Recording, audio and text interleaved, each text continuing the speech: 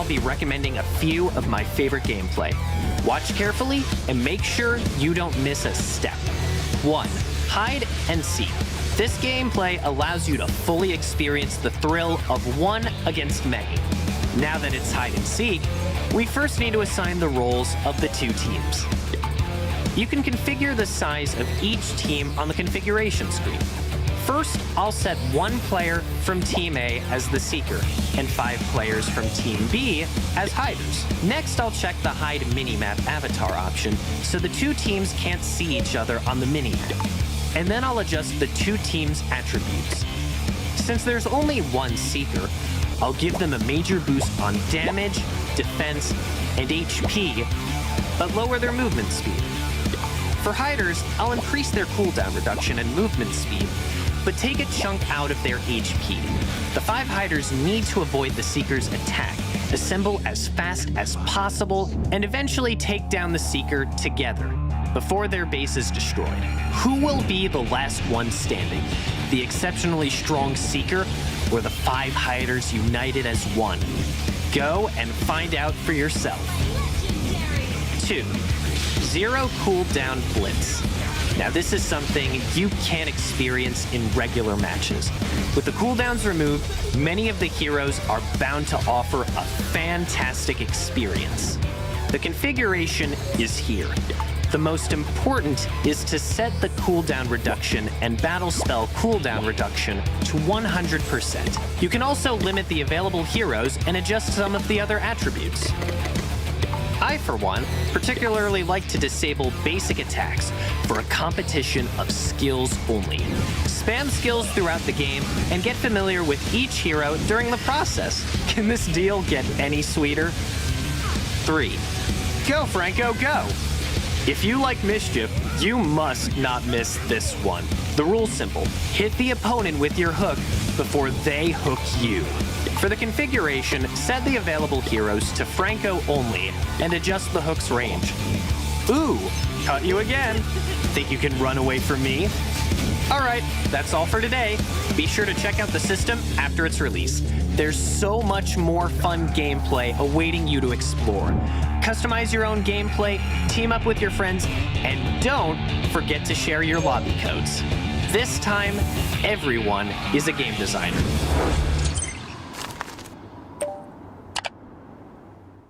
Homes are now where we work, learn, and, play? Oops. Homes are where we build spaces. So let's get so loud. To call our own. Power on and beyond with Singapore's most trusted broadband.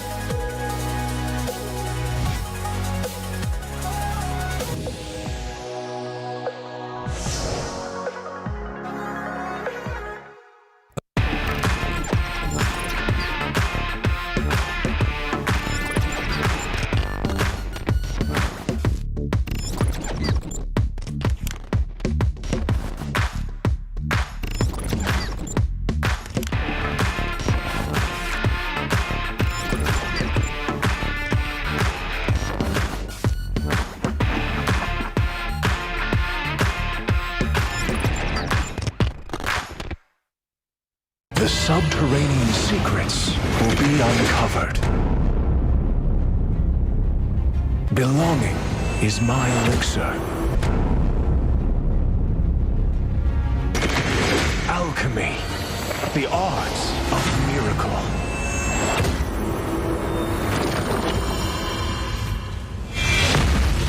Breaking limits, that's alchemy. Infinite potential. Turn the unknown into the known. Sorrow can be transmuted into joy. One man's stone resonates from the buried ores. I extract the visions of the future. Turn the unknown into the known. Resonate!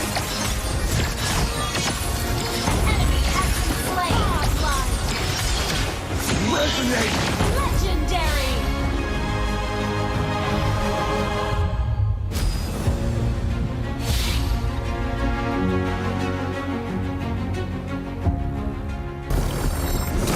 Keep moving forward.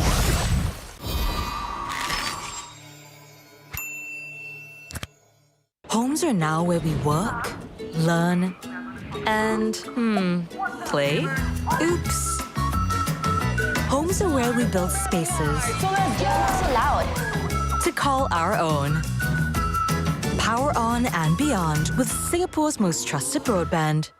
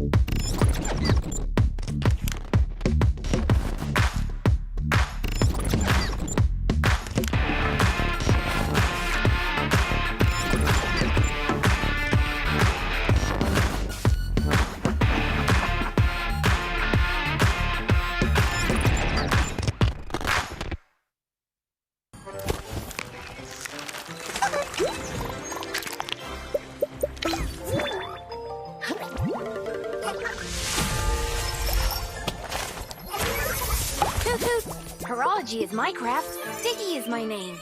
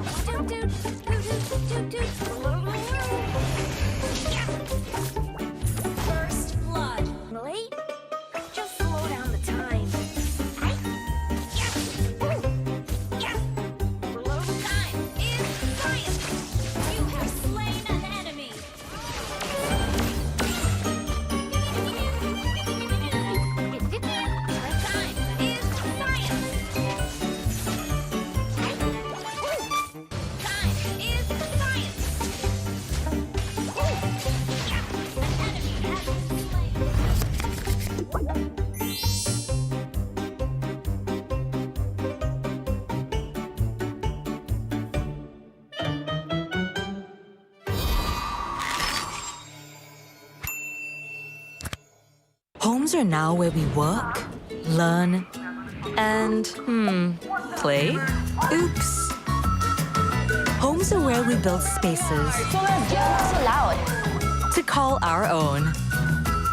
Power on and beyond with Singapore's most trusted broadband.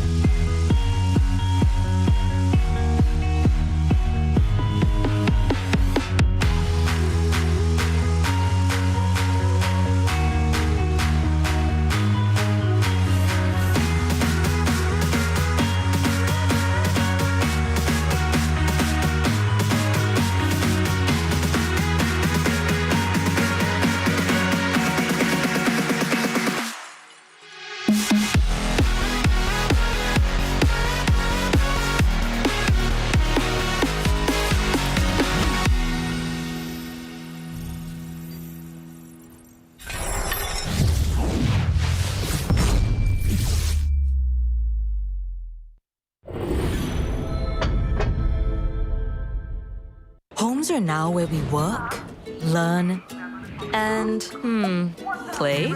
Oops. Homes are where we build spaces So loud. to call our own. Power on and beyond with Singapore's most trusted broadband.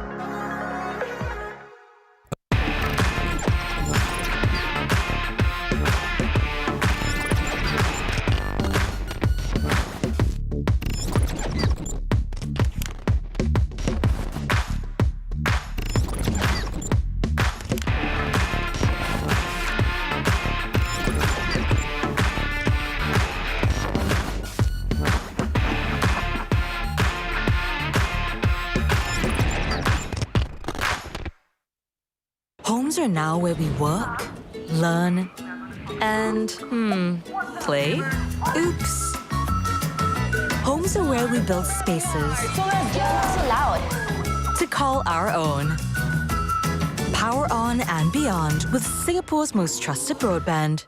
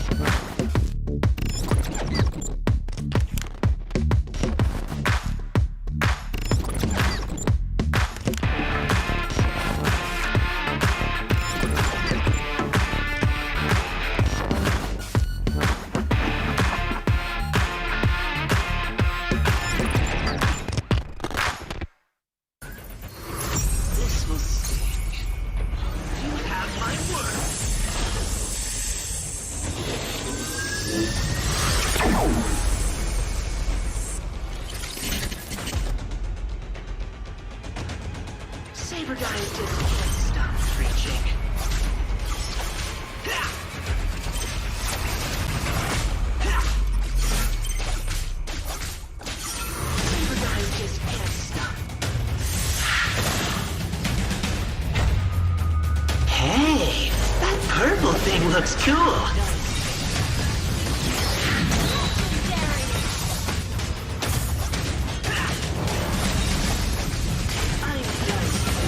Well, who's the hero now?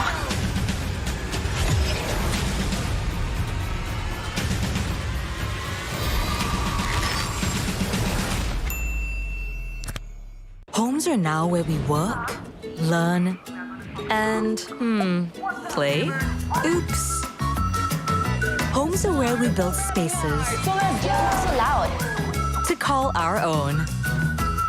Power on and beyond with Singapore's most trusted broadband.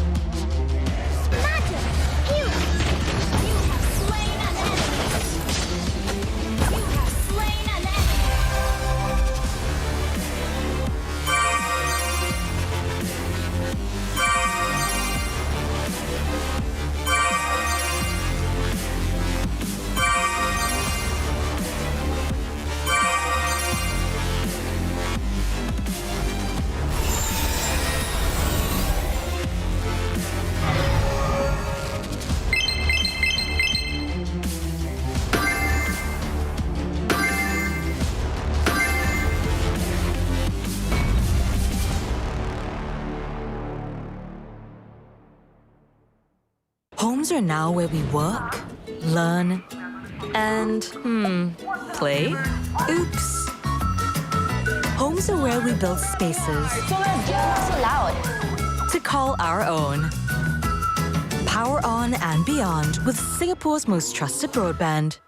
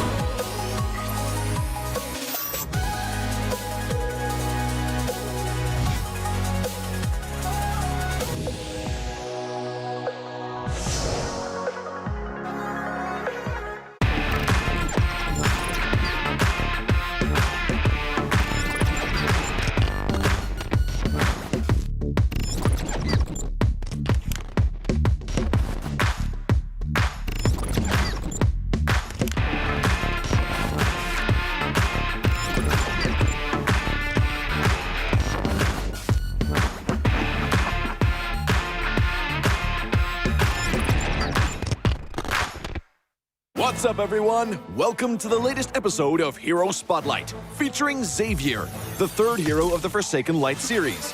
Xavier is a ranged mage, boasting superb sustained damage. With his unique skill set, he can extend his attack distance almost infinitely and enhance his power each time he lands a skill shot on an enemy. Hero skills. First skill, Infinite Extension. Infinite Extension is Xavier's foremost damage tool. Xavier fires a mystic bullet that damages enemies in a straight line. The bullet's flying distance increases each time it hits a target. Second skill, Mystic Field. Mystic Field is a functional skill that integrates pursuit, escape, and crowd control. Xavier conjures a mystic barrier that slows enemies and speeds up allies. When hit by Xavier's other skills, the barrier will expand into a forbidden field that immobilizes enemies within.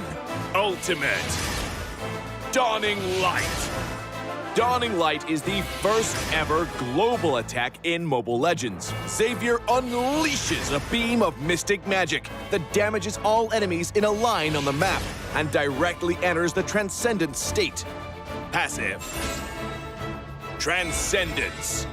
Transcendence allows Xavier to scale steadily in battle. Each skill hit on enemy heroes grants Xavier a passive stack that enhances his subsequent skills.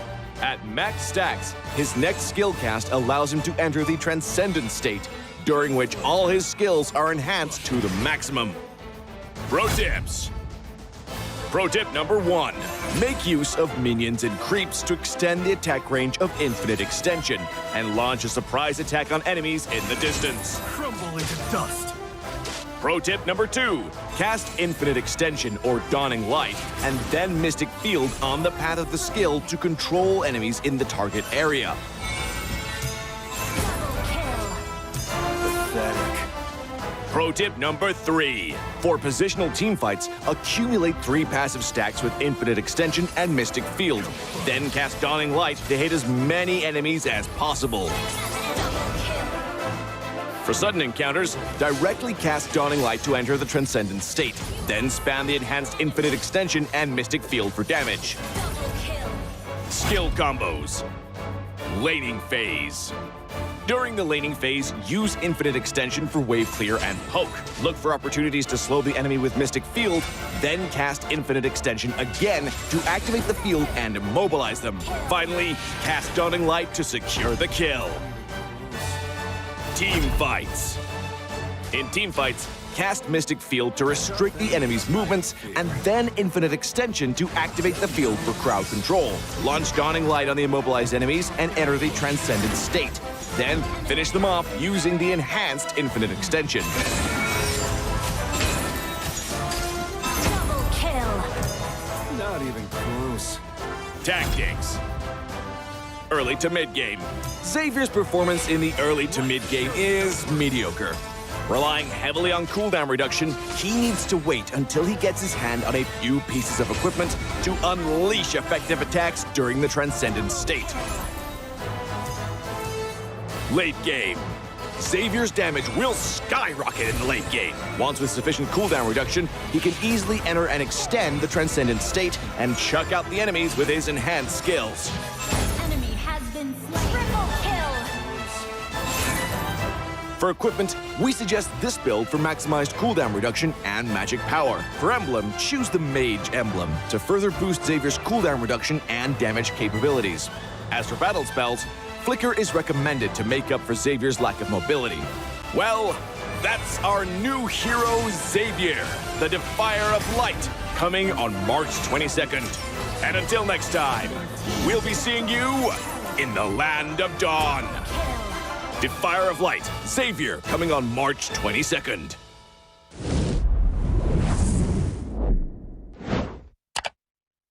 Homes are now where we work, learn, and, play?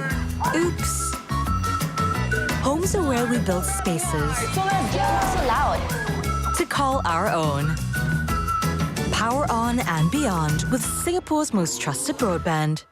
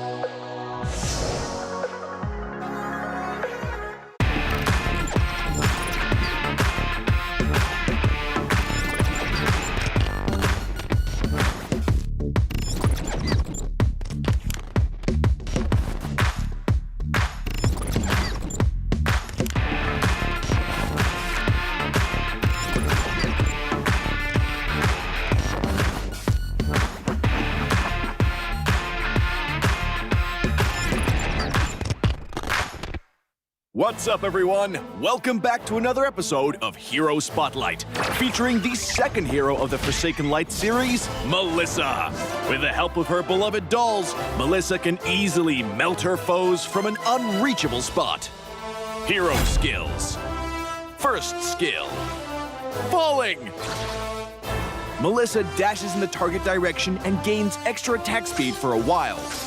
She'll also pull Muddles and Cuddles toward her when the two are on the field. Falling is Melissa's mobility tool that allows her to maneuver around the map and adjust the position of her dolls.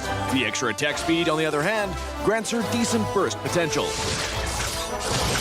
Killing spree. Second skill, go, Muddles! Melissa throws Muddles in the target direction, which will stop upon hitting an enemy hero or reaching the maximum distance and bind itself to all nearby enemy heroes. For the duration, Melissa will summon Giggles on each of her basic attacks to shoot an extra cursed needle at Muddles, and can also use the attack minion button to attack Muddles directly. All the damage taken by Muddles within the duration will be transferred to the bound victims. Each needle thrown by Giggles will also reduce part of the cooldown of Melissa's first skill. Go, Muddles! Is Melissa's primary damage source. Slain an enemy. Ultimate. Cuddles, protect me! Melissa orders Cuddles to release the field of protection, damaging and pushing away nearby enemies while blocking them from entering the field for a while. The field will disappear early if Melissa moves too far away. Cuddles, protect me! Is Melissa's main defense measure against melee heroes. Passive. Doll Buster. Melissa deals extra damage to summoned units, including Muddles and all units summoned by the enemy. Pro tips. Pro tip number 1. Move Muddles flexibly with falling to avoid losing the enemies bound by Go, Muddles! Didn't your mother ever tell you? Never get too close to Needle. Pro tip number 2. Cast Cuddles Protect Me to knock back approaching enemies, and then falling to move the field and block or restrict the enemy's movement. Skill combos. Laning phase. During the laning phase, cast Falling to quickly approach the enemy. Bind them to Muddles using Go Muddles, and then poke them with basic attacks.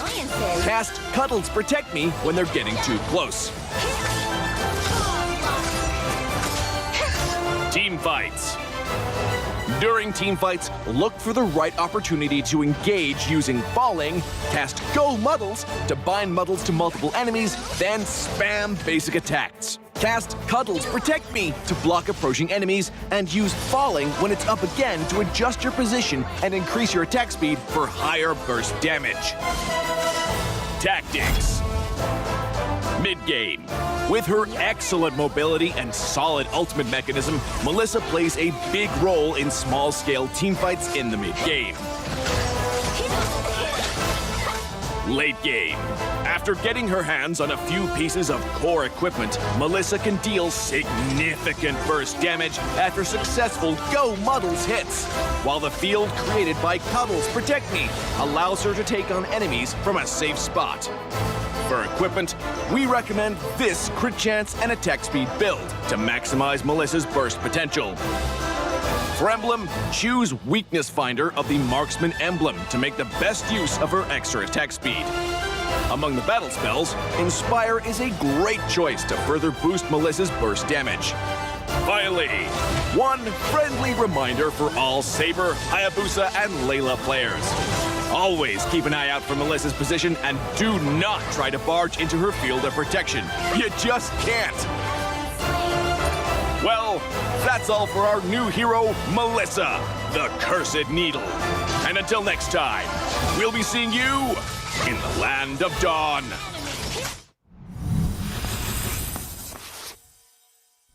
Homes are now where we work, learn, and, play? Oops.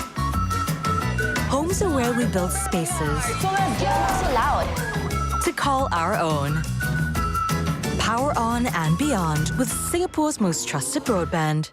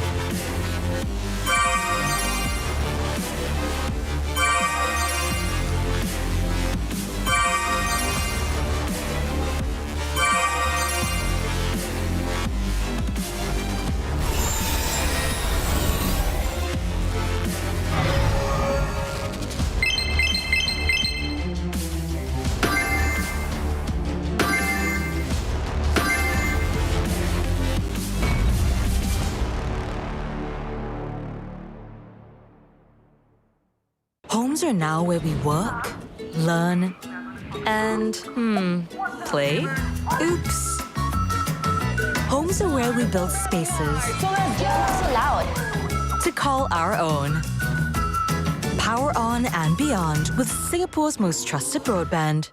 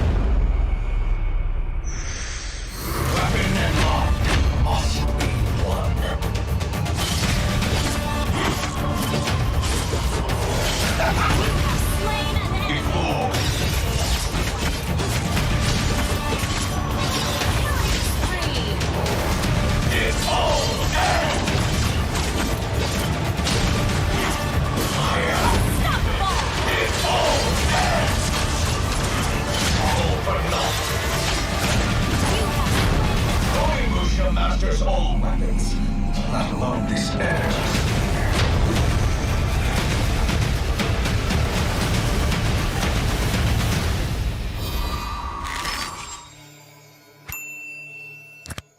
Homes are now where we work, learn, and, play? Oops. Homes are where we build spaces So loud. to call our own. Power on and beyond with Singapore's most trusted broadband.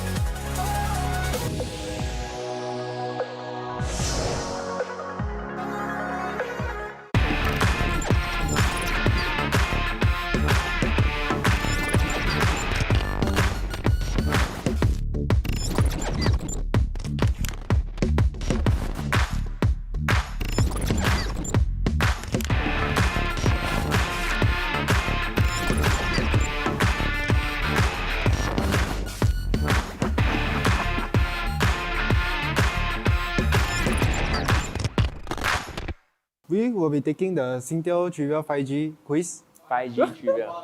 We're here for the Singtel 5G Mobile Legends Trivia Challenge.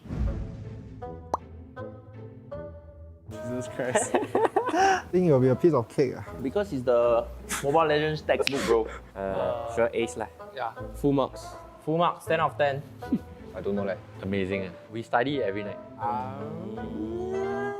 Alright, I guess.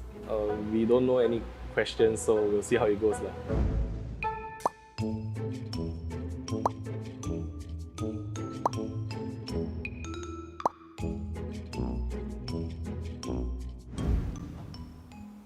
Starlight. Actually first, Bro, it's a team game. It's a team game. Oh, it's a team It's a team game, bro. I thought we were like going against each other. It's a team game, bro. What the? Battle pass, Starlight pass. Starlight, Wah, I think PT fight. Lucky. I thinking what? Is what, yeah? MCL. Better pass. What's better pass? What MCL? Don't know. What's a better pass? What's a better pass? Starlight. Starlight. Walao eh, you very noob eh. Better pass? The Starlight shop. The Starlight something. Starlight. Yes, Starlight. Starlight. CHANGE. What a nerd. What an actual nerd. CHANGE. Done. CHANGE. CHANGE. We take turn. CHANG apostrophe E. CHANGER. No R. CHANG. CHANGE is changed but with an apostrophe. CHANG. EE. ER. EE. EE. R. ER. ER. Yeah. Oh, yeah. EE. 1E. Money Empire. Light bond? Indonesia? I don't think anybody can answer this one. It's okay lah. 哇，这个不要玩，我不懂 story 的， Never read before. 我没有 read 过的。This one just Singapore. What the hell? Wow. Onion. Land of Dawn. Don't know. Is it called Erudito? I don't know. Is it Erudito? Huh? Skip. Skip.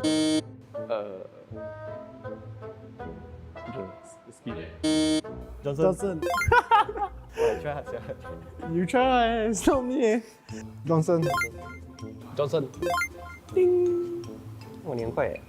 Johnson. My favorite. Johnson. Johnson. I don't know, he said faster, more points or he said it himself. Bro, you said 5 seconds. You have like 5 seconds. Halkett. First game. This one last game. Halkett. I'm just your sound effect. Halkett. Halkett. Falcon. Falcon. Cyclops, Argus, Alucard. Wow, actually a nerd. Actually a nerd. Yeah. What else do you do besides ML? I was in Alucard. Cyclops. Alucard, Cyclops. Oh, Argus. Yeah, Argus. 哇，差一点点。Alucard, Cyclops. 哇 Argus. 强哎。Alucard, Darth Vader. Wait, what? Stuff? Alucard, Argus, Cyclops. Oh, I heard wrong. What, Sorry. Johnson? Okay, I thought Transformers. Cyclops. Alucard. Oh, Argus. Yeah. Cyclops.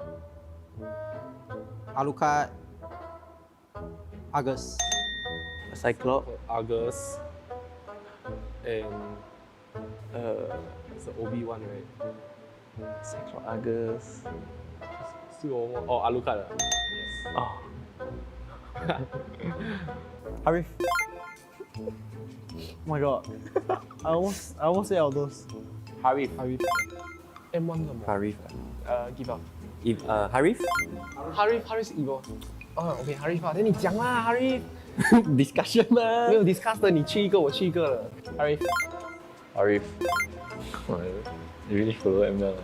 No lah, this one I think so easy. M1. Aldos. No, it's Harif. Harif. Lancelot.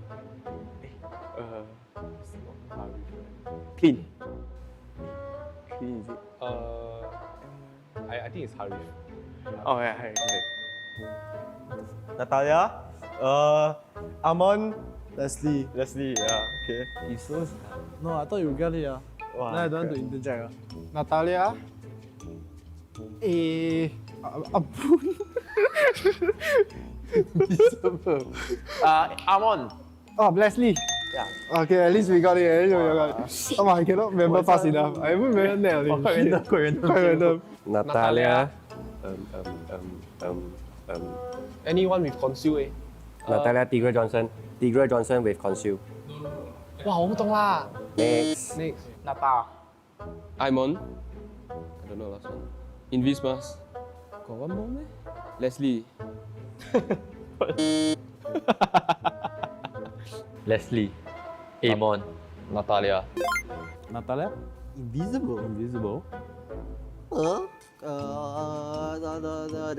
Amon and one more. Who's the one? Who can go invisible? I buy conceal mask. I can go invisible. Invisible is assassin, I guess. Cannot lah. Natalia. Invisible. Amon. Amon. And one more is Leslie. Hayabusa. I can make shadows of myself. Yeah, the second skill. Then you say alone, then the out. Hayabusa. Okay, not him. This one shadow, no already. Don't need to wait. Hayabusa. Hayabusa. Hayabusa. Unless it's my Hayabusa. No, Hayabusa useless. Hayabusa. Hayabusa. Misita and Franco. There's Ruby as well. Oh yeah. Franco, Misita. Oh, for the 5G bonus, bro. What? Misita Franco. 他讲吗 Hook others to myself. Franco 喜欢 Minsita. Minstar. What is it? Star. I don't know. Franco. Minsita. Hook others to Ruby? themselves. Ruby and Franco. Franco. Minstar.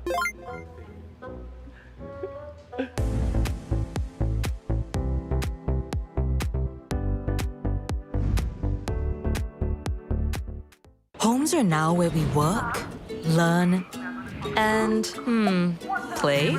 Oops. Homes are where we build spaces So let's get so loud. to call our own. Power on and beyond with Singapore's most trusted broadband.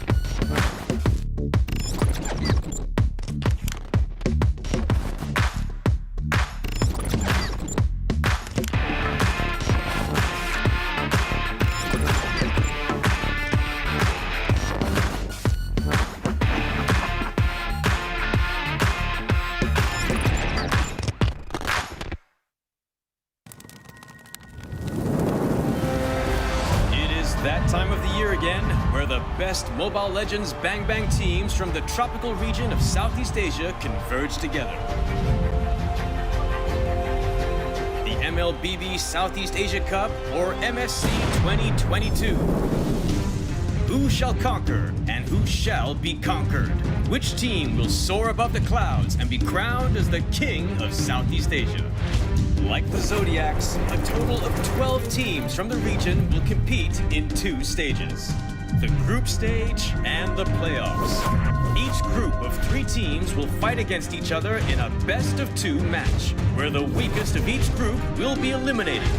That leaves the remaining 8 to continue their paths of glory.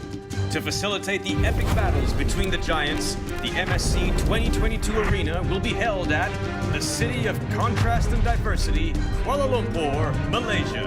Witness the clash of titans from the supreme MLBB region from June 11th until June 19th.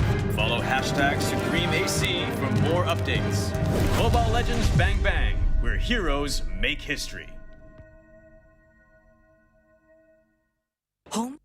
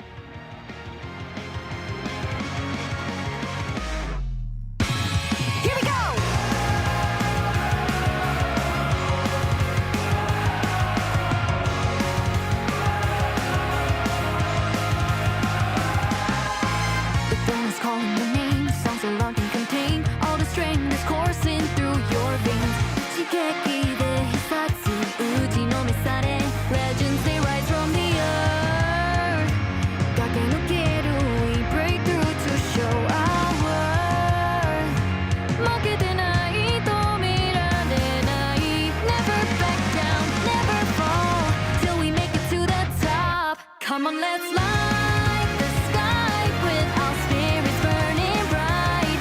'Cause we can move together, you shall forever. Chikara dashite, we stand and fight our hearts out. Hono keshite tayasanai de.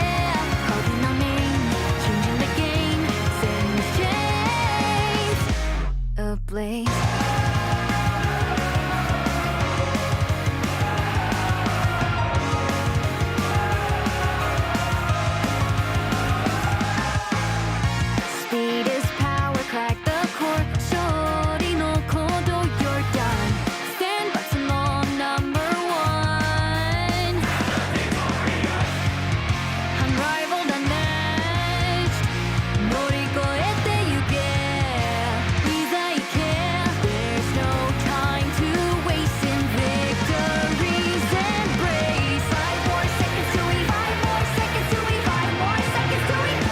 Come on, let's light the sky with our spirits burning bright. 'Cause we can move together, you shall forever. Chikara dashite, we stand and fight our hearts out. Hono keshite tayasanai de. Calling our name, changing the game, setting the chains ablaze.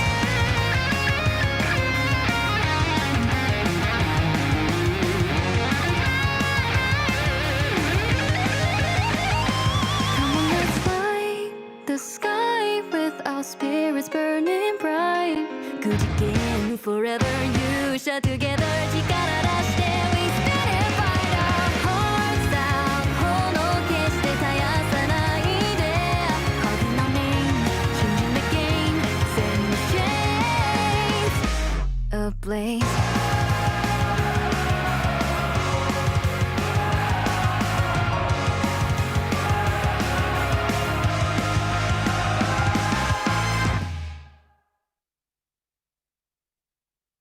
Hey everyone, it's Lysander back with your MPL SG Season 3 Week 1 Day 2 recap. Team SG SG versus Team Flash. We begin the day with a duel from both our orange teams, with Flash drawing first blood in the series, with Reminiscent showing up with his Baxia, scoring a whopping 7 kills with his tank play. But the tables flipped starting game 2 as SMG turned up the heat, with Pebble throwing the shade with his Kagura umbrellas to tie up the series. Reeling from this counter-aggression, Flash entered game 3 shaken, was quickly overrun by SMG in the early game. With one final Lord fight at the 16-minute mark, SMG proved that they were the better orange team for now. RSG SG versus Zion Esports. The proof is in the pudding, they say, and Zion Esports had to prove to the world that their pudding was worthy of playoffs by beating one of the region's giants. The first game was neck to neck, with both teams going blow for blow in kills in the first 10 minutes. Then, scales started to tip Zion's way, with a critical fight, having everyone thinking RSG was done. But a ninja backdoor from Bray would come along and save the day. Piling on that win, RSG followed up with left and right hooks, with Lolzy's Franco carving the way to a 10-minute win. Team Evil versus EVOS SG. Naysayers, myself included, were calling this series an open and shut case. After all, no one was having any expectations for the new kids taking on the two-time champs. But no, Evo came to play. Picking what the casters were saying was a weaker draft, the season's newcomers somehow made it work. Their team play leaving even the mighty Gear unable to handle them on his signature Yuzong. Game 2 was an even better showing, with Salmon's Law E taking some of the most aggressive teleports with his team to nail the coffin shot on EVOS' squad. You gotta go back and watch it to really feel this one, because it was a hell of a match. And that is your MPL SG Season 3 Week 1 Day 2 recap.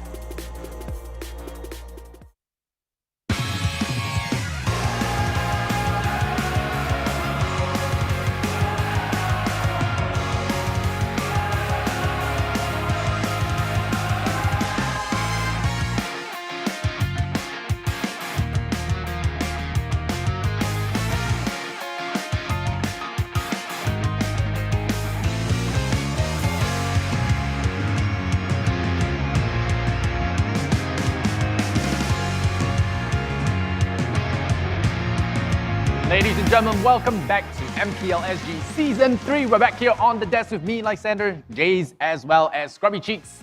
We got Chris and May here on the casters desk to start off the first series of the day. It's week 2 of regular season, and we got a crazy matchup to kick things off. El Clasico in week 2. Usually we get in week 1, but week 2 this time, EVOS versus RSG. You guys get the grand honor of casting this series. But before we get into that, I just want to shout out to the folks that make this happen, this entire shebang happen. Of course, this entire thing brought to you by Moonton as well as Singtel 5G. Unlock ultra-responsive gaming with 2 times lower latency on Singtel 5G's SG's most powerful 5G network. Get the edge you need while gaming on the go. Not to forget, of course, PvP Esports, the ultimate regional platform where gaming lives. Guided by its core values of passion, sportsmanship, and healthy gaming, PvP Esports seeks to continually grow the regional esports ecosystem through its initiatives and tournaments.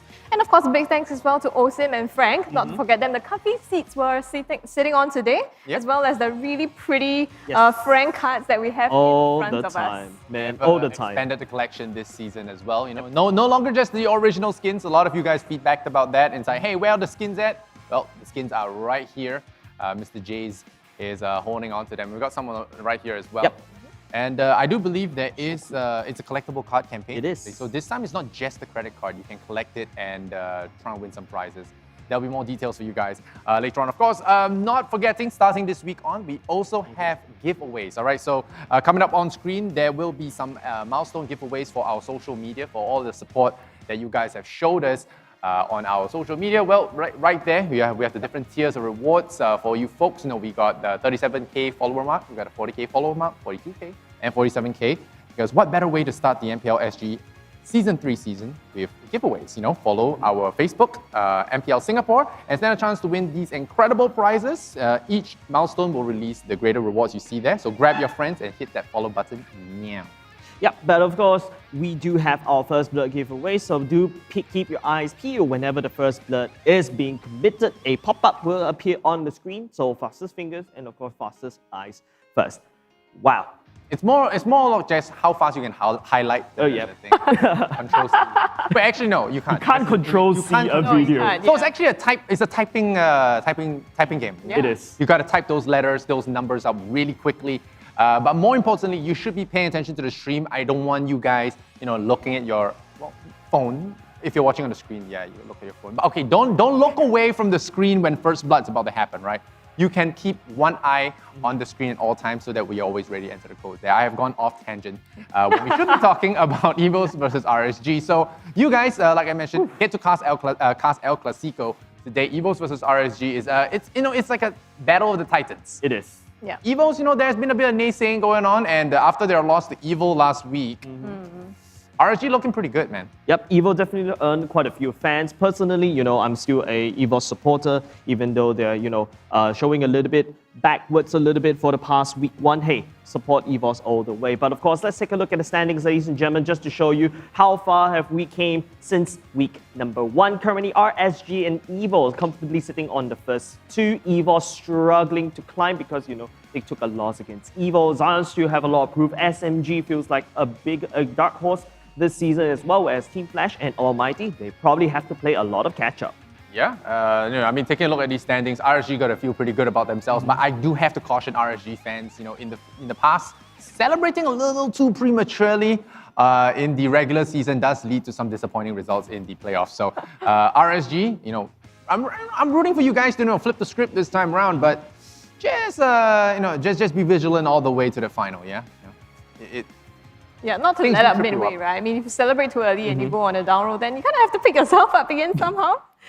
But one thing I got to shout out to the RSG boys, as well as their social media interns, they do actually put out a bit of smack talk, which gives us a little bit of spice for our in-between game banters. So shout out to those guys, and like we have all, I think here at the Castle Desk have said, maybe it's time for a change of pace, someone new on that podium. EVOS RSG, who's taking it today? Just wild predictions. I know you're an EVOS fan, I am still going to tough. stick to EVOS.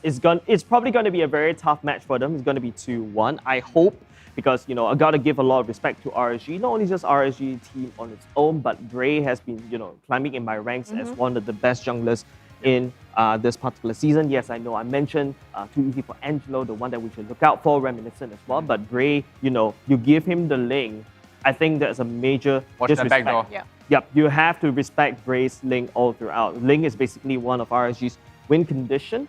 But of course, EVOS, JPL this time around will be joining back into the roster. So this is their winning roster. So I hope that they should be able to take at least, a 2-1 from RSG. It's like a make or break, right? With EVOS back to your strongest roster, That's if correct. they still drop this game, then that's how do you come back from there, right? You have to really re-strategize everything. But of course, not to forget that we're pitting jungler against jungler now. I mean, we talked about this off stream. It's kind of like Jox versus Bray. Who's the better jungler and who's going to make the better team?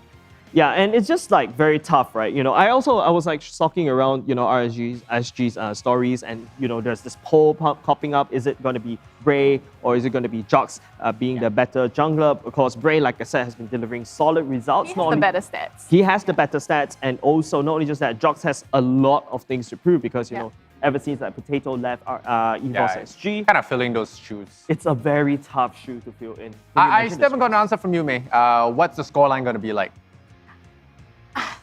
I was telling Jace, I was like, can I be a Bray supporter but also support EVOS? Like, how does that work exactly?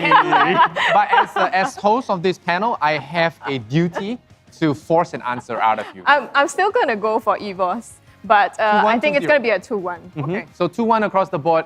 I'm just going to be devil advocate here and just go RSG 2-0. I think that's going to be it. But anyway, we're running out of time. We're going to be hopping into the first series. So let's take a look at those team profiles. I will be sending you guys to your casters. Best of luck.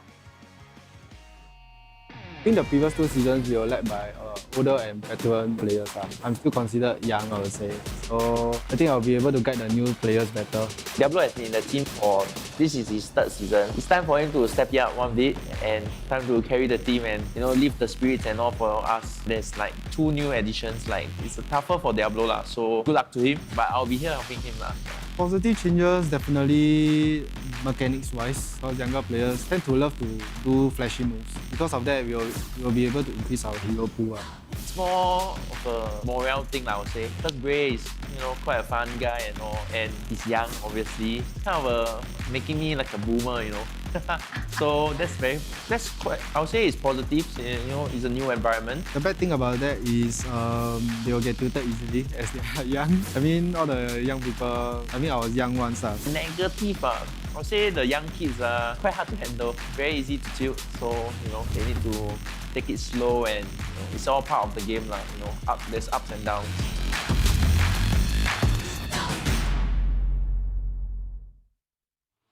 We're trying our best to cope with it, but I can say that definitely we miss having Potato in our team.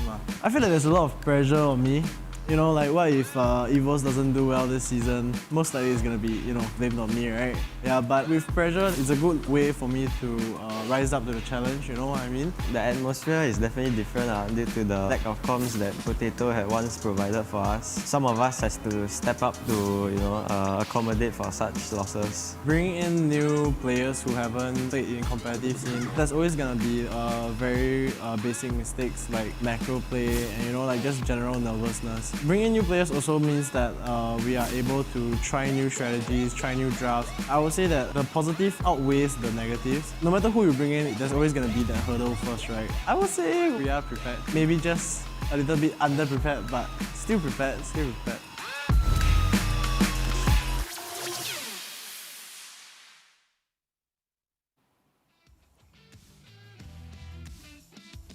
Here we are, the first game, Jace, between RSG SG and EVOS SG. This is the match to watch.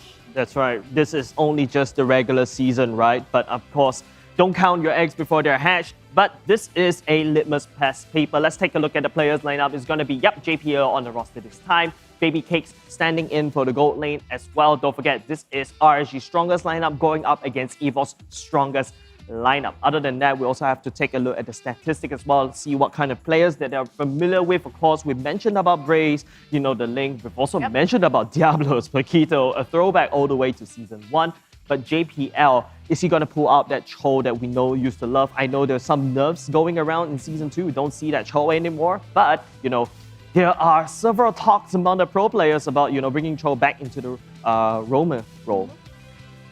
Yep, here are the stats and we can see. Overall, yeah, like we said, right, Bray on that link, most used hero and really good stats over there. I really I feel it's really tough to be Jox. It is. It is really, really tough to be Jox, right? Because look, that's the most important role. Jungler is the one that sets the pace of the whole game, right? And, it's a very big shoes that he had to fill. Back then in EVOS, even Adamir was mentioning during the banter video without Potato, even Gear said that it's a little bit different. And now most of the shot calling responsibilities goes mostly into both Adamir or even JPL, just in case Adamir is too busy, because it's really, really tough to shot call, in my opinion, if you're playing a marksman when you're focusing on your positioning and dishing out damage. Yeah, I mean, you have to look at both the micro as well as the macro and call it out for the whole team, right? So a lot of responsibilities on one person's shoulder to have. Yep, here's the head-to-head though. We can see RSG up against EVOS. RSG having the slightly better stats here, so a little up against EVOS. They are 100% win rate at this moment, and EVOS is at 50% being 1-1. Yep, that's correct. Don't forget, EVOS lost one whole series against EVO. It's not a 2-1, it's a 2-0 complete sweep. But even though, with that said, first blood count and of course the team damage per minute is still in the favor of EVOS as well. So let's take a look at the player head-to-head. Remember, we're talking about this, right? Bray versus Jox. Just look at that score. I think this could actually show that even though this is only 4 games for now, this shows that Bray is outperforming Jox in quite a lot. Higher KDAs, higher kill participations, and 3 times MVP up against Jox. Still yet to prove himself in that role. Yep, Jox, a lot of things to prove as well, right? Like we've seen that he's been playing quite a few tanks as the jungle role because of the recent tank meta, but we also cannot count out the other members in EVOS as well. JPL has been opening a map with a lot of objectives in mind, with a lot of ways to go in as well, right? Yeah, but I mean, not to forget, right? EVOS, we want to bring back the EVOS that won SMG in that first set. They blew our minds entirely. Like, we weren't expecting, remember, we were super apprehensive about, like, okay, with Potato gone, how is this whole team synergy gonna work? But they really just took our breath away with that whole combo with the Grog as well and the Franco. So if they bring that EVOS back, we might still see them win. That's correct, but of course, I think it's all hands on deck this time around for especially going up against with RSG, the biggest rivals of MPL Singapore since season 1 all the way to season 3. They're like the middle child. RSG has been like the middle child, always neglected, almost there, just better, almost better than the elder child. But this time around, will RSG, like what Lysander said, or well, every one of the casters says, would they flip that script around so that it's not just EVOS winning season 3 once again? It could be RSG season 2 win this time around. Yeah, it definitely could. Like, we also said that it might be EVOS that takes it or might be someone else, but right now, let's go right into the game and see how this plays out. Yep, drafting phase is on, ladies and gentlemen. RSG going up against EVOS. RSG, first pick, bans away the Baxia, whereas EVOS goes back and ban the Valentina. This is the game that we should look out for in the regular season. And oh boy, I was extremely excited yesterday, like last night when I was posting it on Instagram. Yeah. Not to forget though, the bans that are coming out right now, RSG, Baxia as well as Lilia, EVOS taking out the Fanny and Valentina, but there is a hero that should be out available today. Yep, Xavier is out, should expect it to be banned, but it feels like they wouldn't be putting him into the ban phase. RSG bans away the Marsha and the Lilia, which Fire or Fire, not only just Fire or Fire, right? Sailor has proven that he could play, but EVOS, I'm looking at the last ban phase, I think they need to respect Bray because RSG will first pick that lane, or if there's some ego challenge going on from the side of EVOS, RSG snap picks the link first, and then EVOS picks the Karina for themselves. There you go. That ban going in by the side of EVOS bans away the link. Yeah, you can't underestimate a comfort pick. That's correct. The fact that Bray has proven himself time and again on this link, you definitely need to take that out. But that being said, they've invested so much in that jungler role. 2 bans, Link as well as Fanny, just taking out the options for Bray. That leaves a lot on the table, like Xavier, for example. Yep, Xavier is really wide open, but I feel like RSG may secure the first pick for Bray's hero. What is there left on the table? Maybe the high loss, or maybe even we've seen Bray playing the Baxia before, and probably, Grok is also wide open for RSG. Diablo's Grok is something that we've learned to respect. So there you go, first pick, RSG. Grok will be picking up. Yep, Grok picked up. That was the insane combo that we talked about and that we saw. And it actually got banned later on because of that combo. But right now, EVO's going to pick up the Karina as their first pick.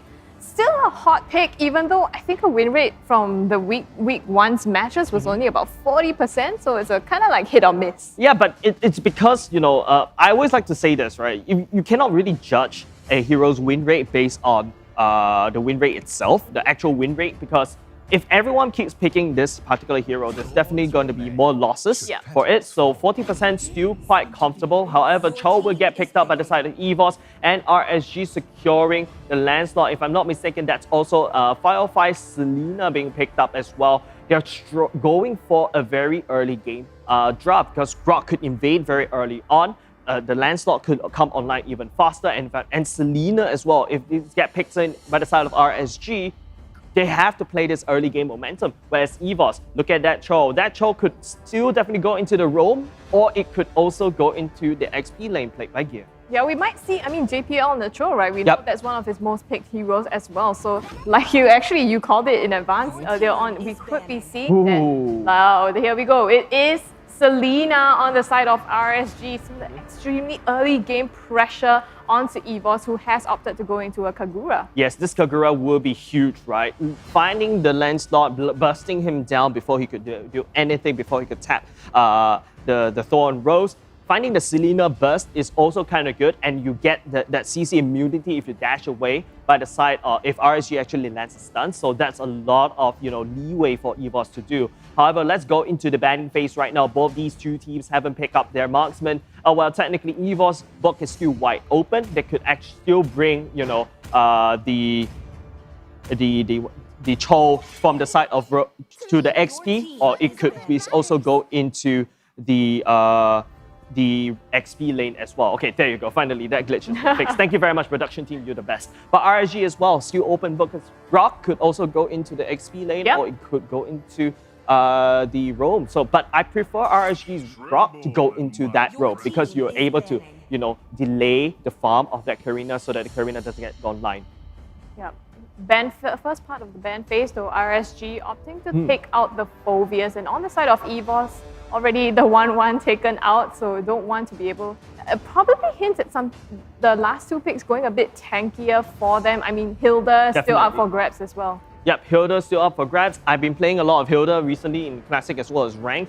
Very nutty damage even though you build him, her as a tank role, whereas, I mean, RSG bans away the Phobias as well, because most of their heroes right now, especially the Selena and the Lancelot, so many dash heavy, definitely should be taken out of the game. EVOS right now, are they going to focus banning away more marksmen? Because I feel like EVOS right now, that fourth pick is definitely going to be a Beatrix, but no, it's going to be Lozi's Franco that EVOS decides to take that away. I like this. I mean, that first game, EVOS did, they did pull off that combo, so you don't want the same thing happening, right? That CC chain is going to be ridiculous with Selena, Grog. You don't want to have that stack all on top of one another. RSG, though, going to take out the Beatrix for EVOS. Yep, what's left for the side of EVOS, I feel like this fourth pick should be the position 1 pick, which is the marksman. Like the Grody is still wide open. I feel like Purple and Cooper is okay because there's a period of time where we're using Purple and Cooper to counter the Selena episode arrows and the traps. But it's depending on whether Adama still knows how to play the Purple and Cooper, because we've always seen Adama play the Beatrix all the time. So as the timer counts all the way down, EVOS, this particular pick, they could also segue into an XP lane or actually confirm their tank. Maybe a Krufa would be very good right here, judging on how RSG has got so much dashes around. Yeah, we're gonna see this just picking up the Clint instead. I guess, it's quite stable, right? It's also easier to use the Clint over... Like, there's a lot less factors that are contingent on for the Clint to pop off and to be able to deal damage. So I feel like EVOS would probably be able to run through their fights a little easier. Yeah, but with that Clint though, you do need more time for him to scale all the way up. Very strong lane bully if you play it right. So it's all dependent on whether Adama could focus on the trades. Remember when we mentioned about this, right? Him being the captain, he needs to call the shots. And then you're also playing the marksman, you still need to win the trades in the lane. Whereas, if your roamer or the jungler is the shot caller, it's a lot easier to execute your role because there's a lot of downtimes as you're farming in the jungle or you're actually exploring the map. So JPL definitely has to come in as the second, shot caller for the team. Whereas RSG, high loss and Kimi getting picked up by the side of RSG. High loss, Kimi, and then Clint from the side of EVOS. I feel like with this Kimi from the side of Baby Cakes, we've seen Baby Cakes play the Kimi before. Very unorthodox, but I feel like the Clint should be able to bully this Kimi in the earlier parts of the game as long as you land down the first skill properly. Yeah, but I mean, RSG also lends to their later game strat. I mean, right now they're super heavy on the early game, right? You have the Selena, the Grog, as well as the Lancelot. So I feel like getting that Kimi is a good balance as well to make sure that they have sort of an insurance for them to get into the late game, especially with the Clint on the side of EVOS. Yeah, and with that said, right, RSG, they could bring the Grog on Lozi. They could also bring the high loss on Diablo as well. We've seen Diablo play both of these two heroes, very tanky frontline. That is basically one of the conditions to check in order to protect that Kimi. Whereas EVOS on the other side though also picks up the Dyrov. So that is definitely going to be a Cho for the side of JPL. This is one of his comfort hero. I would say Singapore's best Cho role going into game number 1 versus RSG. Here we are, the draft's already finalized. How are you feeling about both sides of these? I feel like RSG, they've got a very strong early game, whereas for the side of EVOS, their winning condition is to get Clint to scale, to get the Kagura to catch the Kimi, to get the and get Cho to do a nice kickoff. Very mid-game spike for the side of EVOS. They just need to hold all the way to minute number 5, or whereas Kagura gets level 4 before Sayla could actually start to roll. We'll see if they play out exactly to that strategy. But ladies and gentlemen, this is game number 1 between RSG SG and EVOS SG El Clasico. This one's gonna set the pace for the match. Yep, the Clash of Titans, ladies and gentlemen, game number 1. I mean, it all boils down to the gold laner for the side of EVOS SG, whereas RSG, they do have some bandwidth. They could play with Bray, the Lancelot player, whereas EVOS SG, Jox, going for a tankier Karina right now. Seems like Lozy will be playing the Grok instead, exactly what I mentioned. But the trap will be able to land down. JPL takes quite a bit of damage, looking a little bit low. He may not be, he is able to walk away, not giving the first blood over to RSG.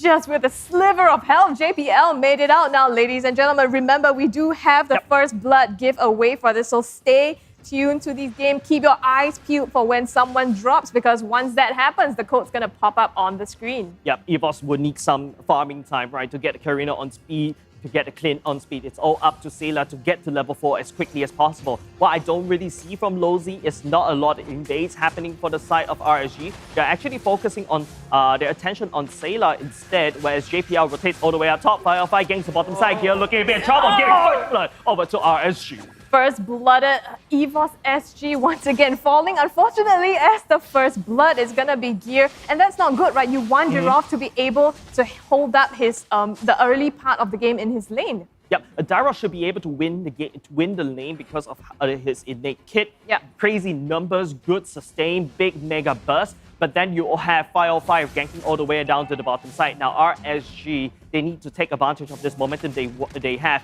They've won the bottom lane down. Is RSG going to focus down on the lane of Diablo? Diablo outperforming himself this particular season. Yep, extremely well, but now the turtle has spawned. It's going to be RSG making their way down to this objective. EVOS SG not quite in place yet to take this as well. I'm a bit fearful on the side of EVOS SG because looking at the draft, it's not very, wombo combo. They don't have as much CC potential as RSG. Yep, definitely. But as I'm not surprised that RSG will be able to secure the first turtle. As you mentioned, RSG is there already in time. EVOS SG, I don't think they are in form or on form to basically secure because Sayla has so much weighing clear duties to do. But look at the big mega burst damage coming out from Sayla. This is great. I mean, yes, they dropped the turtle and the first kill, but EVOS SG, they've gotten something back in return. And it's good that they let the turtle go because you had that first death onto Gear, and RSG's team composition is obviously skilled towards the early game as well. So let that turtle go, but take something else in return. Yep, a 1-2 punch coming out from the side of EVOS. Still leading in terms of gold, but that's a little bit, a very deceptive gold lead, about 200-300 right now. Sayla has already secured level 5. So expect Sayla to start roaming all across the map. Firefly has been doing very, very well in roaming. So I think EVOS, they've got a very strong mid lane priority. And that's forcing Lozy, if you notice, going in for the high and dry to basically lane against Sayla instead to wave clear. That's basically Lozy roles. You don't really see Grok invading EVOS side all the time right now, but this means that Jox gets free farm. So hopefully EVOS could come online as quickly as possible. Oh, at the bottom though, Diablo popping that glorious pathway to carve and escape. Does manage to make it out alive. That gank wasn't, unfortunately not successful for EVOS SG, but they're looking to mimic something at the top lane. Flicker from Baby Cakes gets him out. Yeah, RSG right now, focusing on the bottom side. They know that Gear is the weakest link in the side of EVOS SG in game number 1. But same could be said for the side of EVOS SG. They know this and they don't want to allow Baby Cakes to scale. Remember, RSG's late game insurance is Baby Cakes. Getting that KB up online is crucial. Whereas on the side of EVOS SG though, they're making sure that Adamir gets full farm, even going for, pure physical damage emblems, making sure that he hits hard with his passive to try to penetrate through the front lines of RSG. Both teams now, looks like they're really even across the board and playing this quite carefully. You can see, I think both teams, how much is at stake here and they're taking every step with caution, but the turtle is at the top. EVOS SG with a slightly more aggressive positioning. Lozy though is the one to zone knock up onto Lozy is gonna have a flicker from JPL just to get away from that. Yeah, JPL engaged a little bit too early, but Sayla jumps all the way in. Lozy will get the one that busted all the way down. Jox takes the turtle away, but Fire Fight will be able to land out the damage, securing 2 members, JPL and EVOS. For the side of Sayla, EVOS secures the turtle by losing 2 members. Again, trading out. EVOS SG, yes, they stole the turtle, but now they are the ones to drop 2 kills. And now, I mean, yes, they're still really, really even. You can see just trading back and forth. Yep, trading back and forth. This is basically the clash of the 2 titans, right? The El Clasico. But if Firefly will be able to land down all these stunts constantly onto the right targets, RSG should be able to get this game in the bag, especially in the earlier parts of the game. As we're going to move on into the mid-game part already, you can see Gear, even though, you know, we believe that the Dyra should be doing a better job in terms of lane, but he is actually falling out. Hylos has successfully, Diablo has successfully zoned EVOS XP laner all the way out, and with the constant pressure from Firefly and Bray, they're constantly ganking the side lanes. EVOS SG has to figure something out. Yeah, you can see EVOS turtling under the turret, but even that isn't enough. Look, the glorious halfway pop just to aggress underneath the turret. Not gonna land in a kill, but you can see it's denying so much from EVOS at the bottom, at the top. They haven't been able to farm as much as they probably want to. That being said though, they're still even across goal. Yeah, EVOS, even though you can say that they're quite even, but EVOS currently still leading into the goal, no matter how RSG has been letting down the pressure on the side lanes. And this is the power that I believe in front of side of EVOS. Even though they're under pressure, they've been in this situation before. Don't forget, they were the punching bags in quite a few international tournaments, and now this is basically, second nature to be beaten down all the way in during the micro phase and during the laning phase, and then win back at the late game when we start to play, map rotations. Yep, and you know they're feeding into a map rotation now. They're proxying the wave from the side of Gear. The turtle is coming up in just 5 seconds now, so they both want to contest this. They're gonna make a fight for it. They gonna have to take a fight for it, but top lane is gonna be a equal lane, no push and pull from both sides. EVOS will start the pull over to their side of the map instead, but JPL catches Lozy once again, punching back. Gear joins into the fight. 5 members versus 4 right now. RSG Bray tries to take some damage, trying to do some damage. Diablo leading the charge with the glorious pathway will be able to find Gear. The stun goes in, but not enough follow through coming up from RSG. They've already lost Lozy, but Sela jumps all the way in. Will be able to find Fire or Fire, dashes away. Baby Cake's coming in for the flank, but would not be able to secure anything as EVOS pushes RSG from the turtle pit. Pushes them entirely out of the turtle pit. It is Jox's turtle to take now. And once again, they've gotten this objective. RSG actually on the ones fighting from the bottom now. Yep, this time round, remember earlier the mid parts of game, like I said, this is RSG games to play, but EVOS slowly catching all the way up. Gear has been, being very patient on the bottom side, with Diablo constantly bullying with speaking about, Gear. Baby Cakes and Lozy comes all the way in, catches Gear right now. The wall will be sealed. Gear, there's no way for you to run. The flickers doesn't connect, and he will actually go down. Sayla comes in, but the umbrella will be thrown to nothing at all. In the meantime, JBL takes quite a lot of damage from RSG. That Guardian's Barrier, oh my goodness. Don't know if it was a miscalculation on the side of Gear. I think that he flickered right just before the Guardian's Barrier, unfortunately, and just not missing a bit to the left. Otherwise, maybe he stood a chance to get away. Unfortunately, still not huge. I mean, EVOS SG is still having slightly more gold than the side of RSG. Yep, slightly more gold with this turret push on the top side. RSG should have more. If you notice, Baby Cake secured 1 kill with 2 assists. That means that Baby Cake should have more gold as compared to Adamir. But this is also boils down to whether Adamir has been, last hitting to his heart's content. In the meantime, Jox will be able to secure Lozy once again. 0-for-1, not very healthy for our rock player. But as Firefly will be landing down the arrow on top of Sailor, and at the same time, Adamir lands on some damage on top of Baby Cake. But here comes Bray, finishes off JPL. Bray with the cleanup crew here. He trades even, helps the team to get that 1-to-1 to make it even. It's a consolation prize, I feel. You can feel EVOS again going in for the kill. 505, just left with that sliver of health, but still managing to get away safe. Trading waves right now. That's a game of EVOS right now. Taking down members from the side of RSG to secure the top lane, they secure the bottom side as well. EVOS is starting to come online in terms of this damage. Adamir, has been, not say ganking, but has been keeping alive all this while. Even though you can say that, Adamir doesn't really have enough gold, but don't forget, the emblem actually boosts physical attack damage on top of Adamir, so should be more bang for his buck. But Baby Cakes, going down in that off-screen. I feel like right now, RSG, they have a ticking timer on them, right? Their draft was really geared towards the early game, and the fact that they didn't pop off is going to make it harder for them to scale now as we go into the later parts of the game. EVOS SG, they have this Lord in the bag already, and that's just going to accelerate their push. RSG trying to get some consolation out of that by taking the bottom turret. Yep, RSG going back to the oldest play in the book, which is to split push. That's exactly what Bray did in one of the games in against the other teams right now. But Diablo landing the glorious pathway. Jogs in the wrong position right now. Nosy going in, but Bray will be able to secure it with the Phantom Execution. Bit of misposition there. Jogs landing in the wrong part of town, right in the middle of 4 members of RSG. Obviously, no way for him to go out. The Lord, though, is going to come down the bottom side in favor of EVOS. JPL, though, left with a bit of HP, manages to get out. That hit from Kimi does not land, but the arrow from 505 gets Adamir, and he is immediately blown up.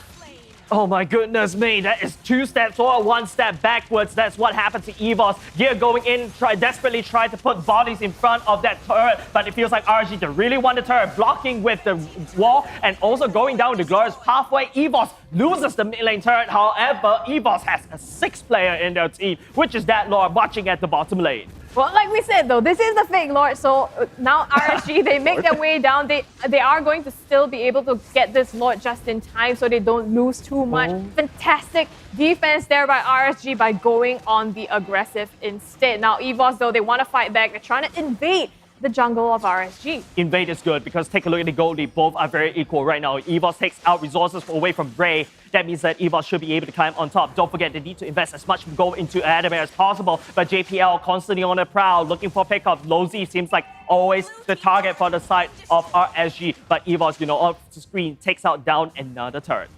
Yeah, they get another turret. Right now, it's 4-4. They're still dead even across the 2 teams. It just shows, how experienced both of these teams are, the veterans playing, and even the newbies are showing, having a great showing in this game as well. That's correct. RSG Bray picking up the Lancelot, even though, yes, he is an assassin prodigy boy, but EVOS SG, they came in with the tanky, like jungler, like, the Karina tank.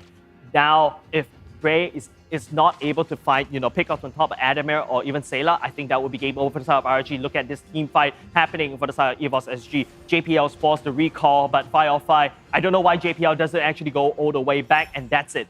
Once JPL HP goes all the way low, RSG could just strike all the way back and take one. And you just saw how they zone out the members of EVOS, not being able to defend, even Gear, jumping in at the last moment, but, hopefully unable to save the day for that turret.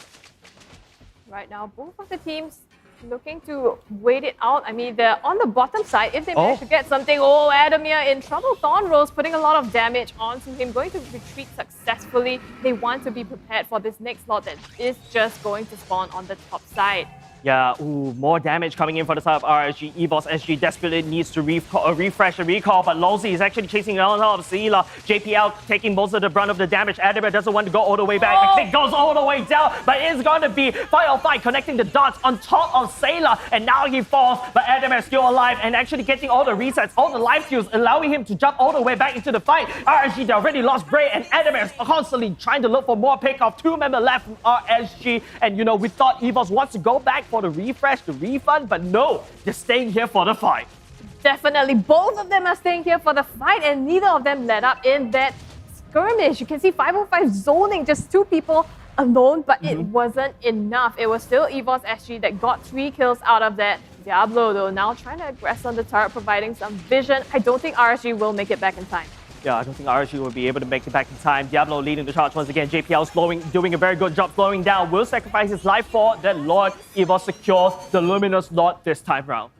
The Luminous Lord, and this time we're gonna see what EVOS SG can do with it. The last time around they got the Lord, but they lost too much in the mid lane as well as the bottom to be able to make a significant push. This time though, it is a bit of a rarer Lord, Luminous Lord, so going to be able to make more and have a higher leverage. Yep, looking at the items right now, Adamir has secured, going for the Berserker's Fury first, and then after that, the Malefic Roar. There's a lot of damage. Skipping the BOD, interestingly, but with the Wind of Nature, should be able to, dissuade all the damage from Bray. I think if I were EVOS, Adamir is definitely terrified for Bray. Now, all the all the cards are on Bray. If Bray is able to secure at least Sayla or Adamir, EVOS SG has to back off because they don't really have the damage to follow through. Same could be said over the side of RSG. If they lose Baby Cakes, if they lose Bray, that is their cue to go all the way back. So it's very vital for the assassins for the side of RSG to secure EVOS SG's carries. That being said, I think it's a tall order for Bray to pull that off because he doesn't have the same mobility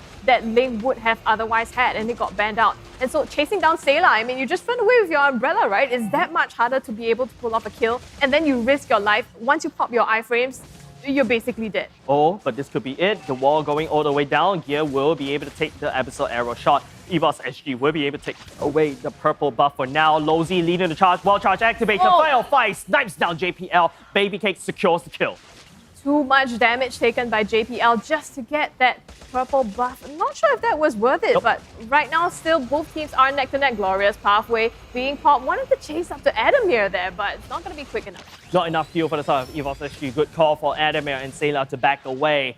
Whereas right now they need JPL all the way back into the fight as both of these two side resets once again. You always see it's a seesaw of a game. RSG leading the charge in the earlier parts of the game. EVOS coming back in the mid parts of the game, securing 2 lords. But look at the gold lead, still neck and neck. Yes, the kill score favors RSG because they were dominating in the earlier parts of the game, but Lozy is now the punching bag, constantly getting kicked by JPL. Once EVOS SG secures at least one member, if you notice, RSG just decides to fall all the way back. Now, RSG was quite close to securing their victory. I would say that particular win condition on the side against EVOS SG when they deal a lot of damage on top of Adamir, but good call for Adamir to not back off. Trust in the Endless Battle live steal to get back into the game, whereas EVOS SG stacks 4. Looking at the game now, it's 16.5 minutes. And both teams, we said that RSG had the upper hand in the early game, right? But right now, there is still Baby Cake, so they have a bit of late game advantage. JPL, though, on the bottom, getting the kick onto Bray. The iframe gets him out successfully. It's going to be him, JPL, that's going to be the one to fall into the coffin. Lozy trying to peel off a little bit, has to back away. JPL, my man, has been sacrificing for so many of these things, protecting Adamir, getting these resources. JPL knows how to dance around with death, and he also knows what is a good sacrifice. Sacrificing himself for that turtle at the bottom side, it's worth it for EVOS. But Diablo stands out. Jox, Sayla still lingering around. Adamir in the backline as Guard's pathway will be activated, but no one from the side of RSG will be following in because they are actually focusing on the Lord. The Lord is actually a little bit close. Bray will be able to secure it, and now he's going for the onslaught. Sayla dashes all the way out, but Adamir may have to find himself in a bit of trouble. Not even Jox will be able to peel for him. He goes down, and Bray manages to walk away, and also with a Lord in his belly. With a Lord, they get 2 kills off of that as well. RSG played that extremely well. And I feel like in that fight, Adamir, he actually flickered backwards. I'm not sure if he was trying to run the other way, but it was probably the wrong direction. And unfortunately couldn't make it out of that fight. Now RSG, they have that 6th member charging down the bottom side. See, this is exactly what I was talking about. RSG, as long as they secure Adamir or Sayla, the game will be theirs. RSG delayed and actually, distracted EVOS long enough for them to sneak a Luminous Lord. And now EVOS SG, yes, Adamir and Sayla will be back in to defend for this Lord that's actually marching all the way in. Following Diablo, well, the cousin of that Lord, High Loss right now, this will be leading the charge. Glorious Pathway activated. RSG clashes on top of this turret. Lozy looking for damage. Jox coming for the flank, but will not be able to secure for anything right now. EVOS SG on pure defense mode. They take down the Lord, but RSG will be able to secure not one, but probably the 2nd turret for now. Oh, Jox being knocked up now, soaking up all the damage. He's gonna go down, but JPL goes right into the fray. Knocks up Bray as well. They trade out their 2 junglers. Are they gonna get more EVOS SG? They look like they want to chase, but they're choosing to give that up. One doesn't simply chase against a Kimi that's running backwards, right? The Kimi still does a lot of damage even if you chase. Remember, EVOS wants to secure Bray, but actually, I feel like they take too much damage. Trading Jox for Bray is not worth it. EVOS SG needs more tankiness to make sure that Adamir stays alive, but RSG, they crack open the bottom side, which is the weakest thing for the side of EVOS SG right now. RSG still alive in terms of these turrets, still very healthy right now. And look, EVOS SG. Look at the items, mostly almost full build as compared to RSG as well. We're going to the full build zone right now. Selena doesn't really require the full build right now. Fire 5 remains more like a stun bot this time around to make sure that it lands down the arrow on top of anyone that tries to close in, and then, that's RSG SG's cue to kind of go in. I feel like the way that they've been going in as well is extremely coordinated on the side of RSG, right? They had one lot. They lost the previous two and they took one, but they managed to make so much out of that one lot compared to the two that EVOS SG had. I just feel like the way that they're fighting now on EVOS SG is a little bit scattered. Yeah, EVOS SG is playing more like a pick composition right now. All they're relying on top of JPL to kick someone over back into him. And of course, RSG, they have a lot of options. They could land down the Glorious Pathway to engage with Lozi's Wild Charge. They could engage with, the Abyssal Arrow as well. Now, this time around, we're talking about the Evolved Lord. For these two teams looking for it. JPL going concealed mode. Diablo and Lozi still leading a charge, not allowing EVOS to actually take a peek at the Lord pit, as I believe RSG is actually currently working on the Lord based on that camp right now. Force the reset, Gear chases after Diablo, but will this be it? As Glorious Pathway will be able to land, but they're not going to commit. JPL knocks out 2-3 members, and EVOS, they managed to stall and take the Evolved Lord priority away from RSG. Yep, RSG, they have to back into the base now, and that gives a chance for EVOS SG to start contesting this. It doesn't look like they're going to start it out at the moment, though. I mean, RSG, they still are 4-man strong. Adamir, what's he doing in the middle of the lane? No. He's going to be blown up. Immortality pop, but is he going to get away? Nowhere for him to go. Sayla as well gets blown up by the side of RSG. It's going to be 2 down on EVOS. They're going to get the Lord for free. RSG is theirs to take. No, this is not going to be happening for the side of EVOS SG. Sayla and Adamir goes down. These two are your main damage carries. EVOS has no excuse to stay around that pit right now. Forfeit this Evolved Lord over to RSG. They've earned it. They've won it because of that one misstep from Adamir. Fire off and landing on that Abyssal Arrow on top of that and convert it into a Sayla kill, losing all your carries. That is not good for EVOS SG. Not good at all. You cannot be out of position on the side of EVOS SG with a Selena, with a Grok, and not barring that high-lows. The moment you speed up your whole entire team just to catch up to them. Unfortunately, there's going to be Sayla and Adamir that lost their lives. They are coming up for this incoming defense, but this 20-minute Lord, RSG on the bottom side, they're going to charge all the way in. This is very tough for EVOS SG to defend. They do have some long-range capabilities for Adamir, but if RSG keeps focusing on top of Adamir, this could be it. The Evolved Lord is already stepping on top of the base of EVOS SG, and so is RSG. They crack open the mid lane already, and now Baby K just needs to spread damage on top of Jox. Jox takes quite a bit of damage right now, but take a look. Diablo is actually constantly slowing Jox all the way down. The stun goes already in. Maximum charge will not be able to take him down, but Diablo's Ring of Punishment will be able to do it. JPL takes a bit of damage as well. Sayla jumps in, explodes. Fire at the same time, and now EVOS SG desperately tried to fight back. They have 5 members on board, and RSG losing 2. But the problem is EVOS loses 3 turrets. Phenomenal defense by EVOS SG. Yes, they lost that mid as well as the top inhibitor turret, but they actually prevented even heavier siege onto the base as well. That move by Sayla was crazy, just blowing up the targets that you need 505 as well as Baby Cakes.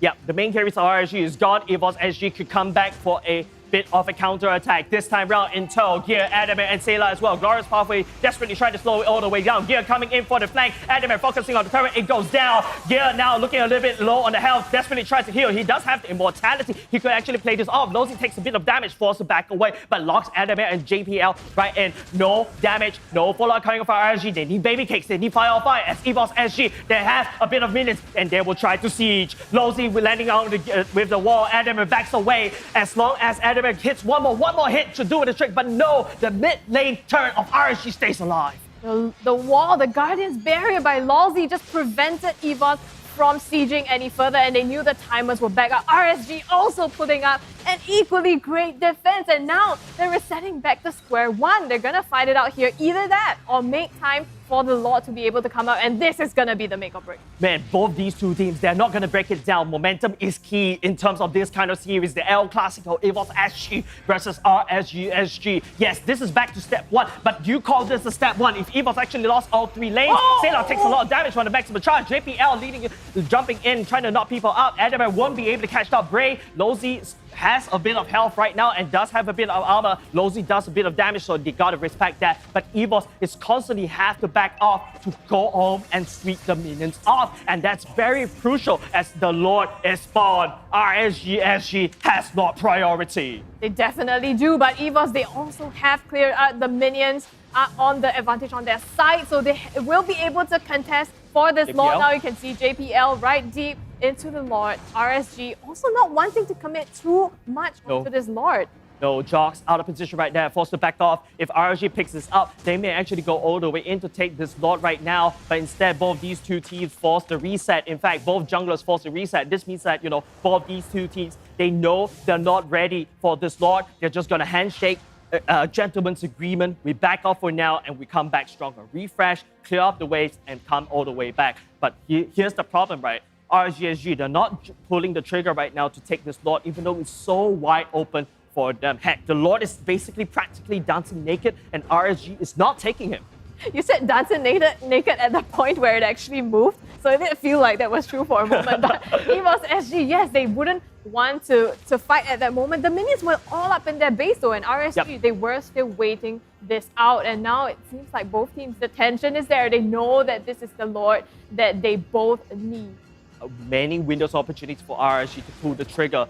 It's very palm sweaty for RSG SG. Knees weak, but also EVOS. They're the ones they're playing from a backhand once again, constantly sending members all the way back. RSG SG, they can't find an opportunity to jump all the way in because JPL is constantly opening the map. But hold on a second, if you notice, sneaky, Jocks is actually wave clearing at the bottom side, leading a huge wave of minions and forcing Bray all the way back to defend. I would say that you don't want to send your junglers back to defend. You want to have your junglers around the Lord Pit. Maybe send back, Gear. Maybe send back Diablo. Hold on a second. Oh, JPL gets caught right now. The knockback goes all the way in. Diablo is the main punching back from the side of EVOS SG. But look at the survivability of Diablo. Still slightly alive, but unfortunately will go all the way down. Bray tries to land down the assassination on top of Adam, but Adam is still alive. Sailor chases all the way in with the trap activated as well. Lozy will fall down.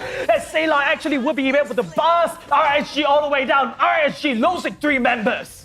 The RSG, they didn't pull the trigger, and instead it was EVOS that did it. JPL with a kick and the flicker, and Sailor just went in, distracted everyone, and popped the Winter Truncheon when they used and committed so much RSG. They had nothing left to defend themselves. Now EVOS SG back in this game with the Lord. I called it. Adamir could have just, take down the mid lane turret like a few minutes ago. Just one passive should do the trick, but feels like RSG SG don't dare to pull the trigger. So is EVOS SG, because one big mistake could cost them the game. There you go. RSG SG is the one that made the first mistake.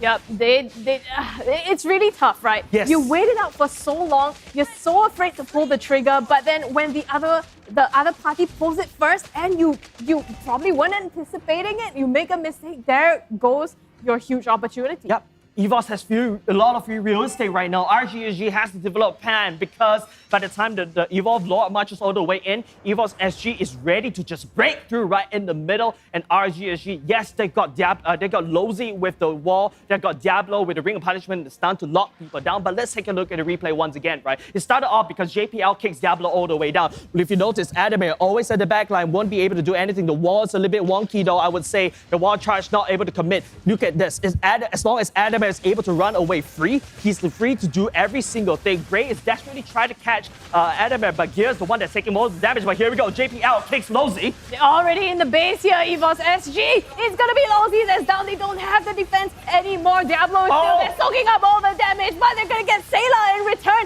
RSG, can they defend this? So EVOS SG, they make the call and they go right for the core and end the game. JPL, my man, has been setting up all these fights. Palm sweaty for EVOS. You say that this is a stomp, I would say no. RSG actually put up a wonderful fight against EVOS SG. There's so many times that EVOS SG could have lost the game, but EVOS SG calm-headed, remain disciplined. Yes, they lost all 3 inhibitors, but that's it. They're not gonna give up. They was wait for RSG to make the first mistake, and they make 2 mistakes in a row, and that's basically it. EVOS SG takes game number 1. Yep, they say, and you can see the relief on their faces Yeah, when man. they win this game. Here we go, the recap from this fight here. RSG and EVOS, from the beginning, they were just going head to head. Yep, going head to head. And remember, RSG, they're the one with the early game draft, whereas EVOS SG has the better late game because of, Adamir once again. And this is the fight, I believe, once our EVOS SG loses Adamir or Sayla, that's all the way it. EVOS SG is protecting Sayla and Adamir like Mr. and Mrs. President. You have 2 presidents in one country. I don't really recall, but you get the point, First right? lady, maybe? First lady. Which one is the lady? I'm not Kagura sure. is the lady, I'm not right? sure. Okay, but the point being is this, right? If you notice, JPL has been setting all the way up. JPL knocking members of RSG constantly all the way up, kicking the right person, and then, This was EVOS the SG one. focus all their damage on one person, and then continue on. Gray this time round, constantly getting knocked all the way back, unable to execute, for him to execute on top of Adamir as well, and to clean off the damage. It's just costed RSG the whole game. Insane, absolutely insane. And yes, it's not a stomp. You can see that both teams fought so hard for this. It was almost a 30-minute match here. Yeah, it's a 30-minute of pure concentration game, and EVOS was the one who concentrated the most. They have the most focus. Like I said, the discipline is key, and they won. So, but hold on, but don't call them out just yet, because RSG, Diablo has been zoning, Firefire's gangs has been really good. I feel like Bray wasn't able to actually secure the assassinations on top of Sayla and Adamir, all because Gear as well with the knockup as well. Let's take a look at the post-match statistics as well. I would say both of them almost equal, but also about the fact that, damage to tower, of course, winning by the side of EVOS, but the damage done for RSG going into baby cakes. Yeah, so 100, actually also 505, putting up almost as much damage. Well, on the side of EVOS, you can say the same as well. So they both did, and you can see just from these stats that they were really even across the game. Yeah, and of course, total amount of heal goes into the side of EVOS because Gear has been healing for the whole team. JPL took the most damage. He's been sacrificing for himself for a good cause. Let's take a look at MVP. In my heart, MVP goes over to JPL. Remember, this is JPL's Cho. This is JPL's most comfortable hero pick. But of course, not to mention, Jox has been constantly babysitting Adamir, trying to slow down. The Thunderbelt came in very clutch. Also the slow coming out from the Karina's kit as well. And of course, the shred coming out of the percentage HP has been doing very well against RSG. Yep, so I guess in this round, Jox finally getting his first MVP, I believe, 2-11, but he wasn't playing the kill game this round. He wasn't playing the kill game, but he's been JPL and Gear has been protecting Adamir and Sayla. I've mentioned it over and over and over. The win condition of EVOS are these 2 people. If you keep them alive, that's it. That's good. But the problem is for the side of RSG, they constantly lose Lozy, they constantly lose Diablo, right? And then after that, Baby Cakes is not in that position to walk out and deal damage. Don't forget, there's a lot of meat shields in front of Adamir in order to hit. For Akimi, you want to fight front to back, but you've lost your front. Do you dare to step forward? No, you will have to back off. Yeah, you can see in the way they play, right? They recognize that they needed to play to that strategy. Unfortunately, it is the small stuff that cost you the big game. But we'll see. It's still a best of 3. So don't count RSG out yet. We know that they have been 100% win rate up till now. So they're probably gonna come back stronger in the next game. I'm sure of that, or at least try to. In the meantime, though, sit tight, hang tight. We'll be right back with you after this break.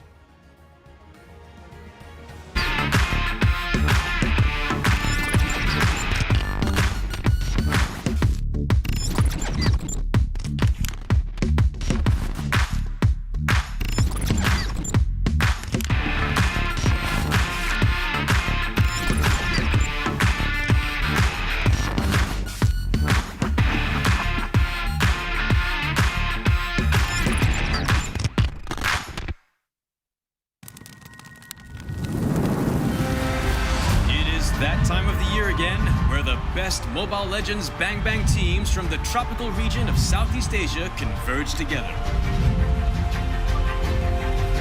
The MLBB Southeast Asia Cup, or MSC 2022.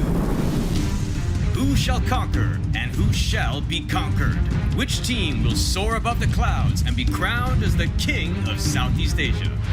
Like the Zodiacs, a total of 12 teams from the region will compete in 2 stages: the group stage and the playoffs. Each group of 3 teams will fight against each other in a best-of-2 match, where the weakest of each group will be eliminated.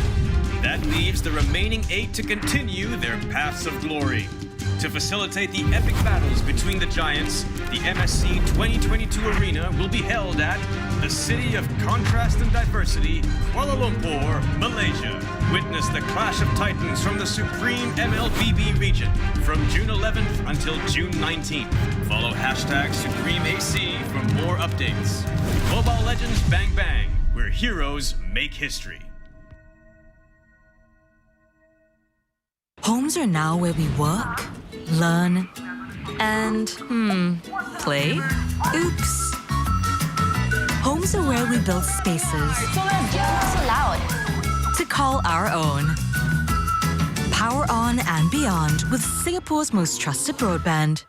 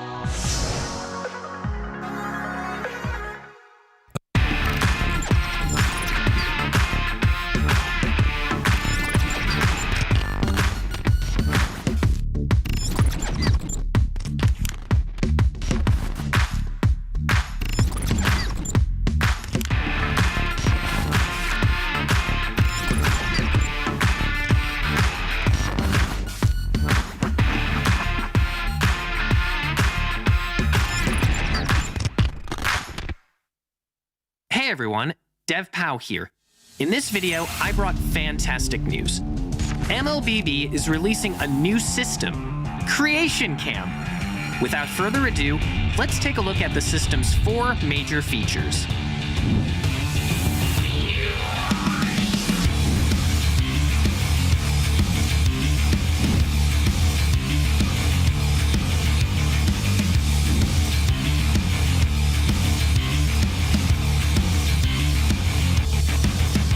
Today, I'll be recommending a few of my favorite gameplay. Watch carefully and make sure you don't miss a step. 1. Hide and seek. This gameplay allows you to fully experience the thrill of 1 against many. Now that it's hide and seek, we first need to assign the roles of the 2 teams. You can configure the size of each team on the configuration screen.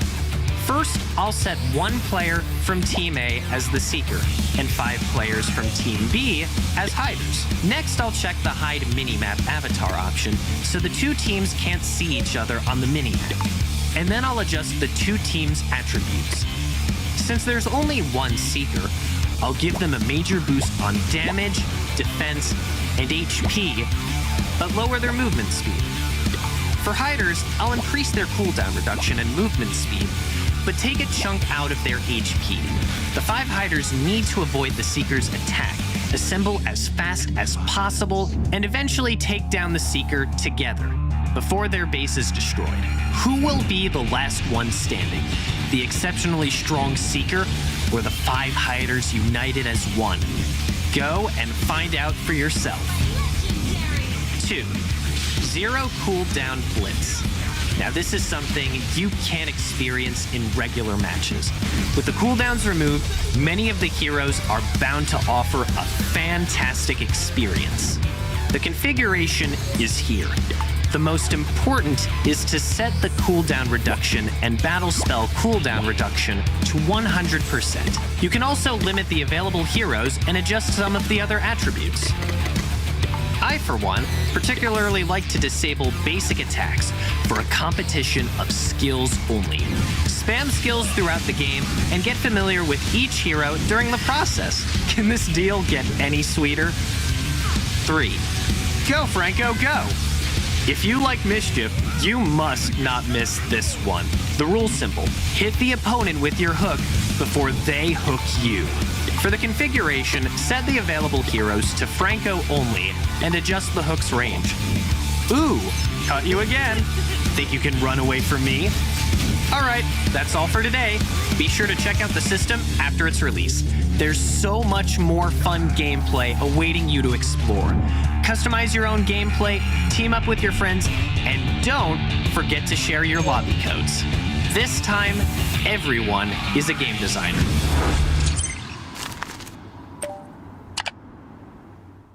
Homes are now where we work, learn, and, play?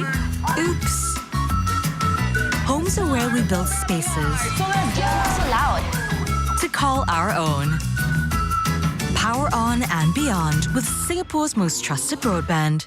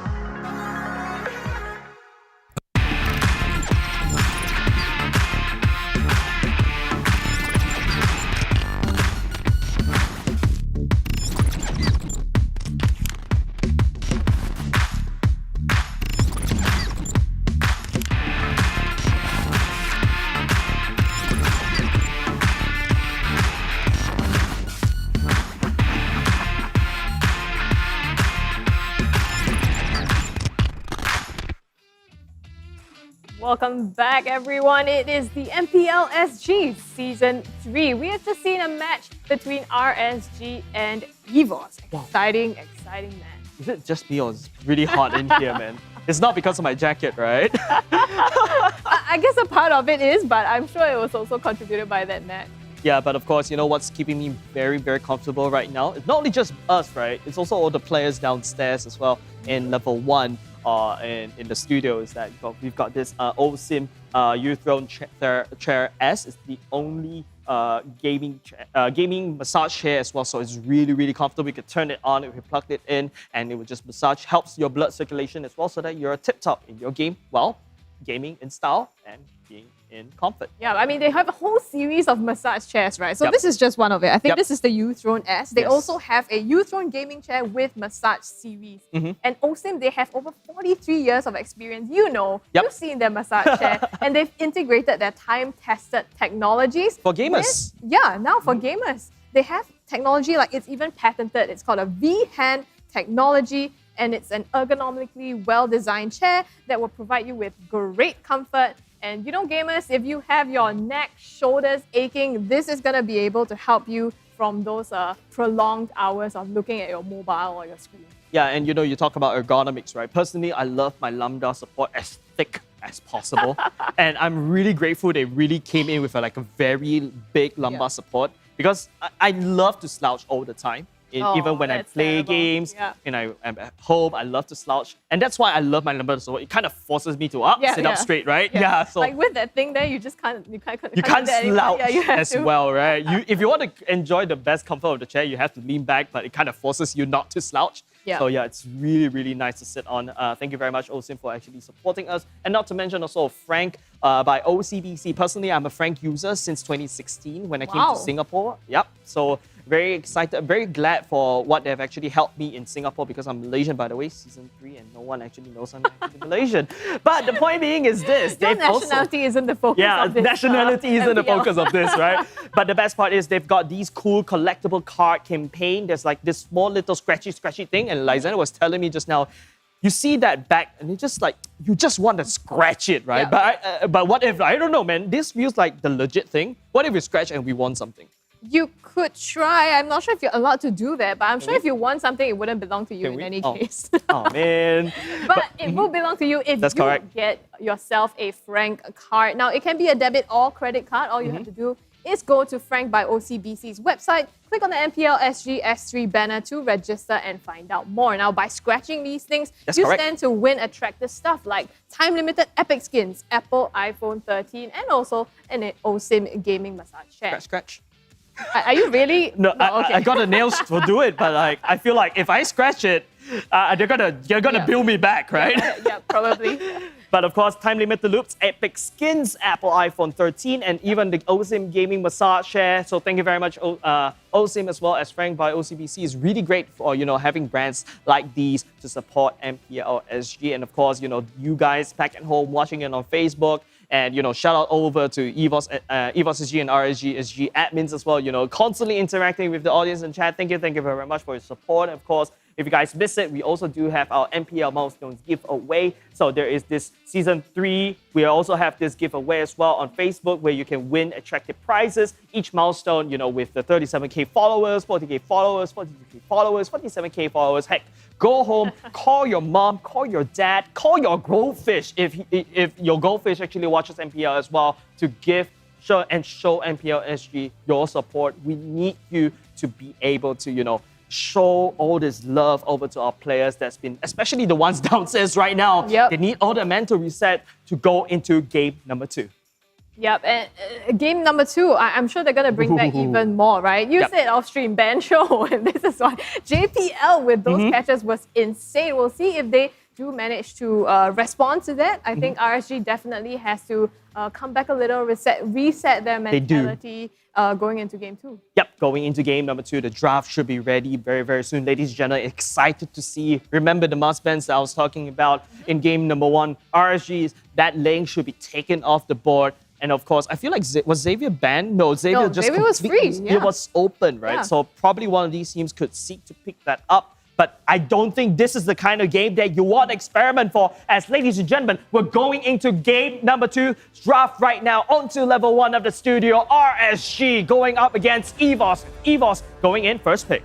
EVOS has taken the first game, ladies and gentlemen, so this could be potentially match point if they take the second game as well. Yep, EVOS ban. Ling should be taken off board without a question at all. Respect must be given over to Bray. The Fanny will be taken off first, so that is very good.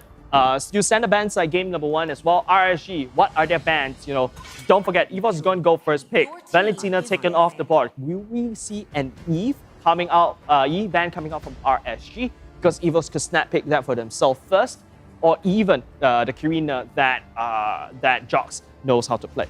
I'm not sure about the Eve. I mean, it was also completely let go, and it doesn't have the same kind of burst damage that you know Sailor to be really comfortable with. That's correct. And is able to pull off.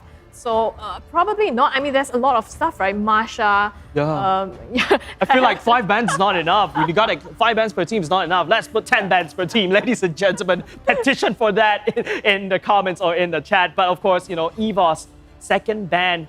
I think definitely the Ling should go. The Selena could potentially go as well. But no, the Eve. I'm not sure what kind of drinks I'm on today, but it feels like all my predictions has been coming through. On fire, Jace. On fire. I must be drinking kerosene or something, right? I don't know. What's the thing that will allow you to see into the future? That's kerosene? Okay. Yeah, high on something maybe. High on kerosene. But RSG bans away Diablo's Rock as well, because that first pick, you gotta eliminate all the open doors, or basically open-end questions. Try to restrict that tank meta down into a few. RSG probably will ban the Marsha away, in my opinion, but EVOS, I think that last ban is a no-brainer. Ban away the Ling, unless Jox wants to challenge RSG with a Ling versus, you don't have the mirror matchup, right? But Jox could pick up the Ling for himself as well. Yeah, we also haven't seen the Cho, although I'm not sure if they do want to ban the Cho, they might actually just pick it up for themselves instead. Yes, Baxia, EVOS choosing to take that option out. Yeah, Baxia getting taken away. Don't forget, Bray played the Ling, the Lancelot, and the Baxia as well. EVOS eliminating 2 of Bray's heroes as well. So RSG, what are their picks? I think Bray may have to fall back to the Karina, and EVOS may snap pick that Ling all the way up, but it also depends whether RSG, they want to ban away that Ling or not, because they've been giving a lot of patience. There you go. The Marsha last ban is good. Don't forget, Cho wide open, the Ling wide open. Lilia as well. Lilia as well. So many options for EVOS, but only one hero into the shopping cart. They focus on that Karina instead. That lane wide open for RSG for the taking. Wow, RSG. But, well, yeah, they're gonna... Okay, there you go. Snap pick onto... I'm surprised that they let the lane go. You know that you don't want to give it to Bray. Yeah, EVOS just gave so much goodies over the side of RSG. The lane given over, it could combo wombo into the Angela as well. And I don't know, EVOS must pick something like an Esmeralda quickly to basically resolve the Angela issue. If not, it could be over. EVOS snap picks the Karina first is a very big question mark for me. I'm still reeling from this, that Bray has gotten a link and they also have Angela to top that off. You don't just let Bray have the link, you also get him and Angela to tag along. Yeah, it's just so much win condition over the side of RSG. Proc the Angela, hard guard, go in with the link together, bada bing, bada boom, and you win. But EVOS right now, they're going to go back into that draft in game number 1. This smells like the exact one. Cho going in for the side of JPL, Sailor focusing on the Kugura once again. I think RSG, because EVOS hasn't picked up the Esmeralda, RSG could secure it for themselves instead. And that's basically it. It's just easy game for RSG, easy drafts for RSG. To be fair though, EVOS on that side, they still have Cho, right? They have JPL on that Cho most likely. And we know how crazy he was being able to get the pickoffs. RSG now responding with a Phobius. The Phobius with the Cho dashes, with the Karina ultimate and the Kagura. There's so many opportunities for proc and RSG. Rather than picking the Esmeralda for themselves, they go for the Phobius, the one that does more damage, the one that's really like a late game monster as compared to Esmeralda. And RSG takes away the Esmeralda. RSG's draft is so good in game number 2. Yeah, definitely. I'm surprised that EVOS let them have that draft. I don't know.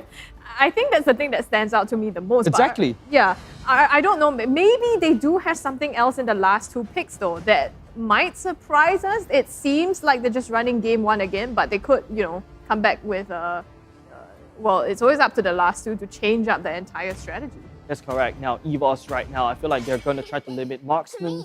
The Wang once again gets taken off the board as well. RSG, if they want to be cheeky, they could actually go ahead and, ban away. Probably the Yuzhong is kind of good, with the AoE spread damage and basically try to hold down the line. That's also what Gear loves to play. And even the Benedetta could be on the table right here because of the ultimate. You just don't allow Bray to basically go into the Tempest of Blades and continue onto the Tempest of Blades. You use the ultimate to deny the ultimate away, but not too sure about that though, because RSG actually picked up the Phobius as well. So I think RSG, they're focusing on Gear's heroes right now in terms of the bans. They still have a marksman to pick. They took out the 1-1 as well. No, the last time it was a Beatrix on the side of RSG. This time opting to take out the Uranus. Yep, Uranus gets to take out away now. Like I said, focusing on Gear's heroes. EVOS, what's left to ban? I think that should also start to limit probably Baby Cakes. Maybe ban away the Kimi this time round. Make sure that Baby Cakes out of position, not say out of position, but out of his comfort zone. You don't allow the players to play the same hero or once or twice, but don't forget RSG, not sure where the Baby Cakes will want to pick up the Kimi this time round because he lost using Kimi in game number 1. EVOS could ban away, the Popo and Koopa, which is also kind of good in terms of, in my opinion, a strong lane bully. Or RSG could also secure the Clint for themselves this time round. Yeah, right now we're just waiting on the last ban from the side of EVOS SG. Going to be the Melissa, actually. I feel like they have something up their sleeve. The Melissa is a good counter over the side of EVOS because Cho and Karina and even the Kagura would want to dash all the way in to try to burst the carries all the way down. Now Melissa though, with the ultimate, that's actually a-okay. So you can expect EVOS wants to go in pretty dive heavy. Whereas RSG, I don't think they want to go into that sort of gameplay. They could actually secure the Clint for themselves this time around. Easier to pull off, easier to execute in my opinion. Popo and Koopa does take a while to, not say while, but it's a very strong lane bully. Spike in the mid game, but Clint should be able to steamroll you closer to the late game. So it's all about this particular pick. Will they pick up the Clint or no? They're going to focus on Ruby instead. This Ruby going into the tank role, another pseudo hook going in for the side of RSG. Yeah, not the Franco this time. but instead another hero with a potential hook. And I like that. I felt like RSG's composition was missing a little bit of crowd control. Yeah. Yeah, they have that Phobius as well as a Ruby for a little bit of peel, and the Angela to beef that up as well. So I think this kind of lays the ground for them to be able to get pop off the marksman a little bit better. Yeah, and this time around with RSG, right, with that hook for the side of Ruby, you drag the members all the way in. You allow Phobius to jump all the way in because they technically dashed, and then follow up with your first skill. You actually spread all the damage all across the board for the side of EVOS. But don't forget, there's 2 CC immunity members for the side of EVOS in the Cho. And no, it's not just the Cho robe this time round. It's going to be the Kufra for the side of JPL. This is actually quite good because the bouncing ball will block the Ruby, will also block that Link. It just tries to jump around with the Tempest of Blade. But now all eyes on Adamir as well as Sayla once again. Maybe Gear could pull off a tank Cho on the top lane going up against Diablo on that Phobius. But I mean, EVOS feels like they're giving a lot of ammunition for this Phobius to dash. Yeah, you get the ammunition to dash, but at the same time, it's quite scary, right? EVOS, yes, they have that dive potential, but now they have the Ruby.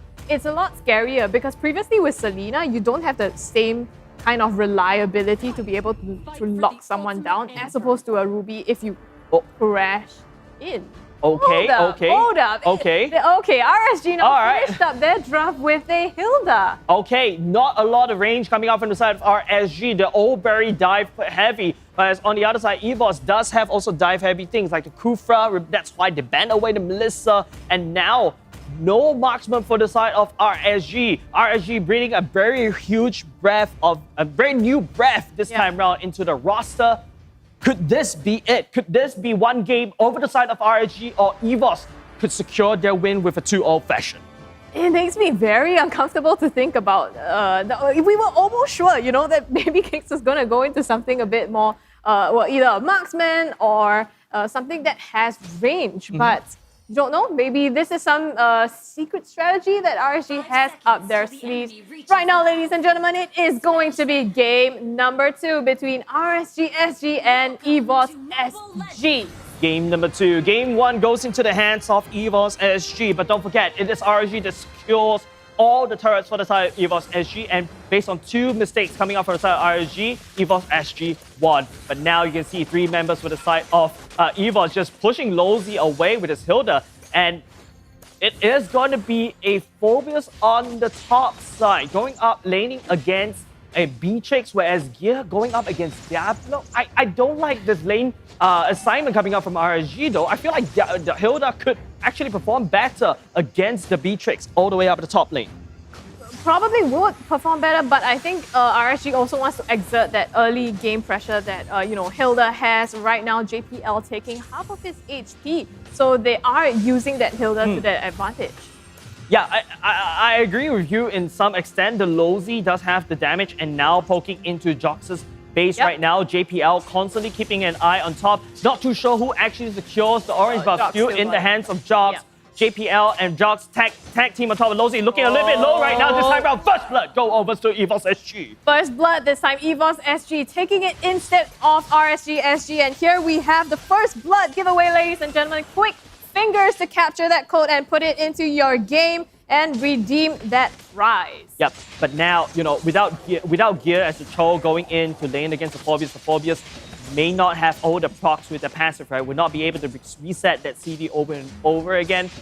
I think there's a missed opportunity for himself. She's dropped, but nice ganks though in the mid lane. Bray going in with the Tempest of Blade just before the turtle has already started, and RSG, they may not be able to secure this because Ling does take more time. He needs the purple buff, and he needs the purple buff to actually respond so that he could actually fight. They find Lozy in the bush, having to back off. Both teams now camping at the side of the turtle. We're going to see which way this objective goes. It's going to be EVOS that starts it, but RSG is here to take it as well. Yep.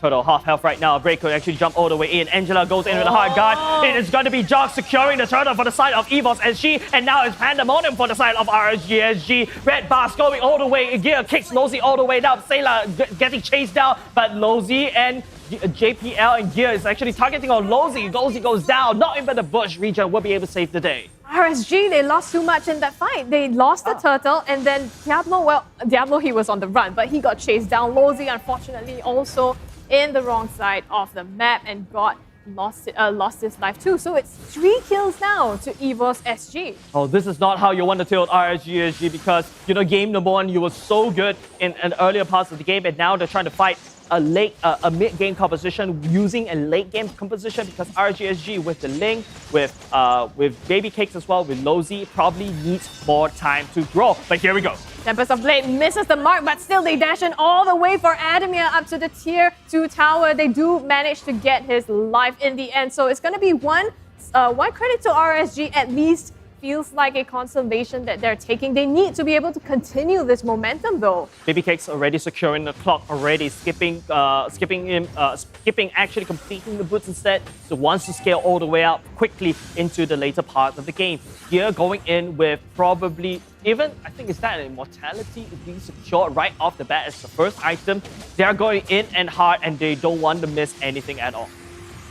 On the bottom side now, looks like a little skirmish happening. RSG protecting their jungle from being invaded as well. Right now they're still even, but RSG, they have that timer on them, right? They chose to go into a really early to mid composition, but that means if they drag this out to the late game, they're not going to make it. I think RSG should be able to make this because Ling is a late game potential. Once Ling secures most of the farm, in fact, already securing the Demon Hunter sword already to go up against, the likes of Jox as well as JPL to proc the Demon Hunter sword over and over with the dashes. But here we go, right? The turtle, don't forget, first turtle goes into the hands of EVOS SG. Lozy gets targeted once again. Fire constantly slow. Not enough damage for the side of RSG SG in my opinion because Angela, yes, does a respectable amount of damage, but not as much as Sayla could just jump on him and burst him down before he uses the hard guard. RSG, they're looking to contest this turtle on the bottom side. EVOS SG leashing onto the objective first, but Diablo is here to provide vision. Bray also hiding. You know that combo is going to come in. They dive right in as well with the hard guard, fighting for the turtle, but it's going to be 505 that's taken out first. And now RSG, they get the turtle as well. Lozy on the run on the bottom side, not going to hit anywhere. EVOS SG this time getting 1 kill, but they lose the turtle. Yeah, 2 members lost from that particular team fight for the side of RSG. Yes, to secure the turtle, but is it worth it? EVOS already 2K in 5 minutes right now. Most of the gold, not too sure who it's going to. I think it's going into Bray as well as Baby Cake, so that's very good. However, not too far apart is Adamir at 3.6k gold. Going in an awkward build right now, unable to finish the Hunter Strike, going straight into the BOD. Needs that armor penetration going in against RSG. But now, JPL takes a bit more damage. Diablo looking very poised to hook, but doesn't really have it right now. Lozy gets knocked up into the sky. No follow-up coming up from EVOS SG.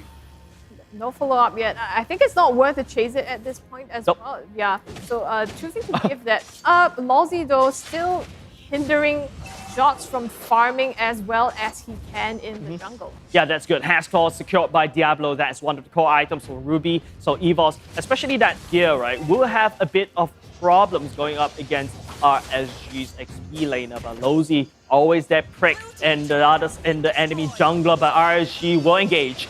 That kick by Gear, though, Tempest of Blades also laid down. Diablo is the one being knocked out. Nowhere that he can go. He's going to go down into the coffin. It's going to be 1 kill to the credit of EVOS SG. Yeah, Diablo not doing good at the XP lane this time around, but they are able to secure bottom side at the same time. Sayla will fall down. 3 members of RSG ganking on the mid lane. JPL jumps into the ball. Ray denying the farm of Jox will be beneficial for EVOS RSG because RSG has been trying to delay the game, but here comes a member of EVOS. Here looking to catch Lozy. The kick will go in. Lozy get caught. Jox will be able to assassinate it, but it is going to be Gear that secures a kill. 5-5 now has to pull back.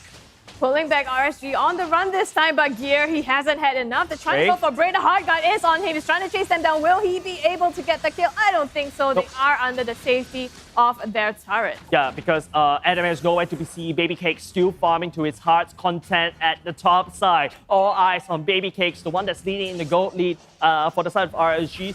He's going to be playing a very vital role in the later parts of the game because they've got Gear as the shoulder, got JPL who dashes. Basically, everyone for the side of EVOS SG dashes, so RSG will have the money's worth with the ultimate on that Phobius.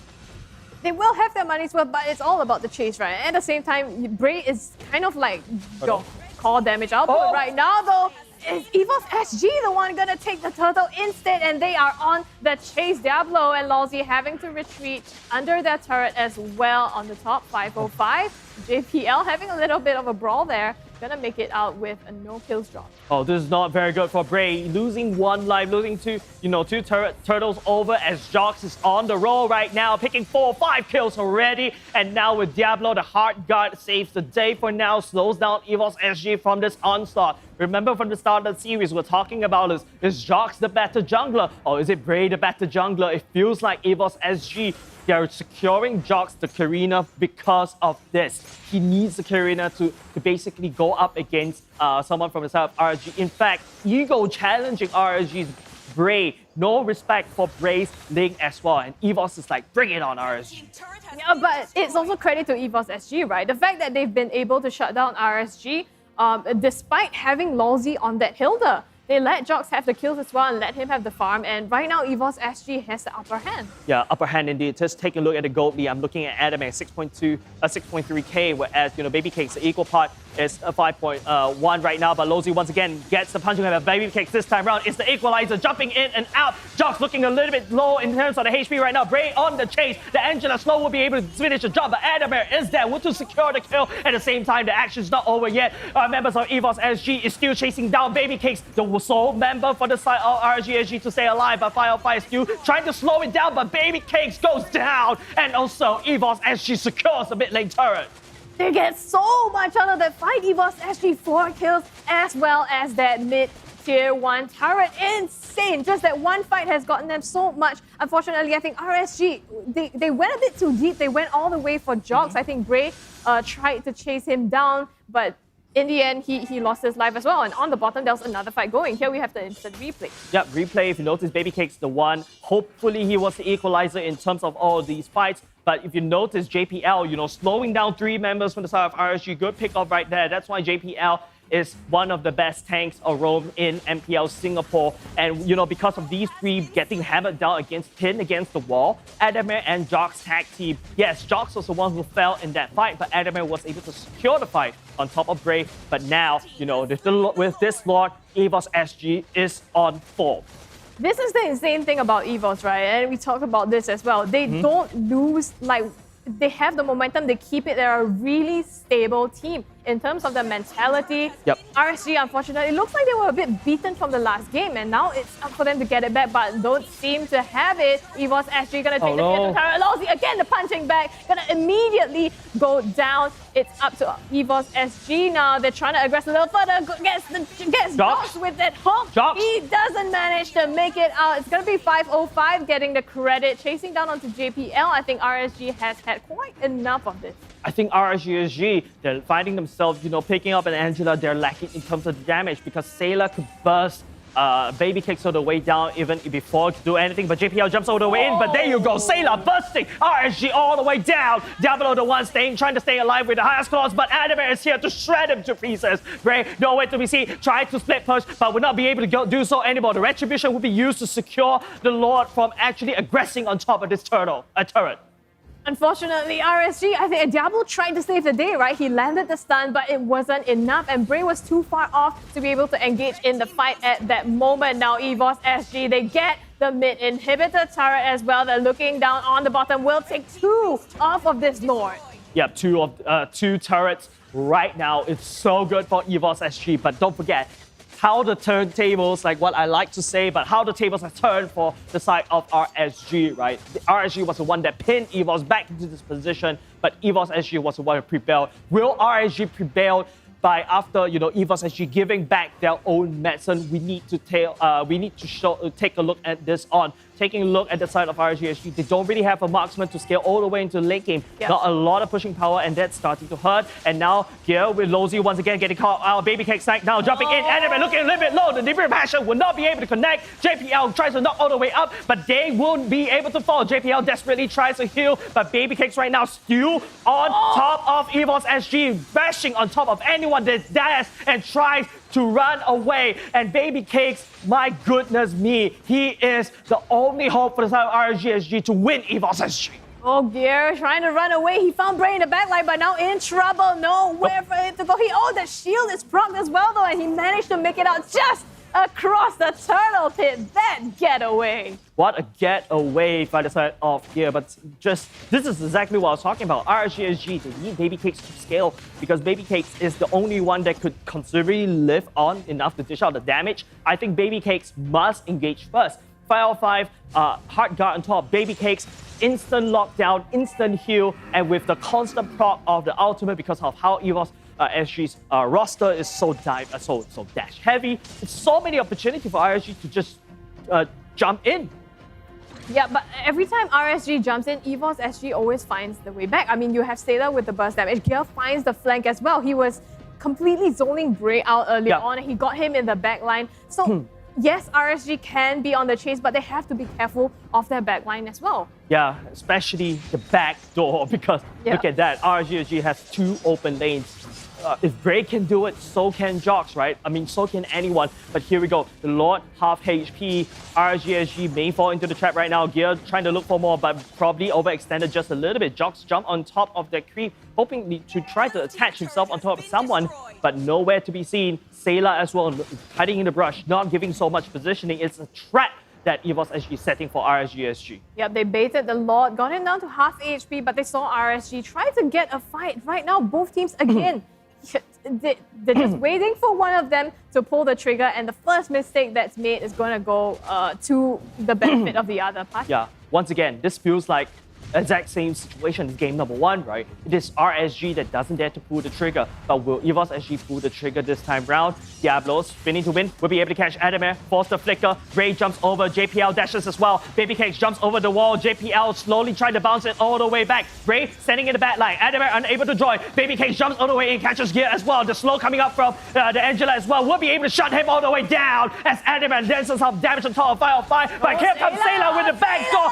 with the assassination, goes in with the junkie as well, but he will not be able to survive this time round as Baby Cakes will be able to secure him all the way down, but Bray is the only person left on the side of RSG and forced to run away from EVOS. The 3 Musketeers, Jox, Adamir, and JBL as they go in for the GG final push. Sailor coming in all the way from the back to make that play. Bray trying to do all that he can, but is he gonna stop it? He gets down to half health, tries to run away. He is gonna get sealed, put in a coffin, and gone as is with RSG. GG to EVOS SG. Look at their faces as they celebrate. This is a game number 1 that was so hard for EVOS SG. RSG in game number 2 fell flat a little bit, and EVOS SG snaps all the way back at their rivals. This is incredible, and this is the EVOS SG that we know. You know, they build on that momentum, and they just go on from the way there. You can see RSG, they were having a hard time in the beginning, and it just unfortunately snowballed from there.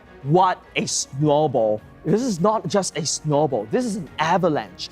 Just RSG saying one wrong word, the snow just collapsed on top of RSG, freezes them in the tracks, the emotions unable to reset, still a bit troubled by game number 1. But game number 2, EVOS SG, they came back stronger than game number 1.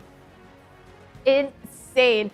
RSG, we said this was their game to take. Unfortunately, they lost this one as well. Here we have the match highlights, and this was where already RSG was starting to play off on the back foot. You can see Jox being chased down actually, but in return they get 3 kills, credit to EVOS SG. Yeah, I feel like the lane assignment in the earlier parts of the game is a little bit wonky. I prefer Baby Cakes all the way down to try to bully Gear as much as possible. You can use, once the hash clause is built by Diablo, you should be able to live skew and try to sustain as much as possible for the Beatrix. But no, instead it was the other way around. Baby Cakes, I think what RSG wants to do, even going with that mystery shop emblem, right? Baby Cakes hope to secure as much items as quickly as possible, even completing their boots right off the back, securing the Clock of Destiny and trying to scale. Take a look, they're almost able to do all the way, but Sailor comes in to save the day. Without Sailor coming in from the back line, I think this could be it for EVOS SG, and RSG could secure the Lord right now, and we're in for another 10 minutes into this fight. Insane. That watching that fight again just gave me goosebumps. The way that Sailor came in, that really won them the fight. EVOS actually could turn that around because of that. This time, cutting the match time by almost half to 50 minutes. Yeah, and I feel like what RSG is lacking is really that burst damage potential, right? There's no one that can successfully build up this burst damage from the side of RSG. EVOS though, with Sailor, with technically with Adamir, right? With the Nibiru's Passion, right? You have so much burst potential to shred through RSG. Yes, I have the Hilda. Yes, I have, the Angela with the Link. Yes, I even have a Phobius down in the toe.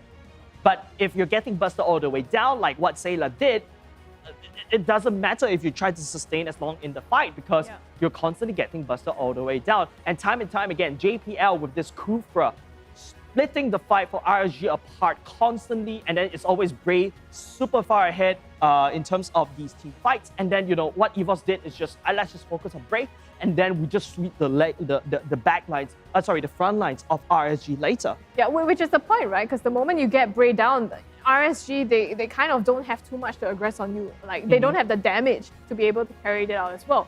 But going to the next slide, we're going to see the match statistics come up. Next slide. Next scene, however you will. Right, the post-match statistics, as you can see, damage going to Adamir as well. Okay, but if you take a look at the damage dealt for the side of EVOS, right, it's all blue numbers. I think that is quick math 1, 2, 3, 4, 4K difference because of the difference between Kagura and the Angela. I think Angela didn't have the opportunity to do enough damage because she's built like more of a supporter. But then, unfortunately, the damage dealt is overwhelming for the side of EVOS. But let's take a look at the MVP. My MVP is Sailor, but okay, Adamir makes sense as well because Adamir. Interesting build right there just now, right? Securing like the first component of Hunter's Strike, going into BOD, and then just overwhelms the damage. In fact, escaping the Malefic Roar, going for the Demon Hunter Sword first is great because there's so many tanks on the enemy side. Yep. So this time, Adamir taking the MVP of the match, and congratulations to EVOS SG. I think that match really blew us away. I wasn't expecting it to be so skewed towards EVOS SG. You know why? Because they lost against EVO in week 1, day number 2. I feel like that is the most. It's a very mental. It's something that it's really hard to cope, right? Yeah. And definitely throughout the 5 days in between, they've probably grinded and trained every night. And I guess this is the question we have to ask one of the members of themselves. So, ladies and gentlemen, with that, let's toss it over to in the game, in the Throne of Champions for Champions by OSIM with Gear in the seat. Hey guys, and we are back here at the Throne for Champions, the winners interview presented by OSIM. I'm Yuno, and here with me is Gear, the offlaner for EVOS, who have just won RSG, an astonishing 2-0. So let's talk about the first game. The first game was really intense. I was on the edge of my seat. I'm sure the audience was on the edge of their seat. So, did you think you guys broke RSG's mental after game 1? I think RSG has a strong mental, but I think anyways we still broke it. Because it was such a close game, like it was like back and forth, and then like it's quite like heart wrenching. Like when you're winning, then the enemy just wins you with just one mistake. Well, so why do you think RSG historically they've been losing to you guys? The entire MPL season they only won once. So why do you think RSG has always been losing to EVOS? What's the secret sauce? It wouldn't be a secret if I spilled it out, but I think our playstyle is just meant to counter SG. Maybe perhaps you don't have to give me in detail, but maybe just a little sneak peek for the audience. Like, what's the secret sauce for you guys always, coming back to the game? I think it's more of when you do the unexpected, you'll get good results. So like that's why we like to put JPL on like catching heroes, because we just bait for JPL, then boom, JPL just makes the huge play for us, and then we just win right off the bat. So JPL is the unexpected sauce. Yeah, he's the key to victory. Key to victory JPL. So I guess all the teams, you guys better be watching JPL. Okay, so it's a little bit overdue, but let's talk about last week's loss to EVO. What do you have to say about that? Well, I think we were just unprepared, and honestly, I think we we thought we let our guard down too much, and then that really gave us a knock in the head. We shouldn't doubt anyone. They are in MPL for a reason, and they really put out a huge fight. Yeah. That was certainly quite a lesson to be learned, huh? All right, so the next match will be EVO against SMG. And since you guys have played both teams before, what's your prediction? I personally think EVO will win. Yeah. Not because they want us, but I feel like EVO's playstyle is quite good. Like they work well as a team. Yeah. Okay, guys, I'm also very excited for who would to win. So once again, I'm Yuno, and here with me is Gear from EVOS, and back to you, casters. Thank you, that was Throne for Champions presented by OSIM. Yeah, back here with us, you saw how Gear was so tight-lipped about their secret sauce. Yeah, he's like, I know the recipe of Coca-Cola. Yeah. I don't think I was supposed to say it. I'm not going to say it. I'm not going to be Tom Holland. But oh my goodness, he came a long way. This child of EVOS, probably in line to succeed Seoul. But he did point out something very important, right? Because EVOS SG, remember we mentioned the common denominator of the win of MPL SG for the side of EVOS has always been Potato, JPL, right? And now JPL is probably the only one left from EVOS. If we lose JPL, I mean, you guys saw what happened last week, but still, same point. JPL has been performing outstandingly for Game 1 and Game 2. So many team fights have been attributing to him catching the correct people at the right time for the rest of the members to catch up. But that also points to the attention of JPL wanting to retire very, very soon because he's been in the industry for quite a long time. Well, there's still a ways to go. I mean, now we're in the middle of the MPL, so we have some time to go. Right now, we're going to see where these games have landed us with the current standings of the matches. Yeah, with this said, I feel like because of this, EVOS will go all the way up. They were ranked number 3, and he went all the way up because, it's a 2-1 and RSG lost 1. But because EVOS won against RSG, therefore, go all the way up even though they are equal in terms of the score.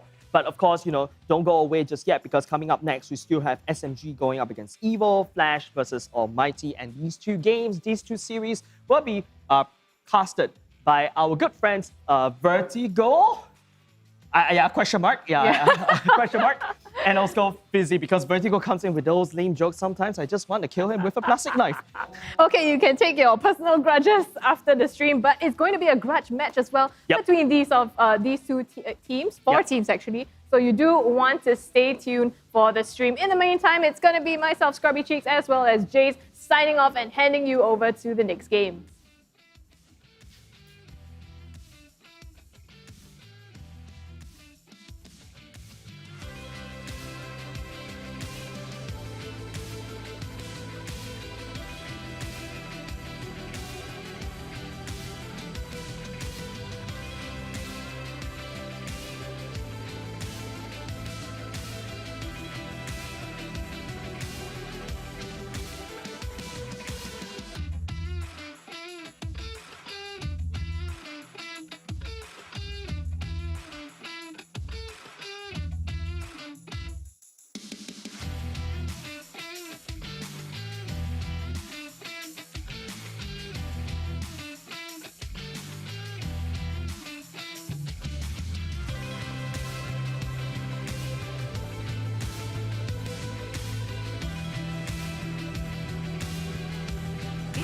Oops.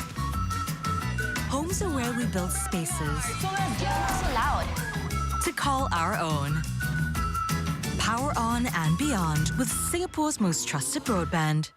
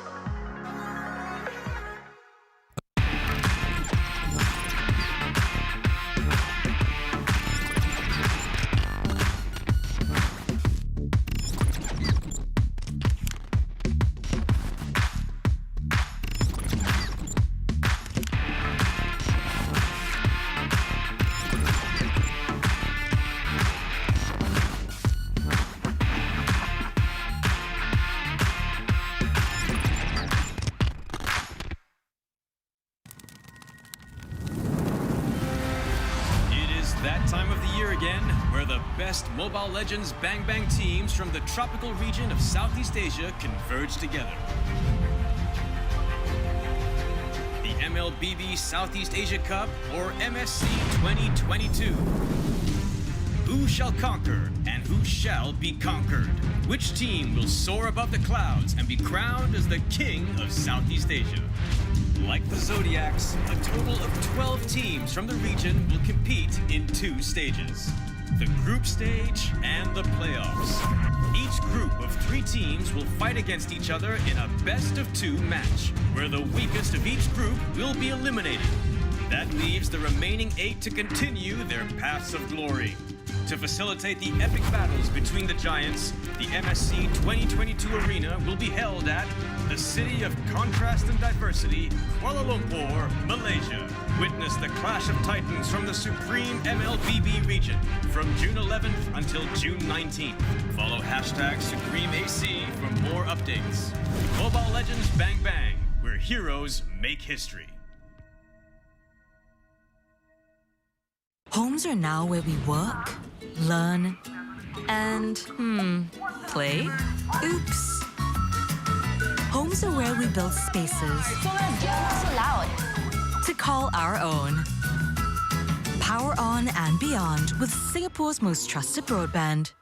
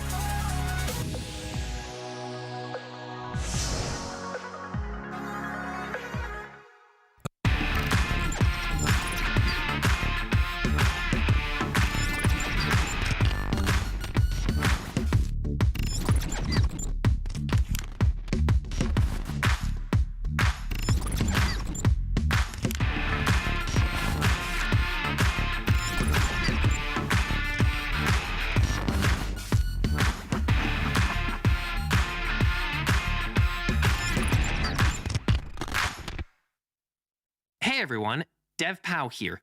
In this video, I brought fantastic news. MLBB is releasing a new system, Creation Cam.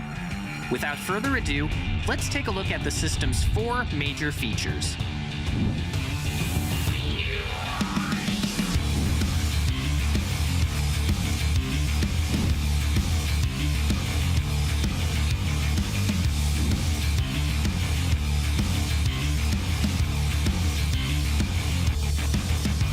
Today, I'll be recommending a few of my favorite gameplay. Watch carefully and make sure you don't miss a step. 1. Hide and seek.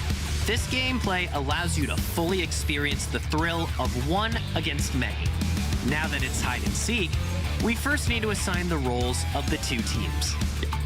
You can configure the size of each team on the configuration screen.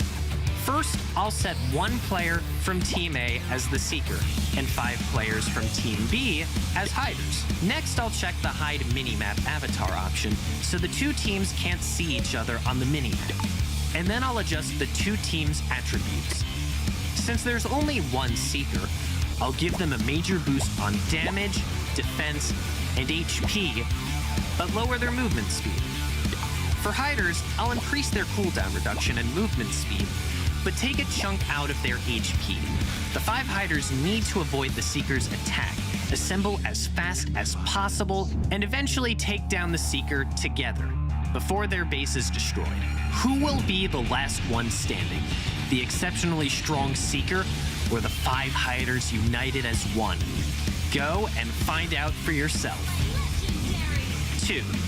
Zero cooldown blitz. Now this is something you can't experience in regular matches.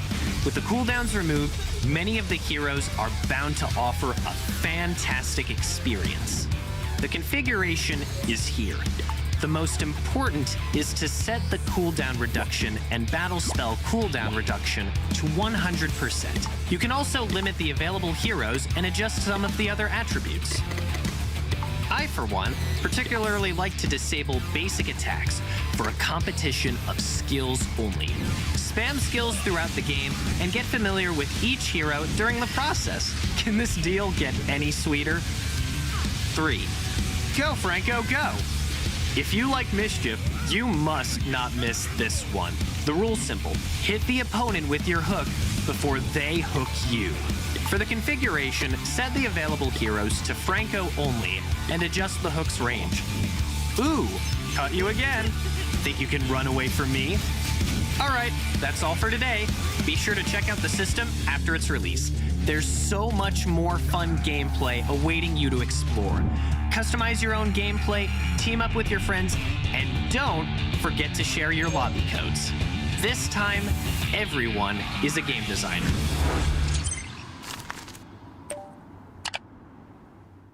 Homes are now where we work, learn, and, play? Oops. Homes are where we build spaces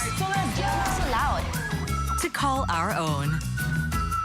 Power on and beyond with Singapore's most trusted broadband.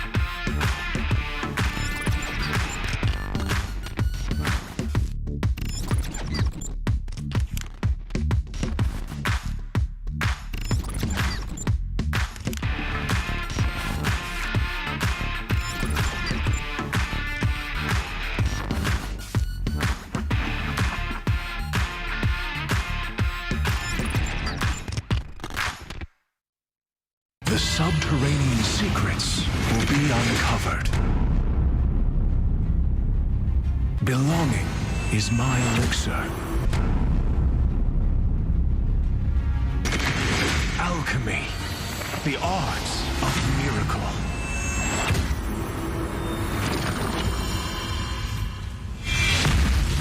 Breaking limits, that's alchemy. Infinite potential. Turn the unknown into the known. Sorrow can be transmuted into joy. One man's stone resonates from the buried ores. I extract the visions of the future. Turn the unknown into the known. Resonate!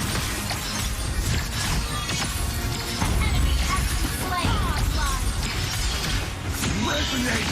Legendary!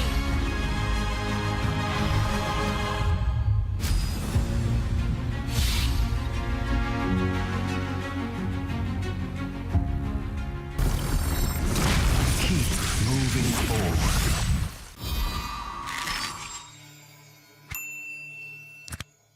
Homes are now where we work, learn, and, play? Oops. Homes are where we build spaces to call our own.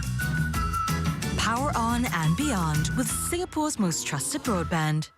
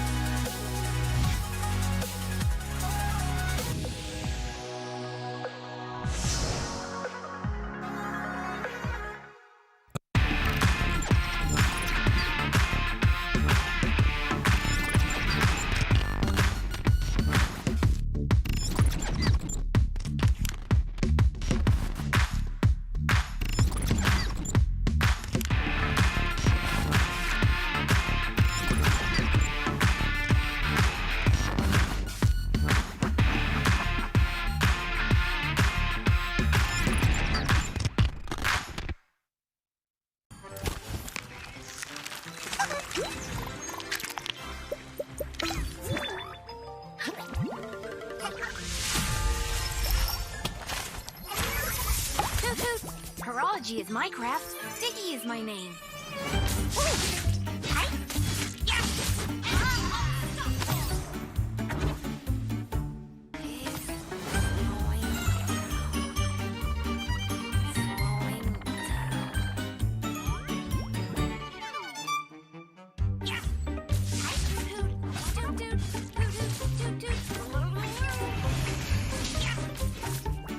First blood. Late? Just slow down the time. Time is science. You have slain an enemy. Time is science. Time is science.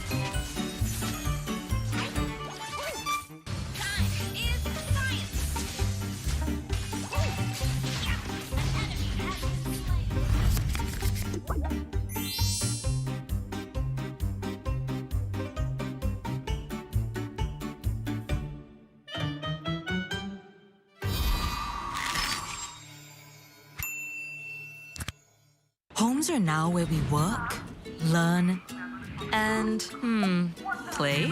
Oops. Homes are where we build spaces So loud. to call our own. Power on and beyond with Singapore's most trusted broadband.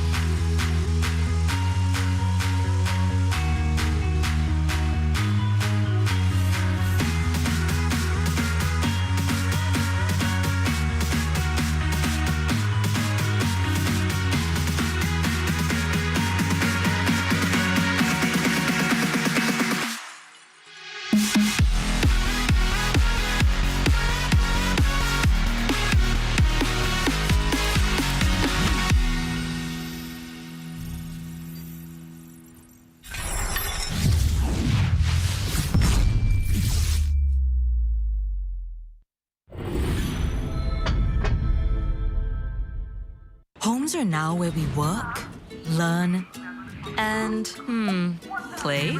Oops. Homes are where we build spaces So loud. to call our own. Power on and beyond with Singapore's most trusted broadband.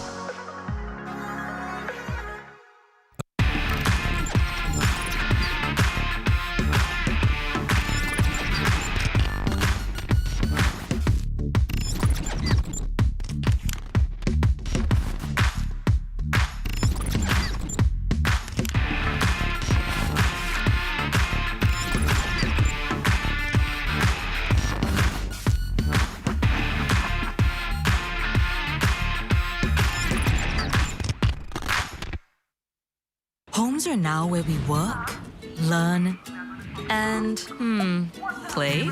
Oops. Homes are where we build spaces So loud. to call our own. Power on and beyond with Singapore's most trusted broadband.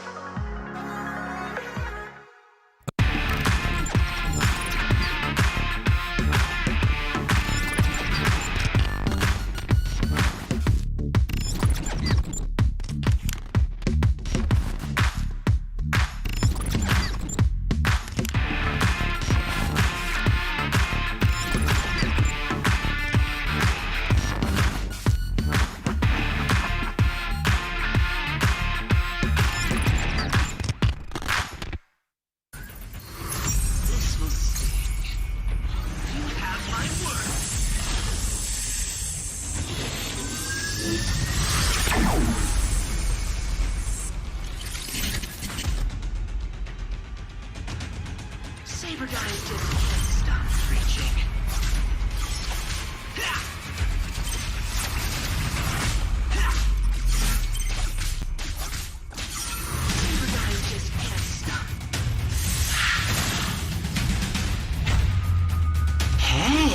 that purple thing looks cool.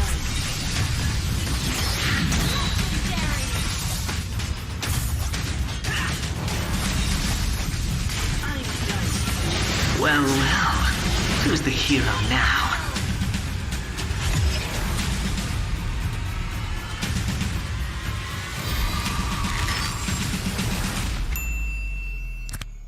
Homes are now where we work, learn, and, play? Oops. Homes are where we build spaces. So let's get what's allowed. To call our own. Power on and beyond with Singapore's most trusted broadband.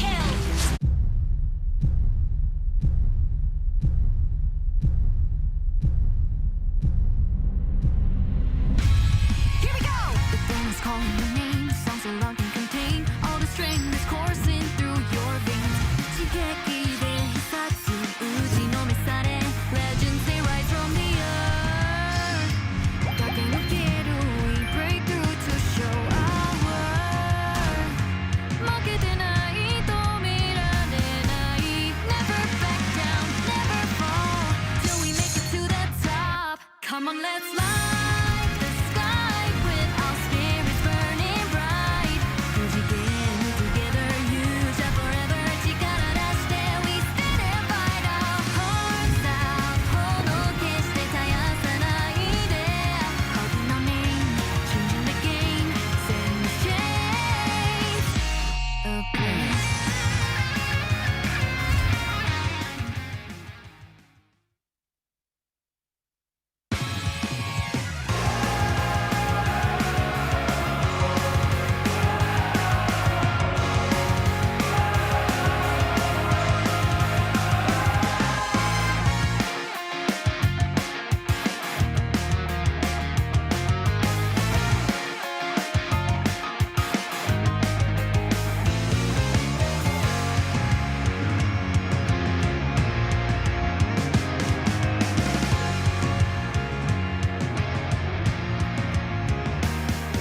Hey! Good afternoon, Mobile Legends Bang Bang fans. Welcome to MPL SG Season 3 Week 2 Day 1. I'm Physicus and with me I have the one, the only, my fellow tank player. Oh, let's go. Vertigo. Tank? Must plan, this one must Oh, sorry. Tank to tank. As a tank player, you know, we have seen the tank meta, how it works, but I'm so excited for the next match. Fizzy, of course. Who are we going to be seeing in the next match, man? Okay, before we talk about the next match, all this would not be possible without our sponsors. So That's a right. huge thank you to Singtel, Frank OCBC, OCM, and presented by Moonton and PVP Esports. Want to say something about Singtel 5G? The most powerful... Oh, I just did a magic trick, man. I just did a magic trick. But Singtel is Singapore's most powerful 5G. Yeah, I love it. You know, no lag, no problem. But guess what I am sitting on? Not a bunch of win streaks, but OSIM chairs. the OC Mule Throne, man, is the best in the world. Of course. I won't say in the Of world, course. but it's really relaxing. Yes. It's comfortable. It's really comfortable. It massages your anger away from the pubs that are so bad. The pubs are so horrendous. Exactly. You're like, very angry, and then you just gotta get it all out with the OC Mule Throne, man. Yeah, and the best thing is when you are gaming, right? You don't need to, get out from the seat. You just relax. You're tired, you just relax. Let it massage you a bit. Just press for a button, and then back to gaming. Yeah, man. Back to gaming. And speaking of gaming, PvP esports, thank you so much to them. You've been seeing it all around above our heads. Where is it? There. There you go. The other way. Here. There you go. Yeah, thank you so much to PvP esports. It's where gaming lives. PvP, they focus on the community. This is where, where everyone gathers, shows their prowess, show their skill, and exactly like, I'm better than you. No, I'm better than you. This is why it's a competition. Yep. Yeah, and we have a milestone giveaway. Of course, this is for the viewers out there. Free. For you, for free. So we are at tier 2 already. Yeah, man, 40,000 followers right now. Tier number 2, a elite skin chest. If you guys want a special skin chest, bring that up to 42K. But why stop there? Go on to 47,000 followers here for the epic skin chest. Tier number 4. So call your grandfather, your grandmother, your auntie, your uncle, and then use your spare little brother, little sister tablet, everything. Just follow, get a free skin. Everyone is a win-win situation here, man. Of course, exactly. So before we talk about today's matches, okay, I'm really excited to talk about today's matches. Are you excited where you want to stand? I don't want. I want to sit down because this is the OC chair. We're gonna take a look at the standings first, and we will see who are the teams that are up there for those of you who just joined us. The leaderboard. I'm so excited. We have EVOS on top. Finally, after that 2-0 win over RSG, taking over RSG. But right now, they are equal sequels. Yes, correct. So EVOS, RSG, and RSG SG, they are still the top 2 teams. And then number 3, we have Mr. Vertigo, favorite team himself. Let's go. Evo. Team Red, Team Evo, number 3. Who would have thought that Evo was number 3? Everyone's like expecting, their new team, maybe they're 7, they're 6. I was like, nah. They are gonna be up there with the big dongs. Yep, definitely. So number 4 will be Zion. Zion not playing this week because they have the bye week. Oh yeah, that's and then tomorrow. They're playing tomorrow. So Yeah. today is their bye week. Yeah. And then SMG number 5, they're gonna go up against Evil, and then the last series will be Team Flash and Almighty. Now let's talk about the game. Ooh. Right, I know the first series is El Clasico, right? You always love El Clasico. I think today is a very nice lineup because it's a perfect El Clasico for every single match we're going to be watching. Yep, and these 2 series is not only El Clasico, but it's a grudge match. Oh, that's okay, right. Evil going up against SMG is like Evil going up against Sky in the qualifiers. It is. Evil It is the won. same team. It is the same team, It's right? the same team. It's just, with the help of Mr. JJ. I love him very much. Shout out to JJ. I love you, man. And, with them, it's going to be a grudge match. And then after that, Flash against Almighty is another grudge match. Yep. So everyone is at a grudge today. So don't be angry. Just sit on your OSIM chair and just relax. Just chill out. It's all for fun here, right? Yeah, grudge match after grudge match. But speaking of matches, I'm not going to light the place on fire. But you know what else is going to be fire? Free giveaway on the first blood. So whenever there is first blood, a code will be appearing on the bottom of the screen, and just from there, you can redeem your code. But you got to be fast. If you're not fast, you rugi. 100%. You're going to miss out, and you don't have that free stuff because, Asians in general, everyone love free stuff. Not only Asian, everybody. But as we approach the 3 minutes and 50 seconds mark, we're going to show you the caster profile. No, we are here. We are here. The player's profile. Ayo. Yeah, so we're gonna have the player's profile, right? If I'm not wrong, the player's profile is gonna be coming up. For our side, because we are sort of like a new team or old team, right? We just wanted to try if we could make it into MPL without a help from the organization. Just nice for us when we qualified, then Team SMG actually reached out to us. So I thought it was a new opportunity to experience a different kind of maybe culture under SMG. So I decided to go with SMG instead. My team's energy, I'll say, is pretty chill. It's like, we just go in, we have fun together, we win, then, we win, we celebrate. we lose, then cannot be that fun anymore. Like, no one likes to lose, so we'll just work a little bit harder and show our best. When it comes to training, we don't take any nonsense from our teammates. So whatever excuses they give, we'll just like double down on them and then like, are you serious? We are more focused on objectives, so we don't really get emotions get in our way. I would say that we're pretty confident as we are now. I mean, we definitely have confidence in our own abilities and our teammates' abilities and being able to work together as a team. And I'm sure that coming from qualifiers, we were in the lower brackets of the qualifiers, so we had the experience of actually facing the lower bracket climb. When it comes down to mental strength in the lower bracket, we will have it. If we are in the lower bracket, you never know, we might be in the upper bracket.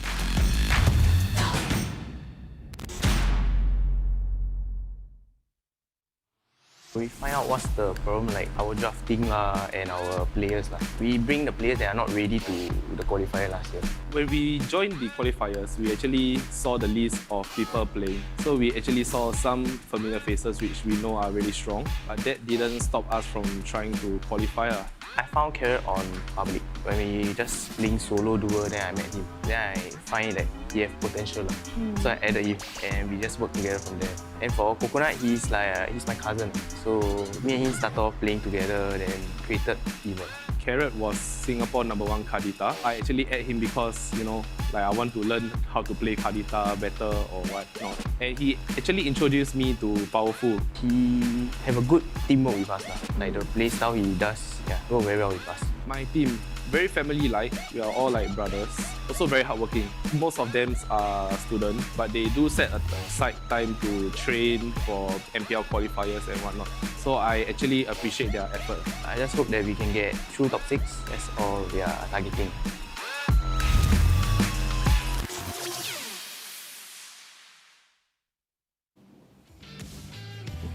Oh, my baby boys. I don't know. Okay, I gotta rephrase that, right? Okay. My boys. Yep, your boys. The gang. The boys. My one and only love of my life. Yep, and there you go. This is the player lineup for EVO and SMG. Powerful, Hyper, of course. Carrot, Salmon, Luo Yi. Oh, it's gonna be okay. If he's gonna be first ban, if he's not first ban, I will kiss everyone in Singapore. Okay, I take it back. There's a very far-fetched jump of hope there. But on the other side, we have Carrot, we have the rest. Yep. We have everybody on the team on EVO. And SMG, we have Ash, we have Pebble, and along with dairy. I'm lactose intolerant, but I love dairy too. Whenever I have the chance to eat dairy, I would. Not in that way, but here we have the stats. SMG, 1 game up against EVO. They had played 1 more game, as compared to EVO, but look at the stats. It's very red. You know what red means? Evil. Towards evil already. All right. I will still go with SMG, man. Oh, really? I know you like EVO. You like JJ Lin, right? Just say, bro. Not JJ Lin. I mean, I really like Coach Fenrir. Now, head to head, he's good. We have Powerful going up against 2 Easy for Angelo, and there you go. I mean, look, there's 1 MVP count. That's all it takes. 1 MVP is all it takes to be better.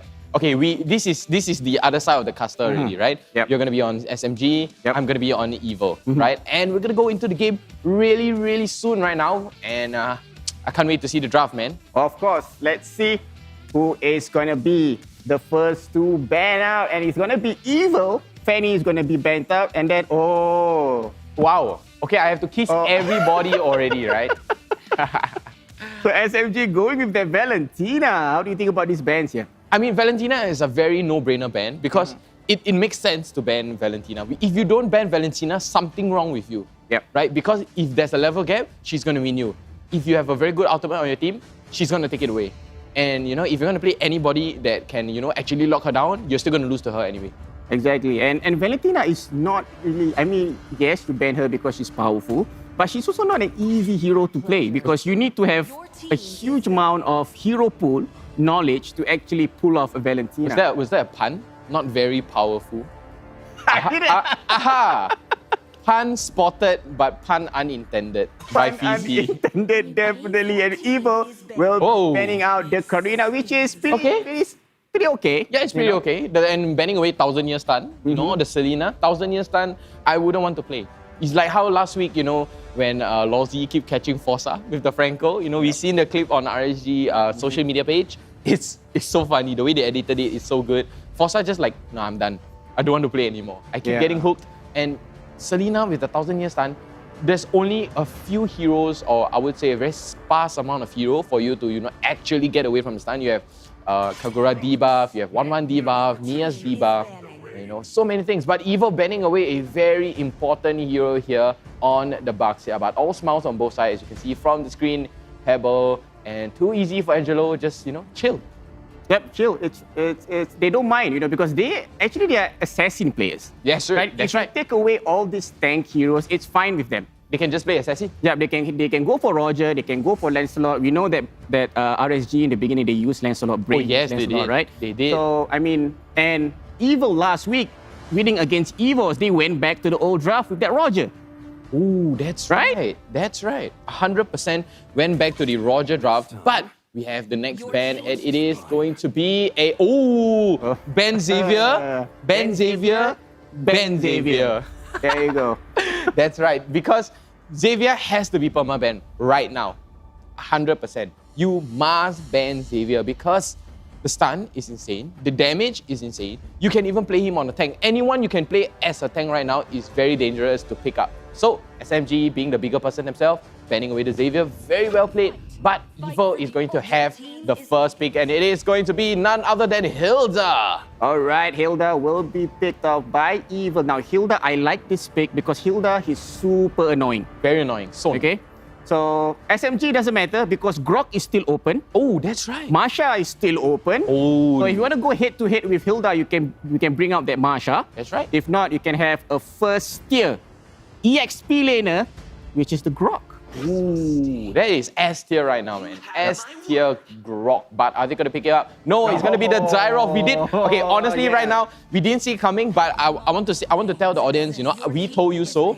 But Fizzy did mention, hey man, Zyrov is so insane this season. I was like, yeah, they're going to pick it for sure. And then, yep, there we go. But we didn't say it on screen, so it kind of makes us look like fool. But on the other hand, SMG picking up the Eve. Eve is so important. Pebble on the mage role here. On Eve. Pebble, I would say, is a Sayla equivalent, but Sayla has a bigger map hero pool as compared to Pebble. But both in terms of execution-wise, I feel it's more towards Sayla. Very hard split decision between them and Pebble. Yeah, the thing I like about Pebble is whenever he played the mid laner role, I really love his positioning. Oh yeah. He knows where to bring out the real population. He knows when to engage or disengage by using that skill. So Pebble, to me, having the Eve by his side, it's definitely going to help SMG. Now, Evil will go with Miss Kadita. This is the first time we see Kadita. Finally. So it's definitely going to be Salmon on the mage role, not Carrot. But Carrot is what? Wait, was the Singapore #1 Kadita, and with the Supreme title, just like you said, Fizzy, they are going to be picking up Marsha. But let's take a step back. Evo, they picked up Kadita. There's going to be very high burst. Picking up the clean, very good burst too. But SMG, they have tankiness sustained with the Dyrov and the Marsha. Okay, I'm not sure about the Eve, The Eve is alright. It's a very good hunt down though. It's a very good hunt down. They're going to purposely, I feel Evo drafts right now purely for Pebble. 100%. It's like, if Pebble pops real world manipulation, they're going to go all gung-ho attack, use the Kadita's knock-up and just instantly demolish her. Exactly, forcing her to maybe go towards an NOD build. Yep, and Kadita, she can engage in the back line as well. Ooh, same goes with Carrot on that Hilda. Yeah. SMG will be respect banning powerful, and Roger has been taken out by SMG. But with that being said, though, Grok is still open. There's still a lot of heroes. Guess what? I just had the best thought in the world. Did you know Kadita can actually play roam also? I've never seen Kadita roam. That's why. Because Kadita I saw a couple of people in other regions, other teams, they played the Kadita roam. Oh my god, let me tell you how annoying it is. You get slowed, you get knocked up, and then if you try to lock her down, ulti, walk away, free. Wow. I understand Kadita is not an easy hero to play as well. Evil's going to ban out the Ling, which is, we agreed on this. Ling is... Respect. Because of Bray, all your fault. Because of you, everyone has to ban Ling. But I'm not a fan of Ling. I feel Ling is not a threat. But Link has the very high potential to snowball. Very, very high potential snowball. And RSG actually, capitalized on that snowball. Yep, not only snowball, but also the backdoor abilities on that Link. Mr. Right? Backdoor Diploma here. Yeah. So SMG will run out the draft banning phase with that Paquito and Evil. We are waiting for Evil to see what's going to be the last ban. They can ban a gold laner here. Well, we'll see. It's going to be 1-1. Yep, okay. Makes sense. Makes 100% sense. But on the side of SMG, okay, we have the mage role already secured. Masha could either go EXP or roam. Dyrov could either go EXP or jungle. Jungle, yeah. Right? Yep. Right? So, no, my God. Oh my God, no. No way. Hellcat, really? A Hellcat? Okay, I did not see this coming, okay? I did not see this coming. I thought of it. I was like, nah, impossible. But, Hellcat, we've seen how Hellcat actually hunt down people. But this is very targeted back towards Evil again. To catch out the Clint, to catch out the Kadita. Kadita, no problem. The Clint is the problem right there. If he gets silenced, he has no escape methods other than his second skill, the backfire, run away, scot-free. But Evil right now, they're going to finish off their draft with 2 more to go. And, who do you think it is? If it's a Kadita roam, I'm gonna kill myself, man. Okay. Oh, it's Hylos jungle. It's a Hylos jungle. Are you sure? Hylos jungle. Oh, this is old draft, dude. This is old draft. Well, okay, if old draft, Xbox used to be a jungle as well. Yeah, okay. You can see Hylos jungle. So what Evil is really not giving away what they really want to do. Yeah, they're like, oh, you think I'm gonna pick Loi? No, psych. Got psyched real hard there, bro. Real psych. And Evil playing the reverse mind game on SMG. Not picking up the Loi, very smart of them. And I was just about to pick up on this.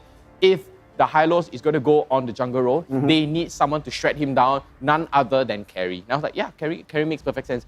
Hellcat, maybe he can shred, but he's very, very squishy. Very, very squishy. And if he gets caught up by the Hylos, he's dead. GG, game over. Okay, I think it's going to be a hyper Hylos. Xbox. No, Hylos. It's Hylos, man. It's going to be a hyper Hylos. It's going to be an X-Ball, EXP lane, Kadita mid, Hill down on the roam. Okay, and then clean on the goal lane. 100%. I know Evil inside out, man. I am Evil. No, not in that way, but I'm a good person. Yeah, I love Evil. All right, you're going to go with Evil. I'm going to go with SMG. I would say 2-1 SMG. Okay, giving me the one for the benefit of the doubt, man. I love it. Okay, I respect that. But guys, we are going to go into the very, very first game here. SMG up against Evil. Evil with the first pick. Guys, let's get on with match number 1 in the Land of Dawn. There you go. Evil is going to be on the blue side and the red side is going to be SMG, especially in this early game. Before the first turtle, both hypers will definitely want to get to level of 4 before engaging. Yep, doing just daily things. Going along his daily routine. There you go. And as you can see forcing now, the retreat. He has to force the retreat. Forcing the retreat, but here comes the help of the rest of Evil. It's going to be First Blood. There you go, ladies and gentlemen. First Blood coming out, and the code will be flashing up on the screen right now. 69. Okay. I feel this is intentional, guys. This is intentional. Anyways, professionalism right here. I love it. Evil getting that First Blood, but forcing out that retribution from Dairy. That was a 200 IQ play from Dairy. Yeah, we're going to focus here up to the goal lane. Ash is all alone. Carrot and Coconut is there. I don't think they will engage for now because at level 2, what can you do? And just poke around.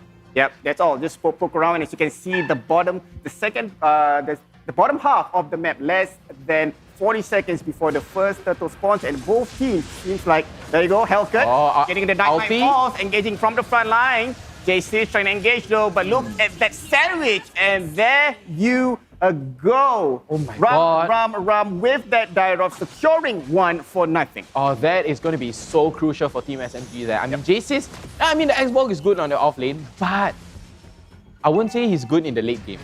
I feel maybe a Sylvana will be better. She has the lockdown, she has the sustain. Everything is so good about Sylvana. I'm not being biased here about Sylvana. I'm just saying Sylvana is a better option. Just a recommendation, not a must. But tank just doing tank things, just beating each other with no damage. This just is poke, you know. Yeah, this is the one I was talking about. You know, Hilda and Marsha, they even each other out. Further contest? Angel, powerful Glorious? with that glorious pathway. The turtle has been secured by too easy for Angelo. Here comes that remobilation, but too easy for Angelo trying to get the front line. But Carrot secured for his team. Pebble will use the flicker to escape twice. Too easily for Angelo securing 2 kills. Double kill for Carrot is going to be 2-4-1 on the side of team. You know why he got double kill? Because he eat carrots and his eyesight is better. Yeah, it's a thing, you know, it's a thing. You eat more carrots, the better your eyesight. That's why he has better map awareness. Instead of going for, lock down hyper, lock down the hyper, lock down the jungle, no, he went for Pebble instead because Pebble was so low. Yep, definitely. Now, we look at the score, it's 4-2 right now. And in terms of goal lead, even though they are, lacking in terms of kills, but they are increasing in goal for Team SMG. They are. I mean, just about 600 away. Yeah, tanks just tickling each other as per usual. Carrot getting so slowed here, but this is why people play Hilda. Sprint and first kill, you are literally Flash. You can run so fast. No matter how many CCs get locked down on you, unless all 5 people use CC, then yeah, sure, you can't run. But very little CC like that, very easy and too easy. Angelo lights out here with the 4 stack for too easy for Angelo trying to secure down to Carrot, and he is going to be able to secure Carrot with ease with the lights out. Good night, my boy. There you go. They are still not letting out the engagement though. They want to try to secure or even finish out the gold plating in this top tier turret T1. Now Salmon is there. It's going to help Coconut out. Pebble in the backline. Manipulation has been popped. Look at that. Salmon trying to escape here. There's no flicker. Use the pop the ulti. 3 ulti to escape. Powerful trying to engage. But Carrot here comes again. Got his pathway into the front line. Pebble trying to escape here. Solo. Someone's going to go down. Carrot secures one. On Pebble. Pebble goes down. They manages to escape together with Ash. So with that fight, it's 1-for-1. I can just feel what Evil is saying, right? When Powerful went in, he's like, gas. Literally go all the way in, right? And okay, this is what I like about Evil. They are so unpredictable. You're like, wait, are they gonna, one die, they're gonna back off. No, re-aggression because Evil is in their blood. No pun intended. No pun intended. But Ash here pops. Okay, honestly, I thought they were going to go, the carry would go for the Inspire, but he went for the Flicker instead. A very smart play because there's a Petrify coming out from Salmon. Salmon pops the Petrify onto the Dyrov here, Rum. But Rum easily gets away, and that is going to be 1 man down and a free turtle, hopefully, towards Evil, if they can secure it. I'm all eyes on Powerful now. If he can... Okay, makes sense. Lights out here for too easy for Angelo, but all the way in front is going to be Carrot trying to chase him down, and this is Hilda doing Hilda things. Yep, all right, ulti. Dairy trying to escape, but no way, says Carrot. Wow. By Carrot and go down. Carrot is not a tank, man. He's an assassin tank. As in, look at him, 4-1-1 Carrot now. He's leading in terms of kills for his team. Yes, he is. He's like, oh, you thought I'm a tank? No, you are wrong. I am the assassin tank here. And finally, the endless battle coming out for Coconut. True damage is the best because there's no way to counter true damage. Yep. I love true damage. Apart from that, you can buy a blade armor to deflect the basic attacks. I mean, that's about it. Yep, definitely. Now, Team SMG, as you can see from the map, they are at the top side of the map. Seems like they're going to wait for the third turtle there. Look at too easy for Angelo. Okay, look at this. Too easy for Angelo's playing the Hellcat. Yeah. Okay, I'm very interested to see how he's going to play. So far, it's not making a huge impact. Not much. KDA. It's 1-0, 2 KDA, but actually the Dark Knight Force actually helps. Yeah, because there's information sucked away from Evil. Because when it's lights out, they're in a very dangerous position here. Carrot's gonna go all the way in, and Salmon is gonna pop the ultimate. Glorious Prophet is gonna get popped down, trying to slow down Ash, but the damage is coming out from both sides. Too easy for Angelo, forced to run away. Powerful, he's so powerful. Carrot trying to go for the flank, but no, he's gonna get taken down by too easy for Angelo, along with Salmon. Yep. So, for Angelo, it's literally too easy for him. He's like, you thought I low? No, I'm gonna kill you back. Carrot was chasing him. He wants to have that true damage, securing the kill, but too easy for Angelo has his own plan with that burst damage, bringing Carrot down. Now, with that, look at the goal difference. Still with SMG side. It is still towards SMG. This is just now, which is not too much though. So this Turtle would actually turn the tide a bit for Evil if they can secure this one. Yeah, slowly pulling away. Wow. Okay, the second skill from Powerful on the high-lows is a bit ridiculous, I must say. Oh, lights out. Glorious Pathway though. Carrot going to get 2 stun down, and Powerful real-world manipulation by Pebble is going to get popped. Powerful looks so low right now. Evil is going to go all the way back. Simon's going to pop his ultimate, but no, it's going to be enough. Too easy for Angelo. It's going to be too easy. The burst does not catch him on the AoE skill. Jace is not being able to trade for Evil right now. Jace is rum. Oh, the gyro plays the ulti and the flicker! Ulti and flicker there by... Oh my god. Ulti plus flicker from Rum. What a sequence there. But there is immortality on Jace, so no problem to that. Tier 1 top turret is going to go down for Evil. So Team SMG, 3,000 ahead. Wow, the goal lead is just getting slowly further and further. Yep, exactly. Now, when I talk about Team SMG, when I look at the past few fights, right, it seems like TSMG, they are focused more onto objective gameplay. Yeah, very objective. Yes. I mean, this is the point of the game. You do not get kills. You down the turrets, hit the crystal, hit the base, and the game. Yeah, so far I've never seen Team SMG initiating fights. The one that always initiates fight is Evil with Carrot. Yes. Because Carrot, I feel as a roamer to another roamer, we are the one to make the plays, but Powerful might be in a very bad position. Too easy for Angelo, going to jump right in. He's going to get the silence on by Glorious Pathway comes down, but it's not going to be enough heal. And Dairy with the BM to finish it off. Dairy, I'm going to score you after this, man. Oh man, too easy for Angelo. It's definitely too easy for him. Now Jace is pop the ulti. That what's the ulti name again for the Xbox? Oh, I tell the organizer you don't know. Oh, Salmon. Last Insanity, there you go. Yeah. Slipped my mind. So Last Insanity was used to escape. Jace will survive that one. Now both teams will reset for now. This is a good idea because look at the top half of the map. Less than 10 seconds before the first Lord spawns. First Lord is going to be coming out. I feel it is going to be contested by Evil because this is what Evil does. Oh yes. I mean, it's still... It's going to be a big fight, man. It's still 50-50. Oh, Berserker Furies for Coconut. That is going to be so important for them. And right now, they're trying to gain map control. They spot out Rum. They're going to go for a little bit of aggression here on Rum, but they're just baiting SMG all the way in. They're just trying to gain more information on SMG. They just need more information because without information, you can't do anything. And Carrot being his underground Carrot going through bushes. Jace trying to run away there, but look at Dairy getting to the front lines. Carrot trying to initiate it back, but Ash will push this fight away from Evil. Now the Lord is going to go down freely for Team SMG. Now, whenever you secure the Lord, you need to secure an objective. Now, based on the map itself, well... He's going to go bot lane. Top or bottom? Top lane. Going to go to the top. So they need to clear up the bottom lane so that at least they can have two lanes. Yeah, two waves pushing in. So it's going to be... see top lane. I can predict the future, man.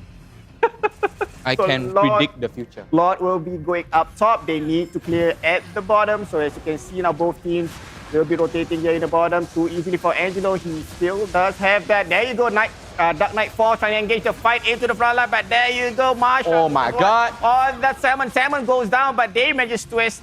Man, Dairy, I thought she wants to fight again, but instead, he's just being there so that Evil will not engage in any fights further. Wow, that is the positioning superiority there towards Team SMG. SMG has the very good position. Dairy, stop it, I tell you. Dairy is just BMing on Evil. You know, both of them are having fun. You know, as you can tell, everyone is having fun. Oh yes, my favorite recall too. I love it. I have the same recall. I always do the same thing too. And just like you say, Fizzy, they are going to go for objective here, trying to get two waves to crash in. Evil trying their best to hold on to their life. Real world manipulation. He's going to get popped by Pebble here. Powerful with the Glorious Pathway going all the way in. Is he going to be able to catch Pebble? No, but he's going to get cancelled. Too easy for Angelo. Lights out. Down goes Rum. But all the way in is going to be Evil, but they get so slowed down there. There is nothing they can do. They take one though. They take down Rum. Yep, they did take down Rum. But SMG, this is their game to lose. Look at that. Evil only left with the inhibitor turrets. Ouch. That is left for them. Now, on the side of Team Evil, you look at the goal difference. Now it's at 5K. Now it's something to worry about. You know, we are in the late game as well. As you can see, Team SMG, they have that late game hero with the carry. You know, and Pebble with that Heave as well. So what can Evil do here? Tankiness. I feel they have not enough shred on the side of Evil, but they have the tankiness to sustain all the way, especially with Powerful and the high lows. You know, Hylos is just a brain dead hero. Just pop the second skill and then just, yeah, there you go. That's free damage. It's free damage, man. All you have to do is just press, then you're okay. Just then, you know, best to get Blade Armor, Curse Helmet, which we already picked up here for Powerful on the Hylos. Free burn damage too. You know, Powerful, I would say he is looking very, very strong right now. Oh, he is going to go for the Curse Helmet. He already had the Sky Guardian Helmet. It gives free HP when you have no mana, just for you guys who are noobs. for newbies who don't play Hylos. Yeah, when you run out of mana, you are able to use your HP, and it's gonna be even more painful the longer you leave it on. And additional to that, with the Curse Helmet coming up right now, and the Dom Ice to slow down the attack speed coming out from that carry. Yep, definitely. Now, when you look at the bottom half of the map, that's where Team SMG is. And there you go, ladies and gentlemen. This is the Luminous Lord, the big bling bling boy. Now, Team SMG will start this slot. I don't think EVOS should be contesting for this slot. I mean, they could, but SMG right now, they might be baiting it. As we can see, they are baiting it, and Powerful going all the way in. Glorious Pathway is going to get popped, and Dairy instantly demolishes him, jumps in all the way, but Jace is going to pop Last Insanity here. Ram pops the ultimate onto Carrier, but oh, no answer from Evo here, and that is going to be a 4-on-5. Yeah, 4-on-5, Team SMG, they're going to take the Luminous Bling Lord right now by Evo. Oh, Evo? Dairy is just going to caught them off guard. So, you know, good try from Evo. You know, they're trying to gain more information on Team SMG here, but they have no choice. They're going to take whatever resources that they have to try to get back into the game. Definitely. Now, Lord will be coming up straight up the gut. Now, they got to sink away from top and the bottom as well. So if they can successfully sink all the three waves, this could potentially be a GG push here for Team SMG. It could be. Dairy picking up the first helmet here. Powerful on the 0, 5, and 6. A little bit on the back foot, I must say. He is suffering from a item dependency here, but oh, the slow from Pebble. Jace is trying to fend them off. Gets a little bit of damage. Right now, the two tanky boys are just trying to slow down the Lord, stop the push, but Pebble's going to put Last Insanity here, and too easy for Angelo. Lights out all the way in, and he's going to get dragged all the way, two-man people all the way into the turret. Oh, the Lord. I was going to say that the Lord is going to take down the turret, but no. I'm sorry for the starter there. Sorry for the starter, but oh, okay, there you go. Lord is going to go down. Ash trying to push some damage onto Coconut here, but Evil trying to stand their ground here, not giving the objective towards SMG. Yep, definitely. Now the mid T1 turret goes down, left with the inhibitor turret, the top and the bottom. Now, you know what impresses me for Team Evil right now?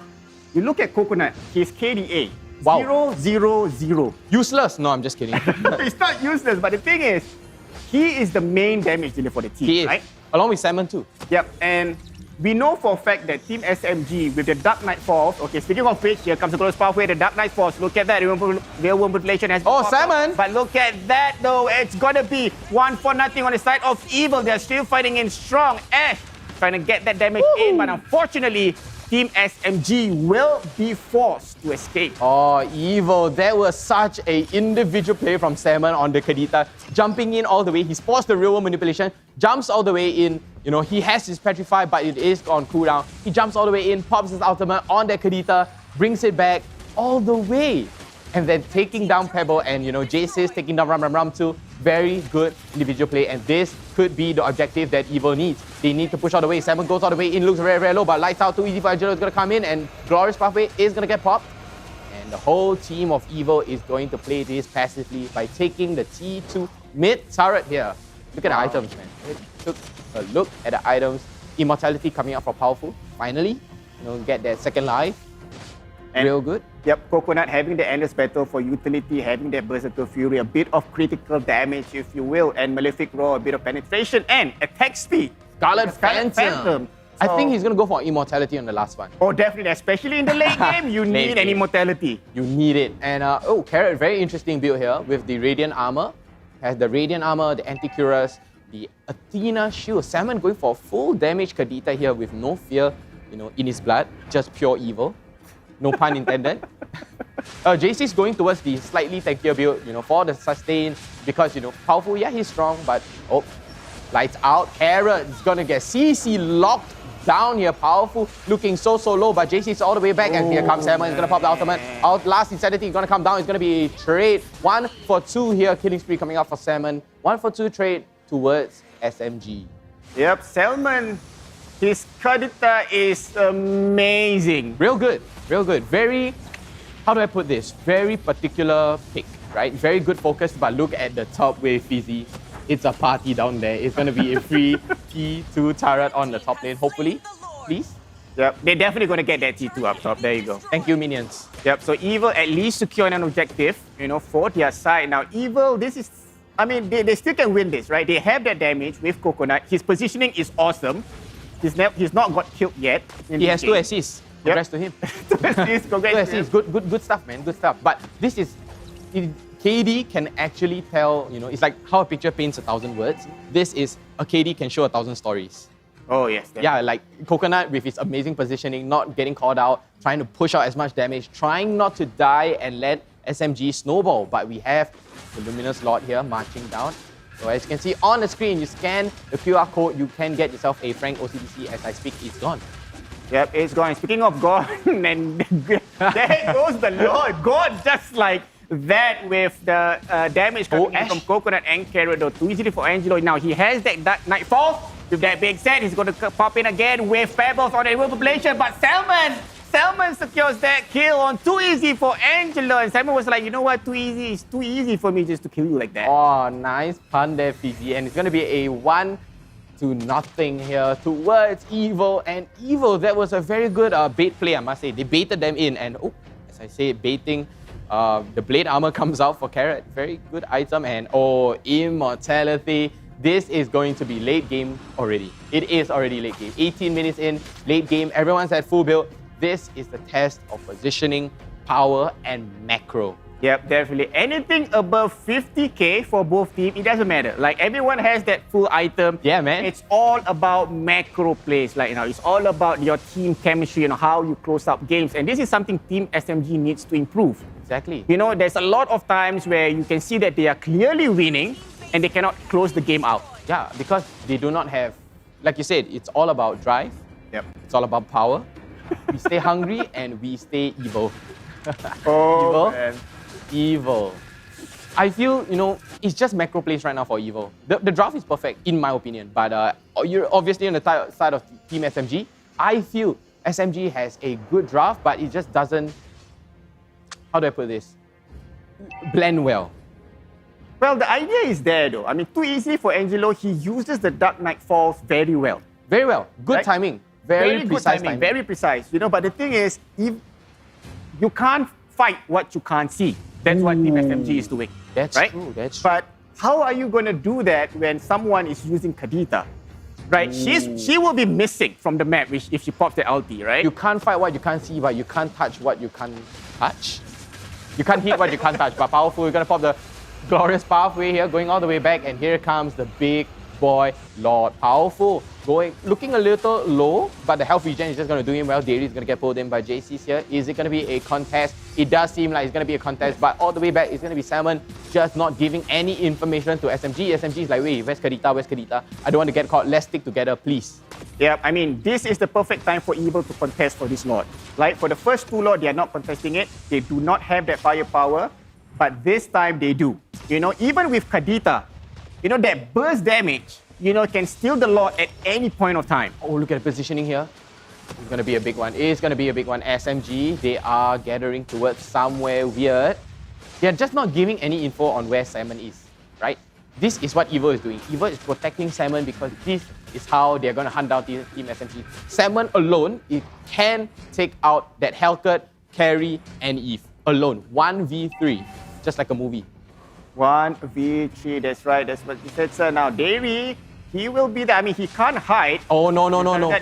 We have to engage. It seems like SMG wants to engage though, but we got to wait for Too Easy for Angelo or Pebble to make the initiation. But so far, it seems like, okay, Lord will be started.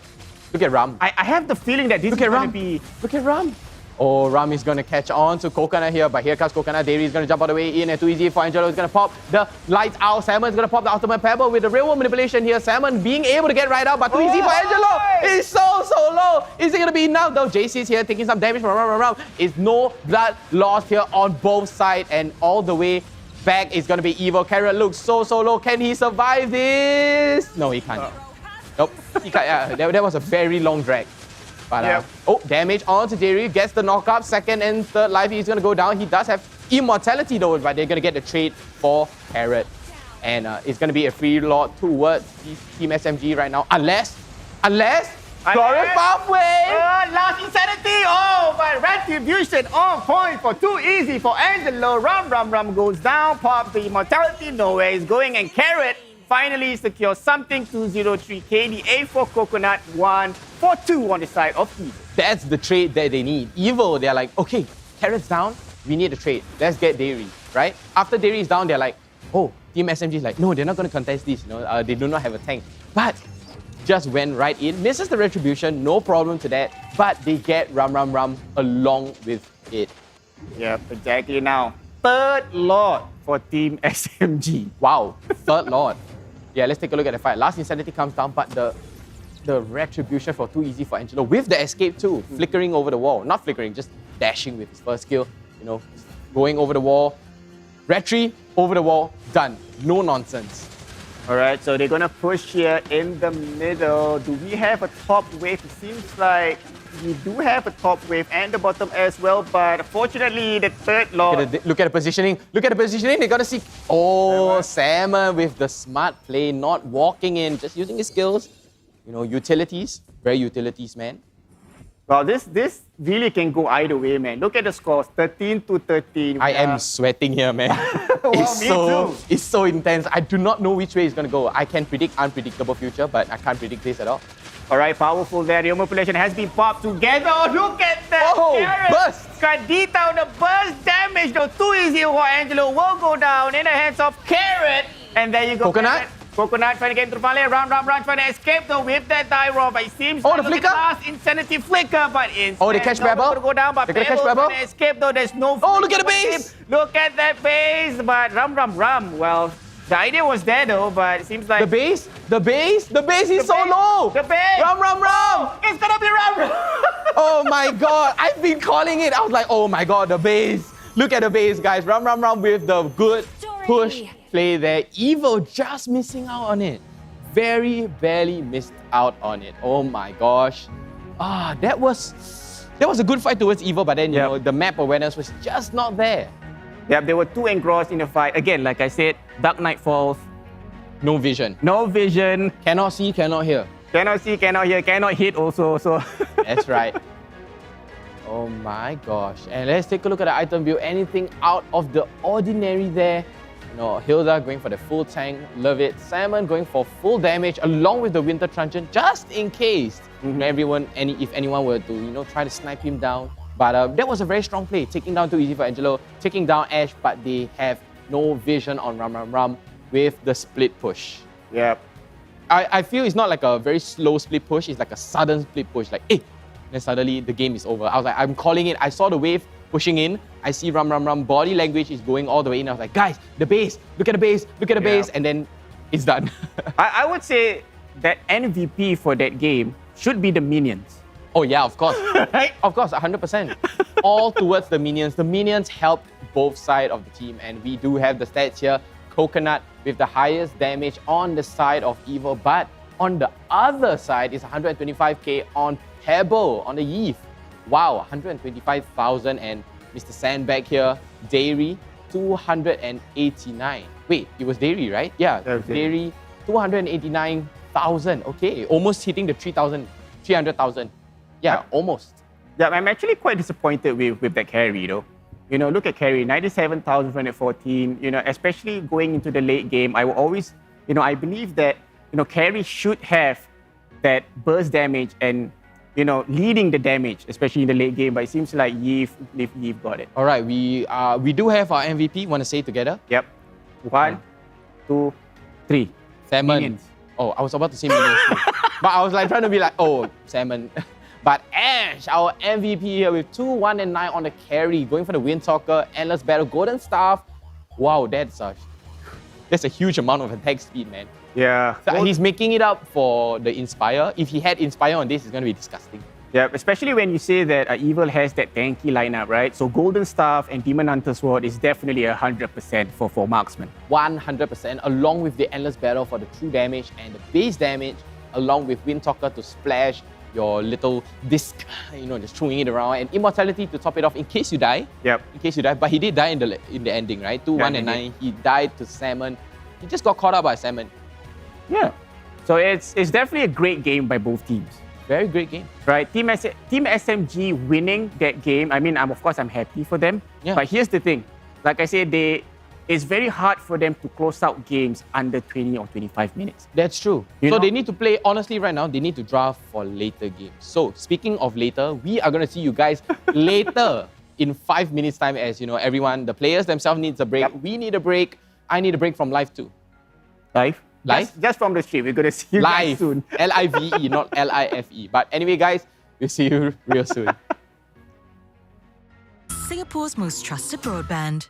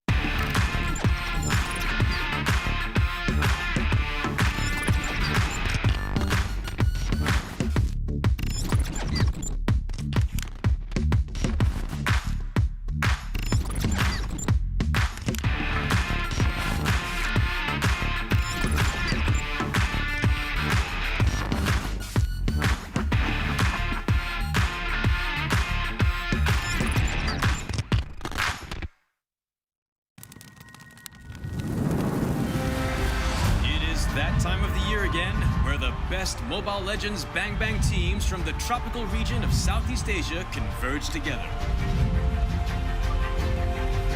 The MLBB Southeast Asia Cup, or MSC 2022. Who shall conquer and who shall be conquered? Which team will soar above the clouds and be crowned as the king of Southeast Asia? Like the Zodiacs, a total of 12 teams from the region will compete in 2 stages. The group stage and the playoffs. Each group of 3 teams will fight against each other in a best-of-2 match, where the weakest of each group will be eliminated. That leaves the remaining 8 to continue their paths of glory. To facilitate the epic battles between the giants, the MSC 2022 arena will be held at the City of Contrast and Diversity, Kuala Lumpur, Malaysia. Witness the clash of titans from the supreme MLBB region from June 11th until June 19th. Follow hashtag SupremeAC for more updates. Mobile Legends Bang Bang, where heroes make history. Homes are now where we work, learn, and, play? Oops. Homes are where we build spaces So loud. to call our own. Power on and beyond with Singapore's most trusted broadband.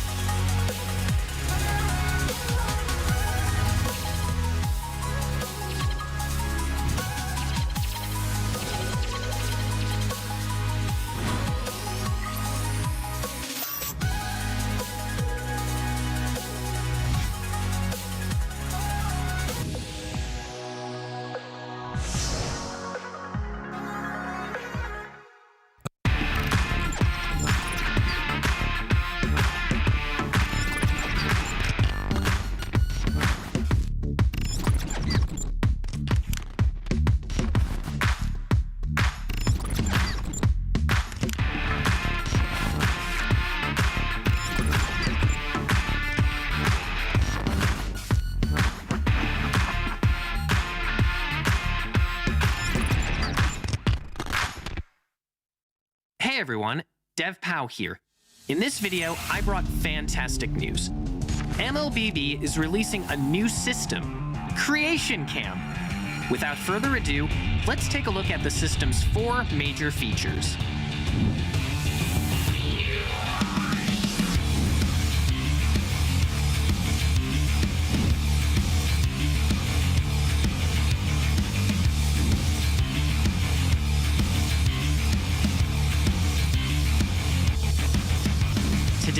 be recommending a few of my favorite gameplay. Watch carefully and make sure you don't miss a step. 1. Hide and seek. This gameplay allows you to fully experience the thrill of one against many. Now that it's hide and seek, we first need to assign the roles of the two teams. You can configure the size of each team on the configuration screen. First, I'll set one player from Team A as the seeker and 5 players from Team B as hiders. Next, I'll check the hide minimap avatar. Coconut. This is what Coconut was doing. That's all he's doing. But guys, welcome back to the second match of EVO up against Team SMG. Still moving under gunfire, no guns involved, but unless they pick Beatrix or... Well, most marksmen have guns. I mean, there's one who uses a soccer ball. There's one who uses an arrow. There's one who uses a bow. That's true. Shuriken. Oh, Shuriken. Yeah, Shuriken. There's a shotgun, there's a machine gun, there's a sniper. That's all in one in Beatrix. But here we are on the second game. Team SMG, one up against EVO. EVO's going to come back and then get 2-1. Come back 2-1. Yeah, come back 2-1. SMG. No, but SMG already I give you one. Give me one. No, I'm going to give you one back. It's going to be EVO 2-1. Now that the score is like this, he's going to give me one. SMG 2-1. I'm going to give him back an EVO 2-1. Okay, so if it actually goes to a 1-1, not pick the 1-1 as in 1-1. Just a pun. It's not Chang'e, it's change. Wait, someone said that. It was Pebble. Pebble. Yes, I knew it. Change with a apostrophe. Yeah, I love that. It's like, am I the only one who noticed it? Or, one of my friend did say it's not Chang'e, it's Changi. Changi. But yeah, Changi. Okay, that's weird. I'm just not gonna do that anymore. I just sound like an idiot, man. I just sound like an idiot. But we're gonna go into the game real soon. Yes, I feel they should pick up Lloyd. No, I don't want to jinx it. But I feel this time they might be going for a different kind of strategy, drafting-wise. Drafting was okay for both sides, honestly. Yes. A bit of a, maybe 1 or 2 heroes tweak here and there for both sides, honest. But execution-wise, Team SMG has my vote. Yeah, yes, they can execute, but the thing is, I want them to win with confidence. Like under 25 minutes or under 20 minutes, In 5 minutes or mid. Or 5 mid. 5v5 mid. 5v5 mid all the way. You look at like EVOS, RSG, they can close down games, under 20 minutes. If you want to stay up there, you got to prove yourself that you got to tell all the teams that, hey, I can finish games under 20 minutes. I'm the team to watch. Yeah, I'm the team to watch. I'm the big, big horns? The big kahuna. Big kahuna. Isn't that the teeth? The rar on the EVOS? Yeah, it's the EVOS boy here. What? Are you? Me? Yeah, because you say big kahunas, this is the teeth. No. The big canines. That's Spanish, man. Big kahunas on the EVOS. But we are going to go into the draft pick right now, ladies and gentlemen. Very, very soon. I got a high five from the back. They tell me 5. I was like 5 or high five. But yeah, we are going to go in really, really soon. But I can't wait to see what are they going to be picking. Are they going to go for a new meta? Are they going to go towards the RSG meta? I call it the RSG meta right now. For the tank meta? No, RSG with the Ling, the Lancelot. Okay. Who knows? He might even bring out a Hayabusa. Maybe Kalita jungle also can. If you expect unorthodox picks, right? Team SMG and EVO, they definitely prove that they can pick, weird heroes. Yeah, thinking about picking, we are going to go straight into the ban pick right now, and let's see who's going to be banned out. It is going to be Fanny. Oh, still the same, but they banned out Yves and their own Dyrov. Okay, so it could be hinting that Pebble might go for the Loi or Fasa. Just saying, or maybe the Kagura, right? He might go for the Kagura, maybe a Fasa. This is one of the mage that you have to look out for. You don't see Pebble play Lilia that much on MPL, just for a fact. But I feel that, maybe he did train for Lilia. This might be SMG hidden secret. But EVO, right now, I've got to say, you guys did not notice this, but EVO, their own personal handphones has the EVO phone case on it. I want to get one, but my phone is a little different than everybody. And the Marsha band from EVO, okay. So SMG right now, they are going to be forced to pick something different and very random. And we do have Fenrir on the side of SMG and on the side of EVO. For the coach, we have Coach Vertigo. Coach, I see what you're doing there. Telepathically, no, the coach for EVO is Vertizi. That's my brother. I'm Vertigo. Oh, okay. Yeah. Vertizi. And then, yeah, Vertizi. And on the, free pick on the Grok right here. It's going to be a Grok EXP, 100%. You sure? Doubt. I mean, Grok can be in. I mean, Lossie plays Grok. I think in the first game, right? He did. Tank. He did. But I mean, that's the flexibility of a blind pick. For first pick, you should always go for something blind, something flexy, something random. But on the side of Evil, they have the answer. It is going to be Hilda. And following it up, who tell you never ban Xavier? Ban Xavier, and ban Xavier. You see, this, okay, finally we get to see Xavier. I mean, me, personally. I'm not sure about the other games because I'm not professional. I don't do my homework because, you know, I'm a rebel like that. Just like Evil. Evil is the rebellious team. But going with the Xavier pick, that is going to be so much CC. SMG answering with late game stacks from Pebble here on the Sicilian. I nearly said Camilla. Oh, wait, but Camilla though, it could be a very good combo. But not very viable here. Yeah. Yep, no bans on the Karina. Too easy for Angelo is going to be easily picking up that Karina. What are your thoughts here so far, Fizzy? I mean, it's pretty standard for SMG. We know that Sicilian is definitely an S tier mage now. S tier. You know, S tier. I've seen a lot of, you know, even though it's pub games, but Sicilian being banned out quite frequently. Very frequently. Right? I mean, more often than usual. Exactly. So, but the thing about this Sicilian is that early game, he's very mana dependent. Yeah, 100%. But this is why, if I'm not wrong, some people, if you want to go for the damage, you go for the mage emblem. But if you want to go for the late game, they go for support emblem with high cooldown, high regen. That is how Sicilian players play. I mean, maybe pubs-wise, I'm not sure about competitive, but Evo picking up that Baxia on the jungle, that is going to be so detrimental towards SMG. That Baxia is going to go right in, stop that Sicilian, just throw his disc out, keep throwing. Tortis Popoy is just burning away Pebble's life, forcing him to back all the way. I know, but the thing is, Evil picked Baxia before in the first game. Banning away, look, that's true. You know, and they lost. Oh. You know, so this is the thing that when I look at Evil, that are they not comfortable with having tank jungles? I think they're very, very comfortable with tank jungles. Because Powerful used to be a tank, remember this? He used to be a tank for so many seasons, and Evo banning out the Shredders here. Smart play, banning away the carry, banning away the 1-1. SMG banning out away the tanky boys. Tanky boys sustain. Look at SMG here. Dyrov, Esmeralda. Oh, Esmeralda ban. I feel this could be a Uranus. Can be a Uranus. Because Esmeralda is a very good counter against Uranus. She just cuts shield. If you activate your shield as a Uranus, free cuttings. Yep, and it's that okay. If SMG bans Esmeralda, most likely they would want to go with that Uranus. So Uranus pick. I mean, they are missing. And if Grok goes to the roam position, yes, you can pick Uranus as the EXP laner. Yeah. But if you're gonna put Grok as the EXP laner, you don't wanna have Uranus as your roamer because he doesn't have CCs. No, this is the good part. What if Grok goes to the EXP lane and Uranus goes to the goal lane? Oh, no, it's going to be a Grok goal lane. Are they? Let's see.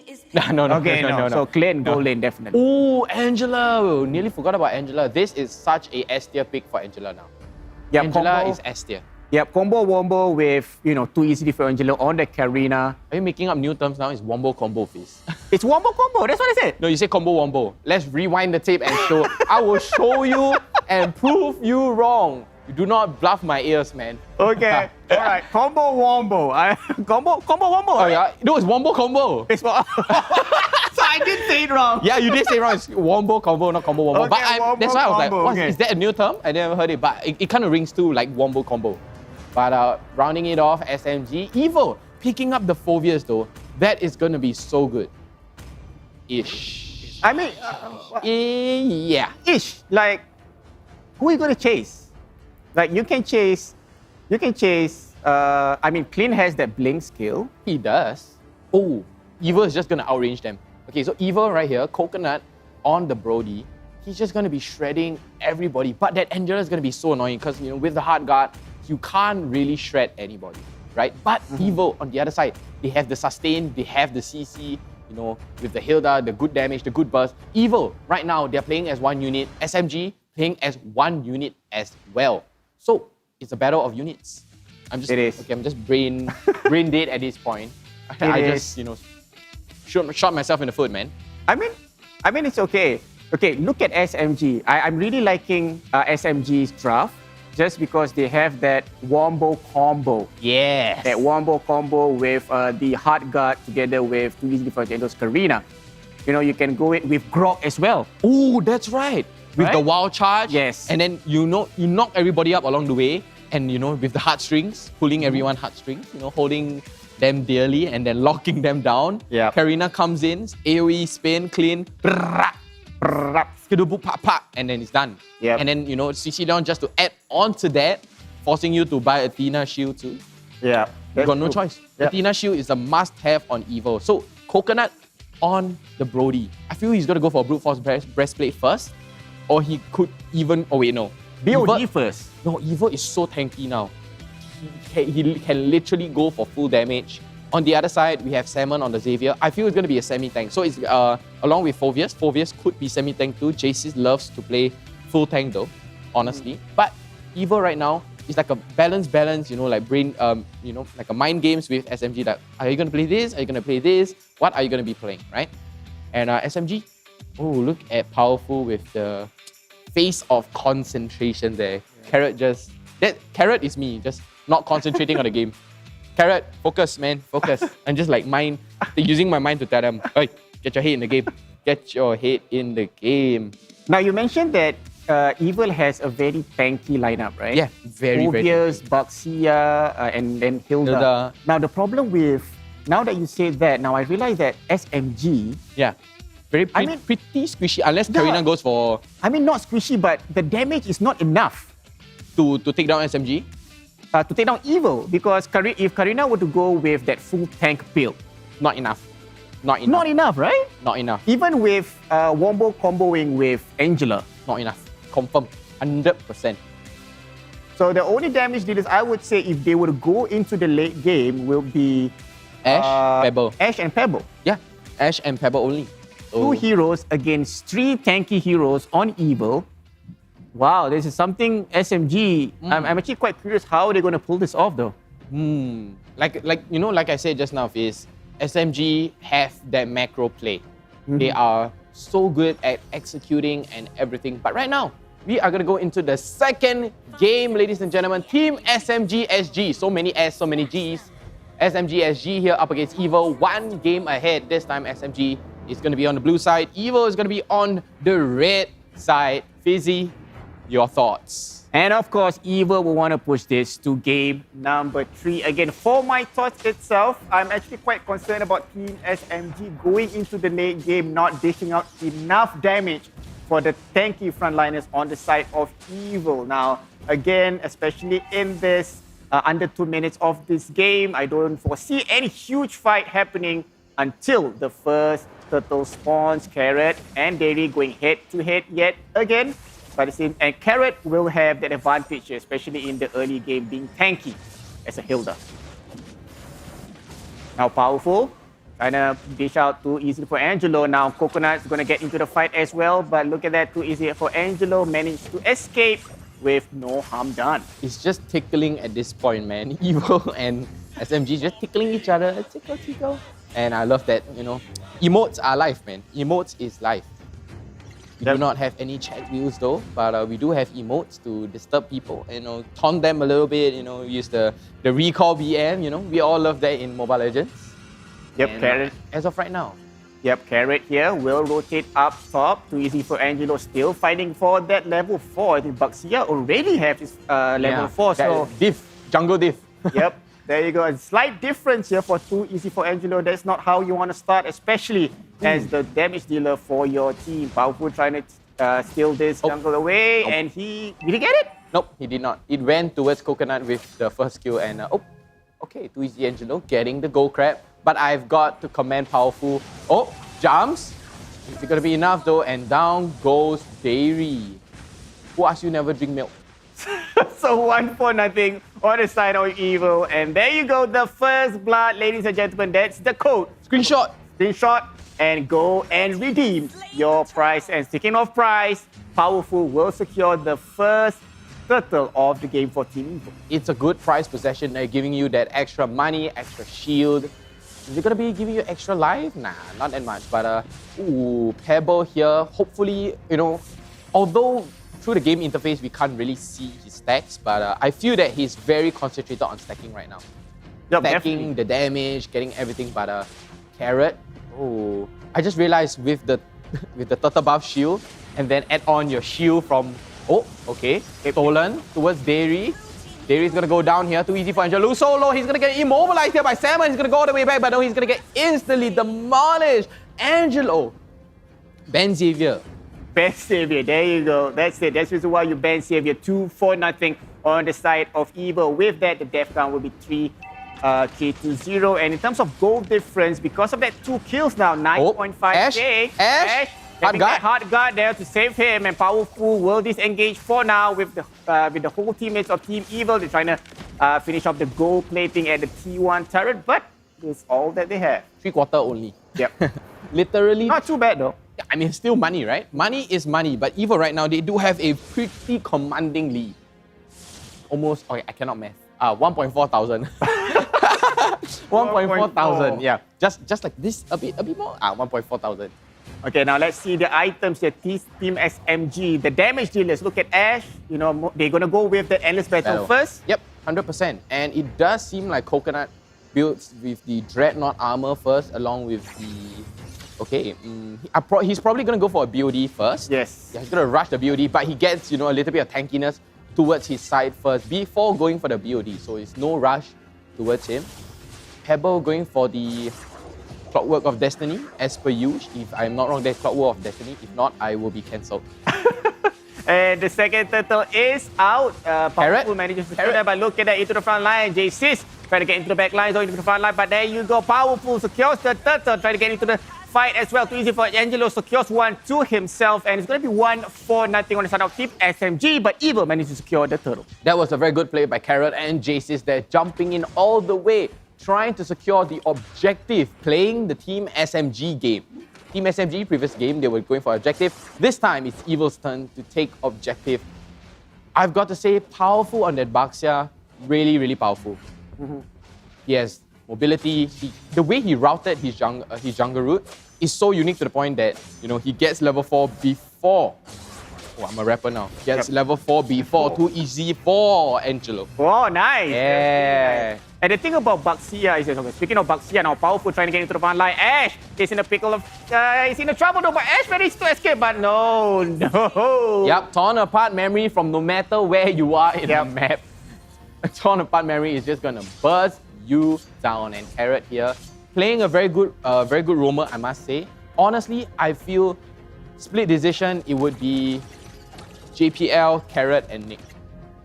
For the best roamers? For the best roamers. But playmakers-wise, it's going to be lousy gear. In my opinion, right? Pure opinion only. You can take it, you can don't take it, I do not care. Right? You can take my opinion, it's okay. If you're going to say sorry to me, don't be sorry. Be better. Be better. All That's right. right, man. That being said, though, T1 turret goes down on the side of Evil, securing one objective for the game, which means that they are leading here, not in terms of objective, but also the death count and the goal difference. Now it's up by 3K, which is pretty worrying, especially in this early game. Free shield. Free shield for Carrot. Carrot does have his sprint though, no? Oh, he has the first skill to sprint away, but he does not have his sprint summoner up. As of right now, Evil, Powerful.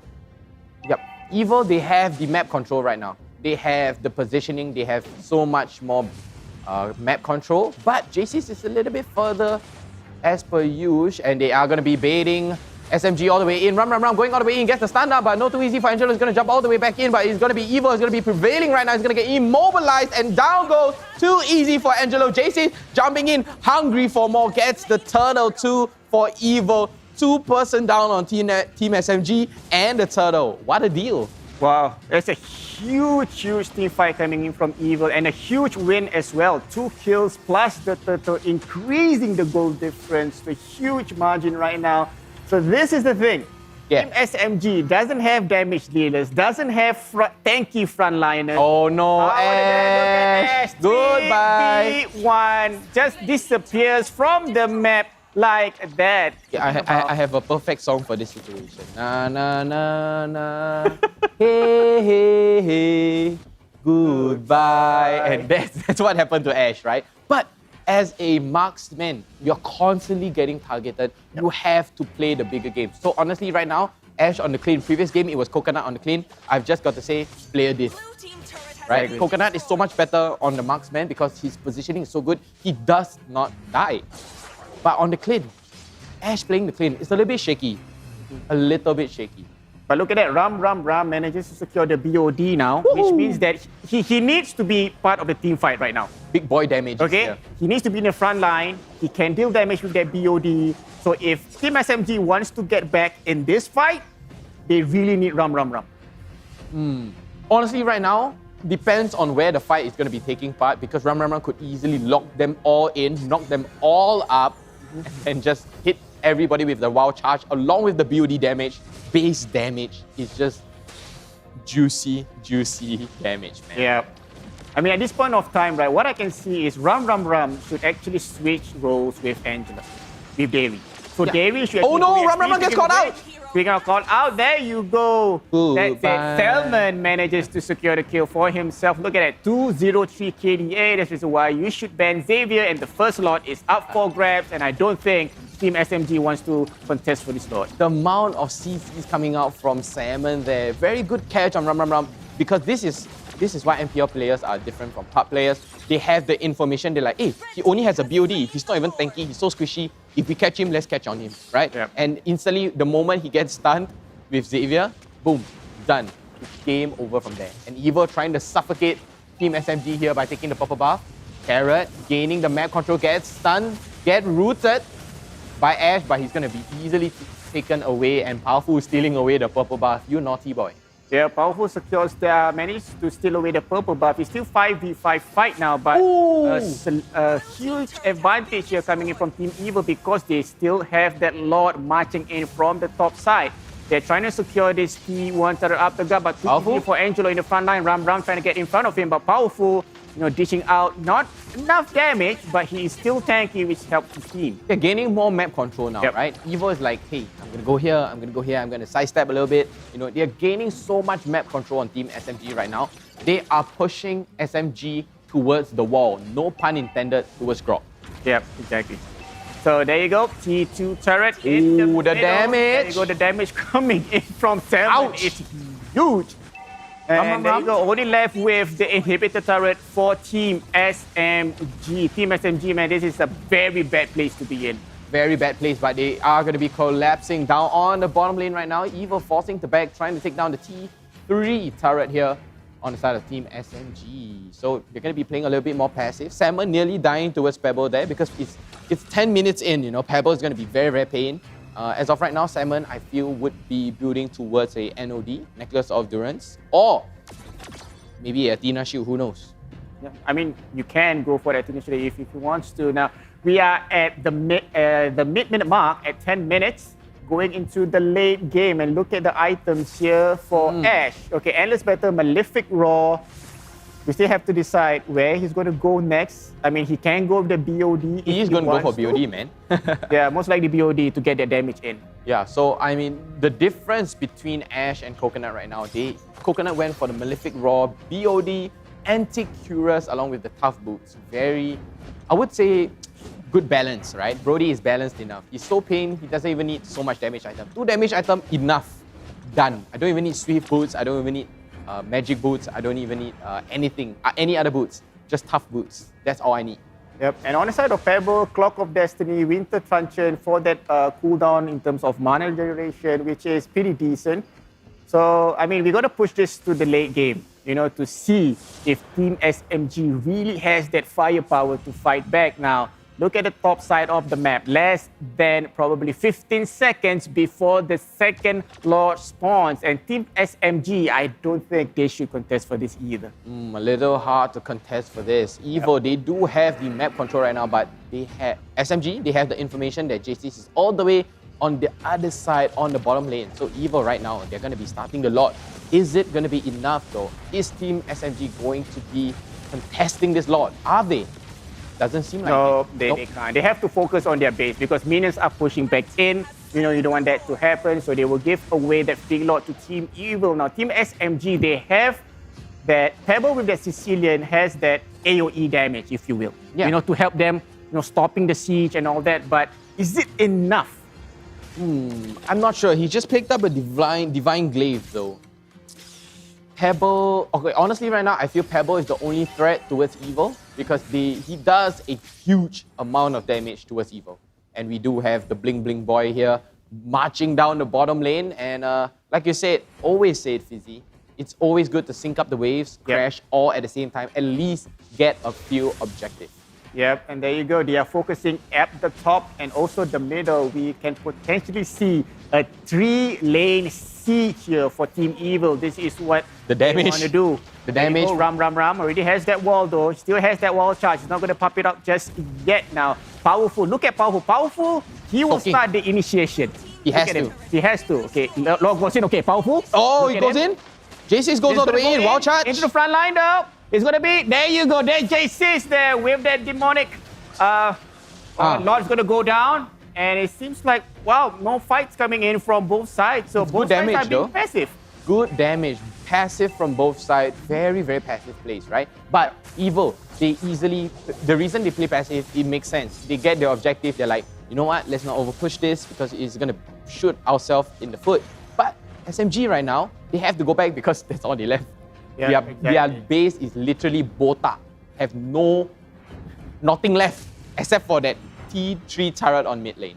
That's exactly. Now, Team SMG with that Karina, I don't think they can go. I mean, backdoor. It's a bit impossible because unless you have like a Hayabusa or a Hayabusa or a Ling, Ling you is can. great. But with Karina, I mean, backdoor is not an option right now. No, not an option. Not very pain, I must say. Oh, the wall onto JC's SMG. Do they have the vision though? They have no vision of whoever's inside. Gets sucked. Too easy for Angelo. Is it going to be a jump here? JC jumps all the way in. Powerful initiation. Hard guard here onto Pebble. Pebble's going to be walking all the way back. And it's too easy for Angelo. Is going to get caught up. But the damage is going to go down onto JC's right now. 7 pops the ultimate. Dawn upon memory coming down. He's going to pop the immortality for Powerful right now. And Pebble still in the hard guard. Powerful going to go down. JC is going to go down. So is Coconut. And all that damage coming out from Pebble himself along with Ash. Yeah. Credits to him. Credits to him. 3-4-2. Team SMG is fighting back now in this late game. So we know that Pebble can dish out damage. We know that Ram can be in the front lines together with Too Easy for Angelo on that Karina. But is this going to be enough though? Now Lord Camp is out. It's going to be another Luminous Lord here coming in into the land of Dawn. Now Team SMG, even though they won the last fight. They did. I don't think they should be contesting for this Lord, even though they won the last fight. No, but right now they do have 5 men up. They can have map control. They can bait EVO into going to, taking the Lord. Or the reverse mind game. EVO could bait SMG into taking the Lord. Yeah, I mean, SMG can bait the Lord, but if they want to bait the Lord, they need to win this upcoming team fight. They need to win. Nope, here comes the contest from both sides. Carrot trying to pull everyone away. Too easy for Angelo. He's at a very... Is within striking distance of the Lord. Wild charge. Too easy for Angelo to get into the bike line. And there you go. Coconut goes down. Too easy for Angelo fighting back together with that hard guard though. What is going to be enough? Too easy for Angelo to go down in the hands of Carrot, but not Carrot, sorry, in the hands of Salmon, but Carrot trying to get into Pebble. 2 for 2 though. It's going to be 2 for 2 for now. It's going to be an initial. Ash is dishing out damage, trying to escape though, and he will secure that killing spree. He secures 2 kills for himself, and it's going to be 3-4-2 on the side of Team SMG, winning the team fight again. It was so level until Pebble came and destroyed the party, Come and poop on the party. Party pooper here for Pebble, but this is what Team SMG is doing. Teamwork with that Sicilian. Let's take a look back again on the highlight. Carrot went all the way in. They do not have info on Ash. Ash playing the very, very smart game, gets the stun onto Pebble, trying to not let Carrot die. That's the teamwork there, but JC's jumping all the way in. Not enough though. I'm actually quite surprised how fast Carrot was running. He was like, away from that fight. Why are you running? Why are you running? He's literally running so far away. He pops the sprint, pops the first kill. Nope, I'm not playing this game. Yep, Lord is still up for grabs here. Team SMG winning the last two team fight. Evo will be starting off now. Lord is at half alive. Can we see too easy for Angelo try to snipe this with retribution? No, it's a bait. Oh, Coconut! Coconut in the front lines, paid the price in the hands of Ash. Now, Team SMG going all in. Too easy for Angelo, bringing down Salmon. Salmon goes down. Look at Demonic Force trying to stop. Too easy for Angelo, but look at Pebble killing spree.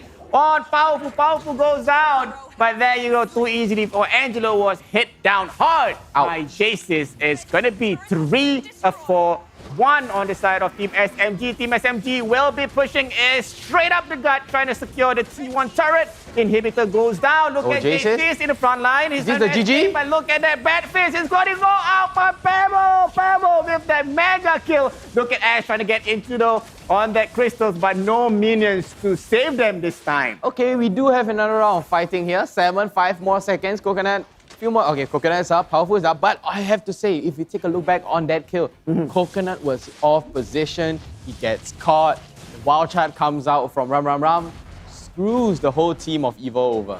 Yeah, definitely. Now, when you look at the team fight and the previous game and this game, right? It seems like Evo and Team SMG are pretty much similar teams. That's true. Right? Both new. I mean, we do have veterans on the side of Team SMG. We have new bloods coming up from Evo, but they have nothing to lose. Okay, too easy for Angelo trying to initiate again. Ram, using that Spinneroonie. Spinneroonie, I like to call it. Spinneroonie. I mean, Lord is still up. They can go over this Lord now. For Team SMG, they have that map advantage. They have that map awareness, though. Look at that, Powerful. Wait for Powerful. Powerful will be the guy who's going to be in charge of initiating the fight if he wants to. They're waiting for the snipe. They're waiting for the snipe. You can tell that, huh? SMG is baiting Evo right now, and Evo can smell this. If they do not smell this, I will smell them later. So Lord will be resetted too easily for Angelo. We'll start it off again. It's a matter of, this is 50-50 to me, man. It's so 50. Yeah, Powerful, just spinning around with that shield unity. Ram, charging it up. Both teams respecting each other. Pebble trying to get that claws in, but... Good damage, though. Yeah, Team SMG, they are not committing to the fight just yet. They want Evil to commit first before they go for it. Evil's like, no, you go first. SMG's like, no, you go first. Yeah, it's like no, you go first. No, the other time I go already. No, now you go. I don't want to go. So it's like a back and forth here between Evil and SMG. They're just baiting each other out, trying to get more information. They're like, no, he's here. Oh, no, he's here. And then, here comes Ram with a giant Beyblade to spin in your face. Yep, exactly. Both of these teams, they respect each other's damage. They respect each other's capability. And that's are they going to catch on Ash? Trying to get on Ash, though. That is the initiation part, but it seems like Evil did not catch that. So it seems like Evil would not be engaging any further since Powerful doesn't have that shield unity and already used that turtle poisons. Poissons. Yep. Poissons on the croissant. And right now, Evo, they do have the map control over SMG. Dairy is all the way on the other side, but he does have the hard guard. Here comes the Powerful. Demonic, Raw. Ball charge from Ram. On the pop. Memory is going to pop that immortality right now, but too easy for Angelo. It's all the way in the back, but here comes the hard guard onto Pebble. Pebble's going to dish up so much damage. Jace jumps over with the demonic force, but it's not going to be enough. He's going to get bursted down by Pebble, and here comes Evo. Evo is going to be a 4-on-5 right now. It's going to be fair. Everyone's going to be playing passive, but look at where the minions are pushing in. MVP minions there. I mean, it gives Evo more space. It gives Evo so much more space. Because Team SMG, they were winning that fight, right? They were choking Evil. Now, because of that minions, forces Ram to go back together with Dairy. So they cannot engage to that fight any further. But again, Lord been starting out, I don't know for how many times, I think 5 or 6 times now. 50 times already. We've been here 20 years. And double stun here for Salmon, but Ash looks very, very low. Coconut looks so low. He's going to get pulled back, but here comes the ball. Immortality from Coconut is going to get popped right now, but look at it all the way in the back. It's going to be Carrot, and down goes Coconut, but down goes Ash. In return, Carrot trying to save his team over there. Double kill coming out, and it's going to be a heck of a fight. 2 for 2 here. It's going to be so fair. Powerful looks so low, but here comes Jaces. Oh, Carrot taking a drink. Yep. Mid-game, he's dead. He's like, I'm dead. It's okay, I can drink water. 242, 65k for Team SMG, 61 for Team Evil. Doesn't really matter. It's all full build right now. All full build? Immortality all across the board. Everywhere. Too easy for Angel doesn't have that. But he's tanky. Oh, he went for the full tank arena. Yep, he did. That's why there was damage lacking. But Pebble with the insane positioning, right? His positioning is so insane, and you know, as a late game hero, you're just gonna stack, and you know, it's gonna be a huge problem towards Evo. And on the other side, Evo is gonna be all building Athena shield. It does seem like Evo is trying to rush for this Lord though, but they are 2 men down. SMG is 2 men down too. It's gonna be a 3-on-3 right now, and everyone's gonna come right back up. And here comes the Lord. It's gonna go towards Powerful, and Evo finally securing the Lord and Twilight armor for Carrot. Okay. I like that. Very good item. It's a balanced item. It's a good play there by Evo. I know they were rushing for the Lord, but they have to rush because too easy for Angelo was out. Yeah, he was still on cooldown. Just literally the moment the timer clicks down, and then like, no, let's faster rush this before he comes. Yeah, especially when Baxia has that retribution. Now, Lord is in the side of Team Evil. Lord will be marching up top, which means that they need to sync the mid and the bottom as well. They're going to start rotating in the bottom to have that split push, if you will, on the side of Team Evil. I mean, on the top lane right now is literally Bald and Botak right now. They have no turrets at all. So right now, Evo, they want this tier 3 mid turret. They need the tier 3 mid turret. Here comes Sanguine Claws.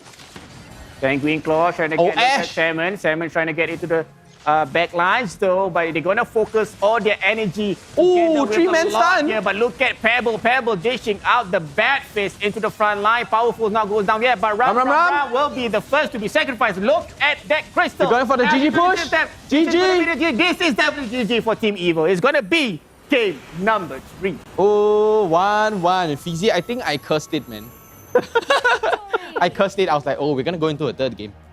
100% third game. And then I was like, oh, okay, there we go. Third game coming up for Evo and SMG.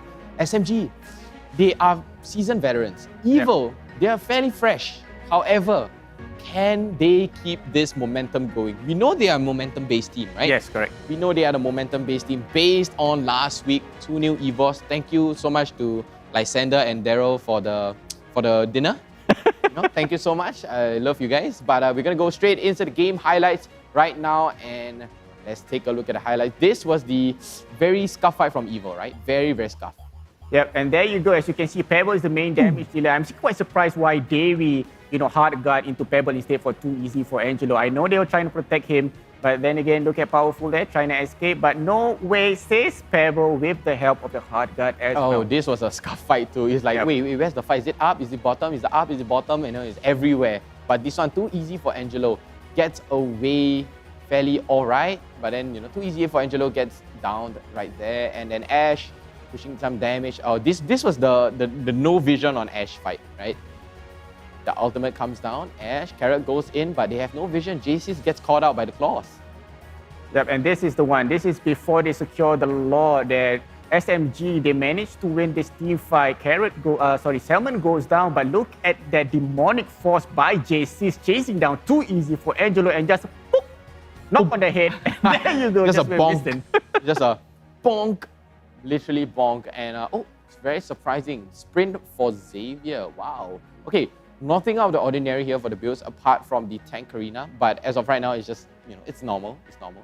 Yeah, but I would like to say about Xavier though. Xavier is a new hero, so there is no like copy and paste kind of item. So we see what Salmon builds here. He has the Clock of Destiny, Winter Truncheon, Enchanted Talisman for the 20% cooldown reduction. Exactly, along with more mana to spend, along with Divine Glaive to top it off with Immortality, and an Arcane boost for even more magic penetration. He was so pain, right? In the ending, we saw how pain he was.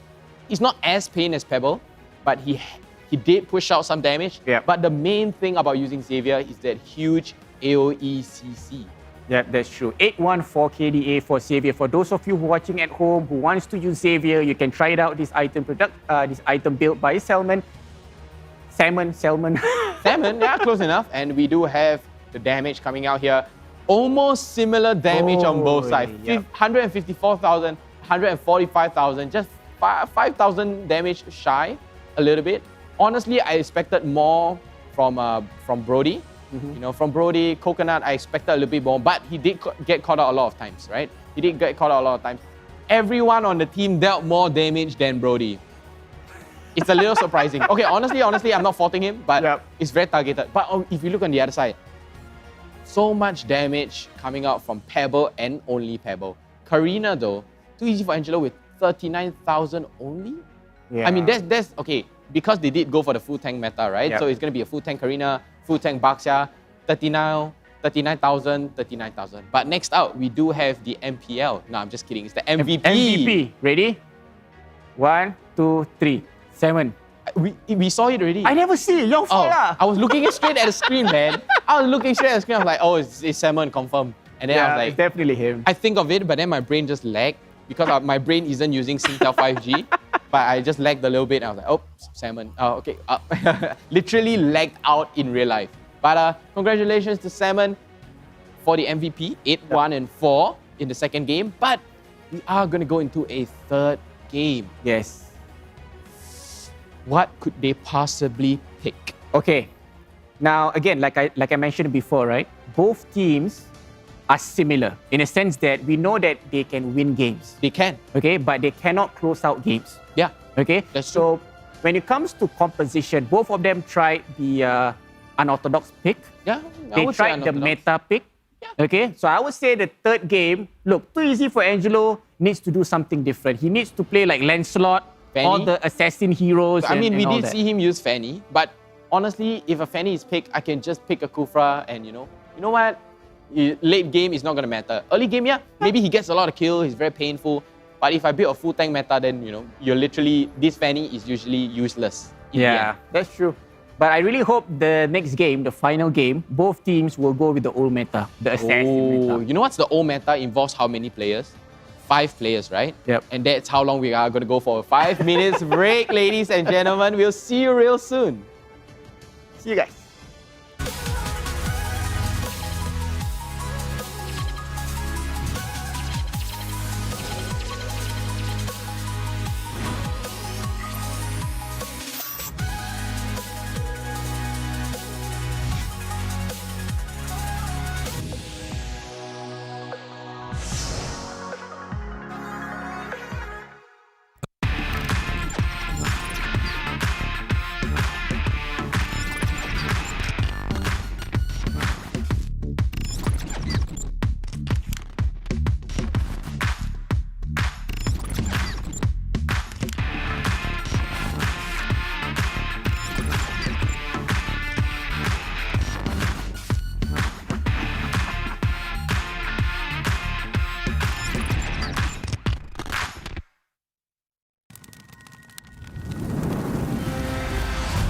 That time of the year again, where the best Mobile Legends Bang Bang teams from the tropical region of Southeast Asia converge together. The MLBB Southeast Asia Cup, or MSC 2022. Who shall conquer and who shall be conquered? Which team will soar above the clouds and be crowned as the king of Southeast Asia? Like the Zodiacs, a total of 12 teams from the region will compete in 2 stages. The group stage and the playoffs. Each group of 3 teams will fight against each other in a best-of-2 match, where the weakest of each group will be eliminated.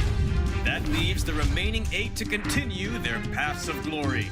To facilitate the epic battles between the giants, the MSC 2022 arena will be held at the City of Contrast and Diversity, Kuala Lumpur, Malaysia. Witness the clash of titans from the supreme MLBB region from June 11th until June 19th. Follow hashtag SupremeAC for more updates. Mobile Legends Bang Bang, where heroes make history. Homes are now where we work, learn, and, play? Oops. Homes are where we build spaces So loud. to call our own. Power on and beyond with Singapore's most trusted broadband.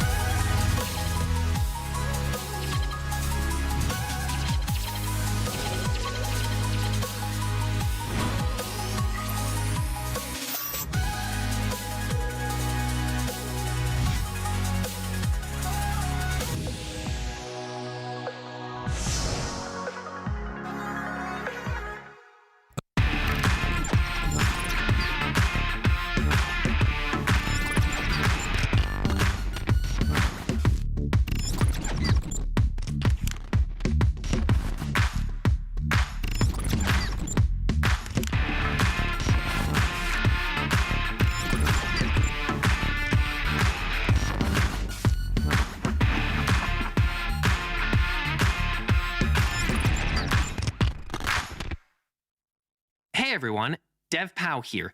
In this video, I brought fantastic news. MLBB is releasing a new system, Creation Cam.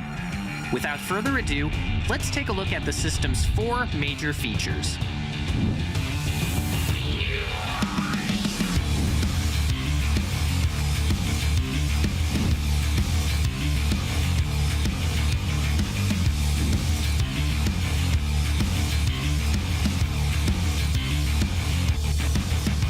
Today, I'll be recommending a few of my favorite gameplay.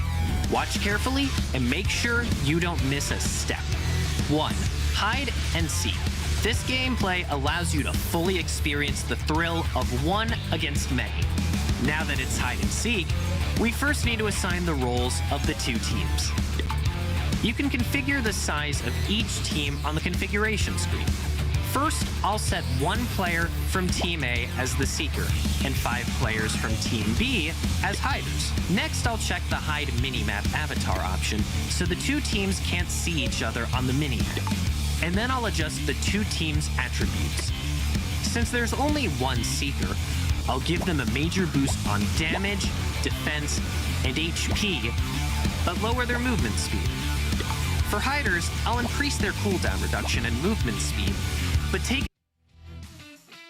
Welcome back, Mobile Legends Bang Bang fans, to MPL SG Season number 3. This is the 2nd series of the game, and we're going into the 3rd game of the 2nd series. Team SMG going up against Team EVO 1-1. Ooh, 1-1. Like we said, I'm sorry to everyone who has to work a little later today. It's going to be a long day, guys.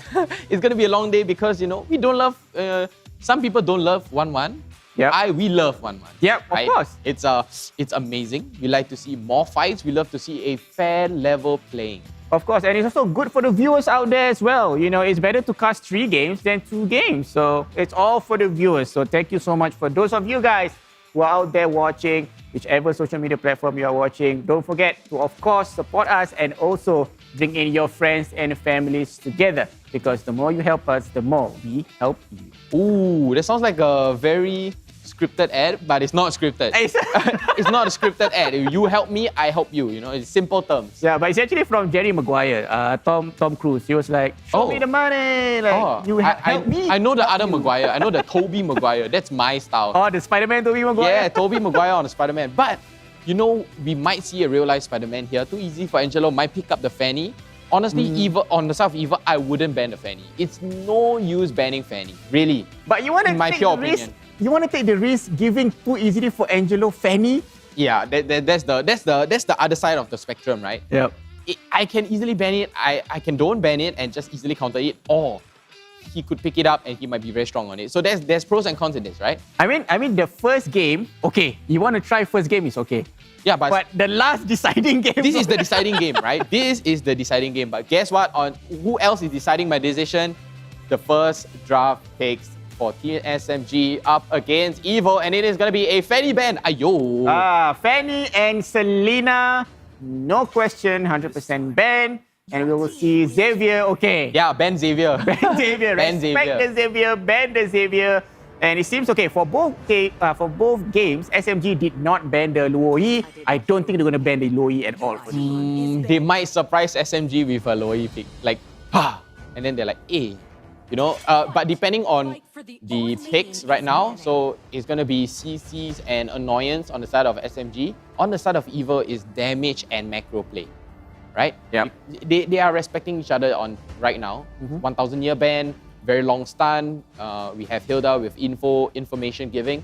EVO, on the other side, they are banning away, you know, too easy for Angelo. Respect ban. Valentina ban, respect towards Pebble maybe, and, you know, just respect towards the hero in general. In general, yeah. I mean, Valentina, like I said, you know, IMU is definitely a good, you know, ultimate to have, but you need to play it. EVO will ban out the 1-for-1 for Hilda, which is the Marsha, which is fine. Now, Team SMG is up for their first pick. They can go with the Grok, but Ram was okay with that Grok. Oh, it's a Dyrov. I like this. Some people call it Dyrov. I call it Dirov. You can... well... Potato. Potato.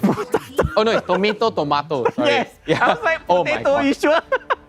Potato is a coach now, you know, potato. Yep. But as of right now, Evo is going to answer with the Eve pick, which is very, very solid. I love the Eve pick, right? It's going to slow down Dyrov so much, and then Grok can literally disrupt Dyrov, you know, depends on his timing too. But it does seem like it is going to be a Grok tank so far that I see, right? So far. As of right now, SMG is up next for the pick. They could pick their jungle right now, or maybe secure the goal lane. I feel goal lane is prioritized to the later stage or second phase of the ban. Yep, Karina is open. I'm not sure if SMG wants to go that route again with too easy for Angelo. So yeah, they did. Oh, it's gonna be a Pebble Kagura. All right, Pebble Kagura. All right, look at Salmon thinking very hard right now. Powerful, nodding in disapproval. Like, no, I don't think we should go there. And then Salmon, no, we're just trying to lip read here. Salmon's like, oh, I think we could go for this. And then Powerful's like, oh yeah, we could go for that. Yeah. And then Carrot's like, I'm Grok. I'm Grok. I'm Grok. I am Rock. It's the equivalent of I am Groot. This I am Grok. I am just a wall. I am a giant Beyblade. I will spin in your face. Yep, that's true. Now, Evil, they can secure their goal laner here first if they want to. Like, Clint is open, Brody is open, Brixix is open. Baxia? Trust. Need no protection. Need no protection. And that is Baxia. I can smell it from afar, man. I can predict the future. Alright. Okay, everyone's hating me for this. No, it's fine. Okay, Baxia did fairly well, especially in the early game just now. That forces Evil, not say forces Evil, but allow Evil to be aggressive in the early game. Yes, very aggressive. And put SMG the backs on the wall, especially in the first stage of the game. Now, SMG, with the banning, they will ban the glue. It's a respect ban from Evil, right? Because both of these teams went to qualifiers and Evil popped out the glue, which ended up winning the match. So glue will be banned out. Evil will ban out the carry just to respect Ash in the first game when he was using with the carry. With the carry on the attack speed, easily shreds anybody. So they might be going for the 1-1 ban. Yep, they did. Okay. Yep, I can be a coach already, man. You can. Somebody pick me up after MPL, please. Hello, Evil. Hello, Evil. Phone call away. You know, you got my number, I think. But SMG right now, they're going to go for their last ban, 1-1, and carry being taken away for the Shredder. They might, they ban away the Phoveus, very good. Evil, they might, who do you think they're going to be playing on the EXP lane? I feel it's a Paquito. I feel. Yeah, EXP lane, I mean, the Paquito will be great to you know, mess up the Kagura, the Karina, and maybe the Dyrov. He has very good sustain, good burst too. Maybe he can easily burst down Kagura, but there is a debuff, right? There is a debuff. But banning away the Phoveus and the glue from SMG. Right now, Evil, they are going to be picking up their EXP laner, hopefully. Oh, no, it's going to be Clint. Okay. Coconut on the Clint, very fair play here. But if he gets caught out, he gets caught out. Yeah, that's true. His positioning is going to be so vital here in the third match. Just by judging on the draft from SMG. Yeah, now Evil with Coconut. Okay, remember Coconut played Clint in the first game? Yes, he did. He had like 0-0 KDA like throughout 20 minutes to 25 minutes of the game. All the way. All the way, right? This is what you call positioning beast. So his positioning is definitely okay. He needs to watch for it. But SMG, now if you want to catch Coconut, you need someone to engage in the back line. I feel that's Kagura's job. That is Pebble's job as the Kagura. Or maybe too easy for Angelo and Ram. All these three are backline rushers. And we have the Beatrix, like I said, to shred everybody. And who is going to be the support? It is going to be the Matilda. Finally coming out after so long. Oh, Fenrir just doing some hand signals there. No. No, what are you doing? We picked wrong. Nah, we picked wrong. Nah, but it's going to be a 1-1. But it does make sense. This draft from SMG makes sense. Evil right now, they need a tanky EXP laner, right? Right now, they need a super tanky EXP laner that can sustain. Yeah, Salmon is saying that powerful. I mean, yeah. Okay, if Grog is the EXP laner, he's tanky. So it can either be an EXP or a roamer here. EXP. Oh, the triple tank from Evil. SMG, how are you going to shred this? Nothing. You're going to shred your phones after this, man. Wow. Man. Okay, honestly, if I'm JCS right now, I'm playing the Hylos. You know what I would pick for my spell? Petrify. Right? It makes sense, right? You can lock down the stun on somebody. You can press Petrify to stun a nice big area around you, deal damage, with the second skill on the high-lows, along with that Curse Helmet. Oh my gosh, you're gonna burst. Okay, you're gonna slowly burn away SMG. Yep, I think that's the reason why they bent out the carry. Yeah. Go for that 3-tank setup. They don't want to get shredded. Although, maybe Beatrix can shred, but, that's early game to mid. Yep. Okay, Beatrix is somewhat of a late game, right? Somewhat of a late game, but with all the items up, I think she's not being able to shred. Yep, and there you go, ladies and gentlemen, Mobile Legends Bang Bang fans. Welcome to the land of Dawn. This is series number 2, game number 3. Whoever is winning this will have the position up a spot. Now, Team SMG is going to be on the left, EVOS is going to be on the right. We're going to focus here in the jungles where Karina, too easy for Angelo, and Powerful will try to get that level 4 under 2 minutes. Wow. He could, honestly, 1 minute 30 seconds is the fastest you can get for level 4. That's what I know. Yep. Oh, Carrot doing good damage here towards SMG, but the Lethal Wanderer. Lethal Wanderer. Yep. The Lethal Wanderer. Very lethal. It's not that lethal. It's lethal. So lethal went in the hands of too easy for Angelo. Carrot here. Oh, no. Ash was forced to use the flicker. But Coconut. Honestly, I just saw on the player cam, Ash just scratched his head like, oh no, I made a mistake. I dashed forward. Now, with that being said, first blood. There you go. That's the code for you guys to redeem. And it's open for everyone who are watching here with us today. I'm not going to cast anymore. I'm just going to go redeem my free gift from the first blood. Nah, I'm just kidding. But yeah, Team Evil there playing a very good match. That was a little bit of a mistake from Ash. It could cost them the game. Honestly, it could cost them. I'm not cursing them, but as of right now, Team SMG, too easy for Angelo has a very good jungle route. Look at the mini-map right now. No jungle creeps at all. Yep, definitely. Now, Ram, with the help of too easy for Angelo, they have a very nice rotation here at Team SMG. Right? They know that the Lord is coming up, but here comes Powerful. Powerful just using the shield Unity to open up the maps. And again, similar to the last composition, look for Powerful to engage the fight. Yeah, Powerful is always there to engage the fight. The fight starter.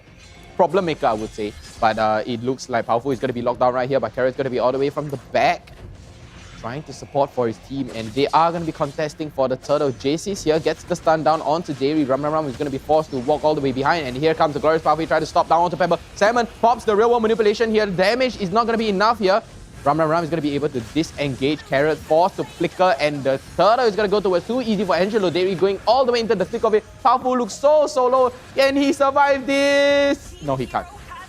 Oh, Powerful goes down. Team SMG securing the first turtle and getting one kill, and with that increasing the goal difference, 7.5k compared to 6.8, which is not too bad. Not too bad. Early game. Now Ash going up 1-1 against Coconut. Now this two, there's a lot of debate happening in this goal lane. Ash, Beatrix, and Clint, just the hero.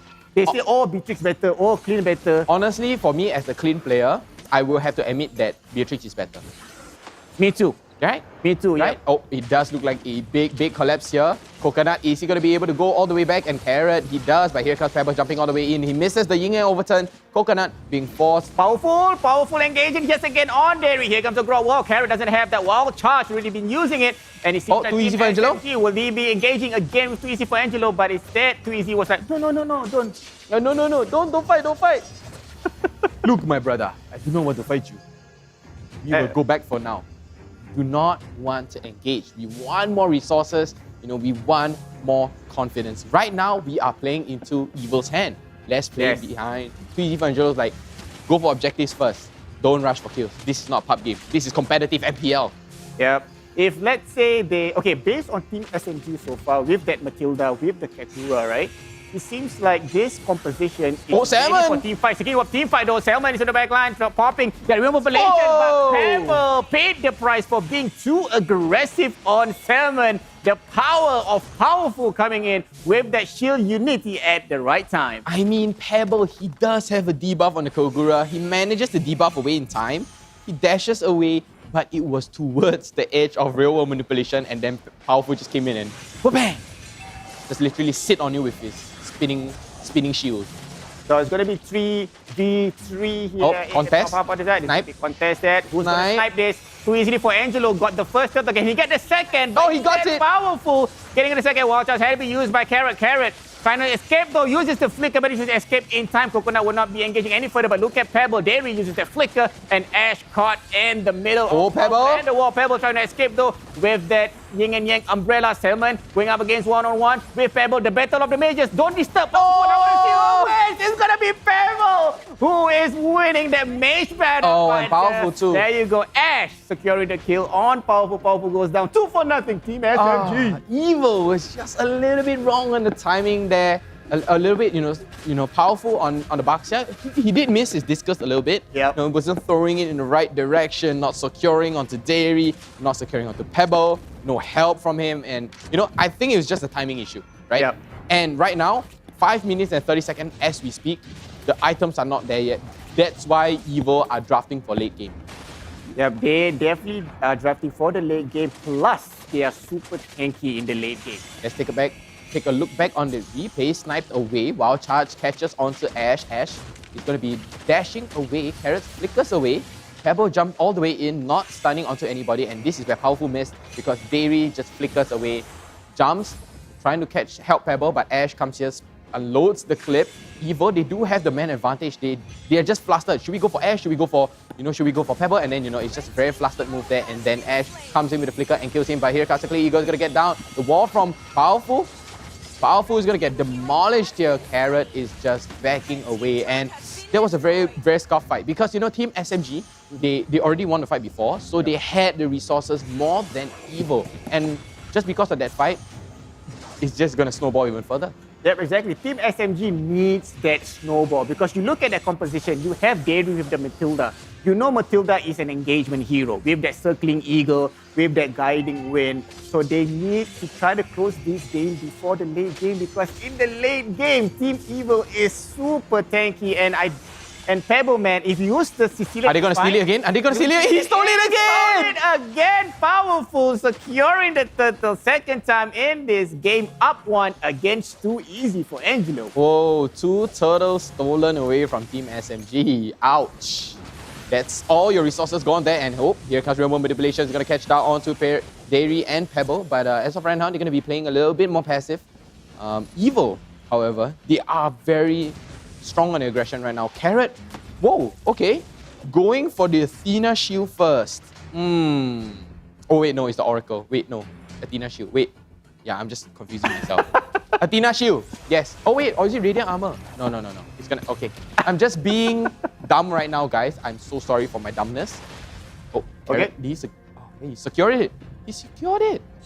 Wow, nice. Lethal Wanderer is the most important neutral creep out here. Too easy for Angelo. He's going to get knocked back here, and it could be a bait with the wall from Carrot, zoning out everybody. Yeah, so far no engagement for that one. But what is surprising in this game is Dyrov and Hylos has been very quiet. Yeah, they're just like... Yeah, they are just minding their own business in their own lane. EXP. Like, speaking of which, Ram is coming in right now. He has that burst damage though with that Abysmal Strike, the Abysm Strike. Berserker Fury has been secured by Coconut, so he has a bit of that critical damage, if you will, try to melt the tank. Oh, they are trying to collapse on Coconut here, but he has the information. But here comes the rest of Evo. Very good rotation here coming out. And the wall to disengage. But I have to say, Dairy picking out the Matilda was a very good play because it can get your teammate in and out of Grog's wall. Yep. And it's compliments. Oh, they might catch. As well. Speaking of a Karina, too easy for Angelo. Oh, I thought he secured the kill, but instead Ash. Kill steal there, or kill secured by Team SMG, 1-0. And you can see here, JSIS trying to get into the front lines. Powerful, it's going to be 3v3 right now. JSIS getting in that Law and Order and Ring of Punishment, slowing down Pebble, but Pebble just managed to escape. Easy free debuff. Okay, honestly right there, it was a very split fight. It was a cross-map fight. So Coconut there just got collapsed on the mid lane. Dairy got collapsed on, but easily gets away. And, Eva is going to suffer from that a little bit more. They do not have the burst because the main burster is getting collapsed on the top lane. So there's a bit of a loss from Evo. Very miscomm there. As of right now, 3,000 towards Team SMG. Team Evo, they just need to hold on to late game, wait for the clean to get his damage up, and try to hunt down onto Ash. Yep, definitely. Now, Team SMG, this is their lot to secure, but... Oh, run. Look at Powerful. Glorious Powerful has been popped by J6. Durable Population has been popped by Salmon. Here comes the fight coming into Dairy. Dairy trying to get engaged into the front line, but too easy for Angelo. He wants J6. J6 will go down. Killing spree. Ash secures one on the side for himself. Powerful goes down in the hands of Ash. And with that, 3-0, a free Lord for Team SMG. He's gonna come back. Evo's gonna come back. I trust. Let me channel my power to Evo. Look,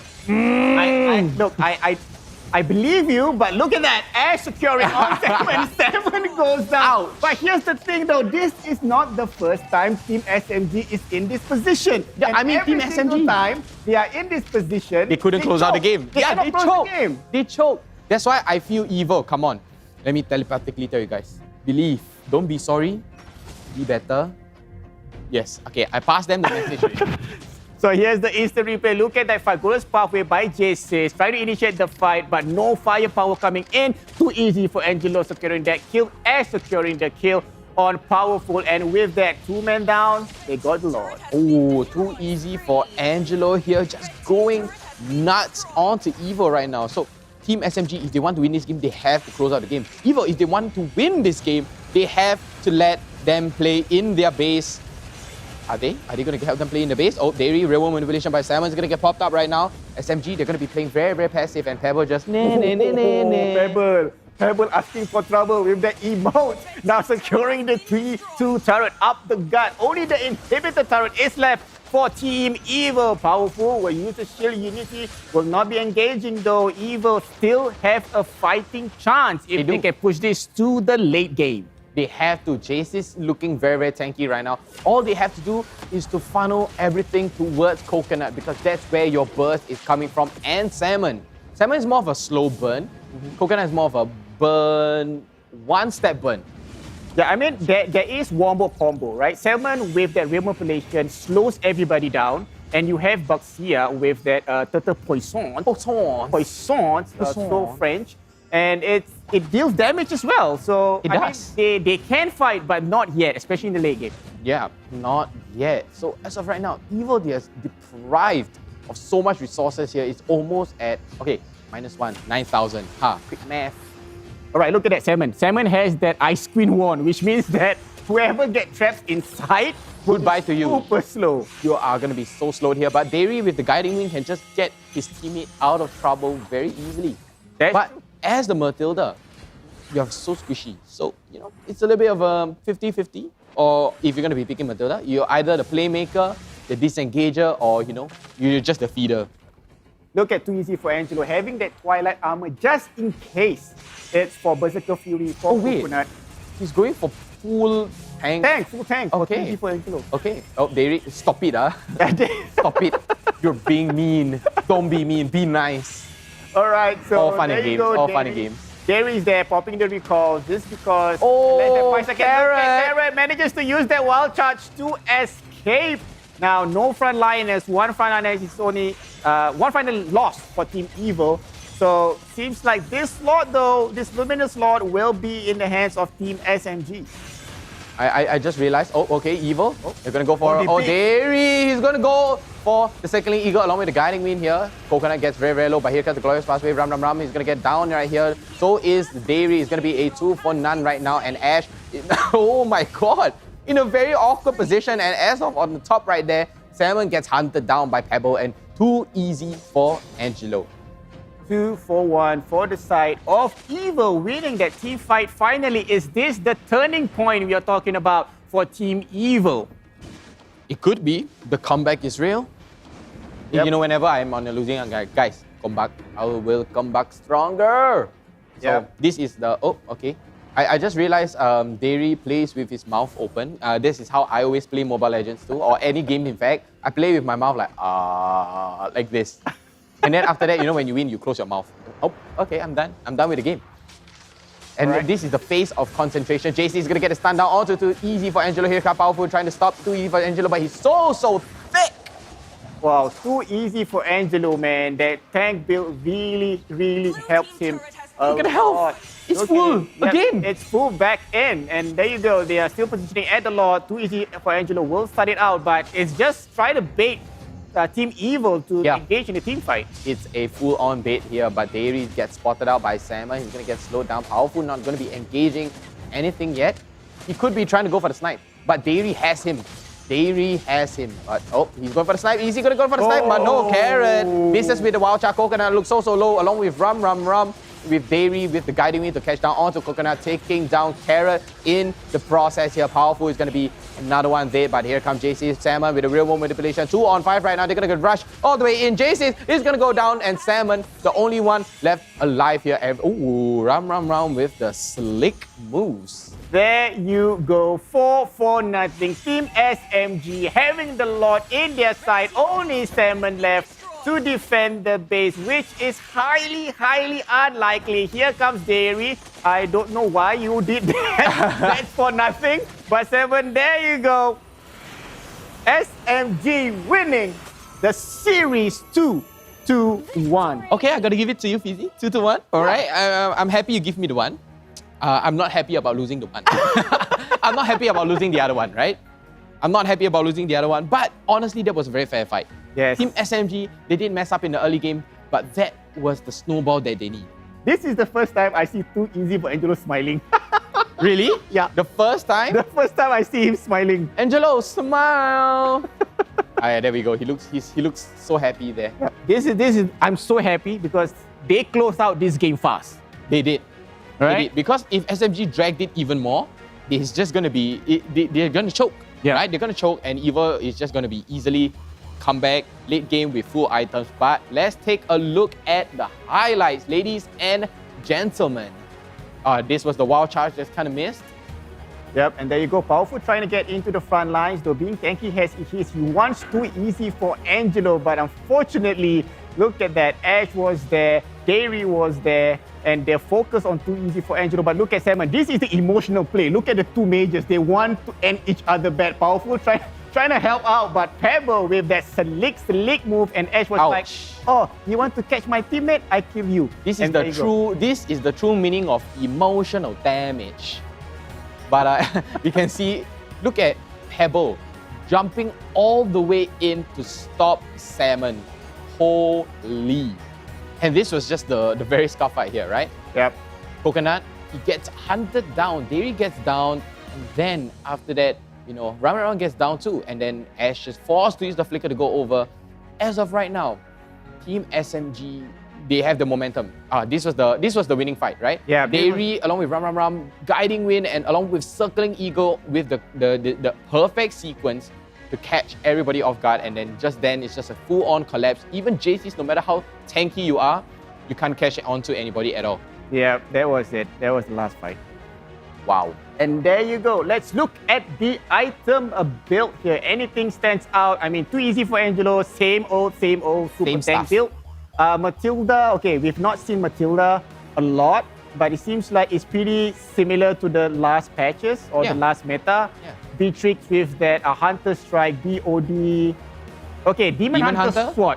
Okay, a little bit different. A little bit different. A little bit different. It looks like he's going to go for another crit item on the last one. It could be a Wind Talker or... No, it's not Berserker Fury. It's a Wind Talker, right? Yeah. I think the Demon Hunter Sword is because of the tanky frontliners for Evil. Wait, is it Corrosion Scythe? I don't know. It looks like a Golden Staff or a Corrosion Scythe. I'm not really sure. I'm an item noob here.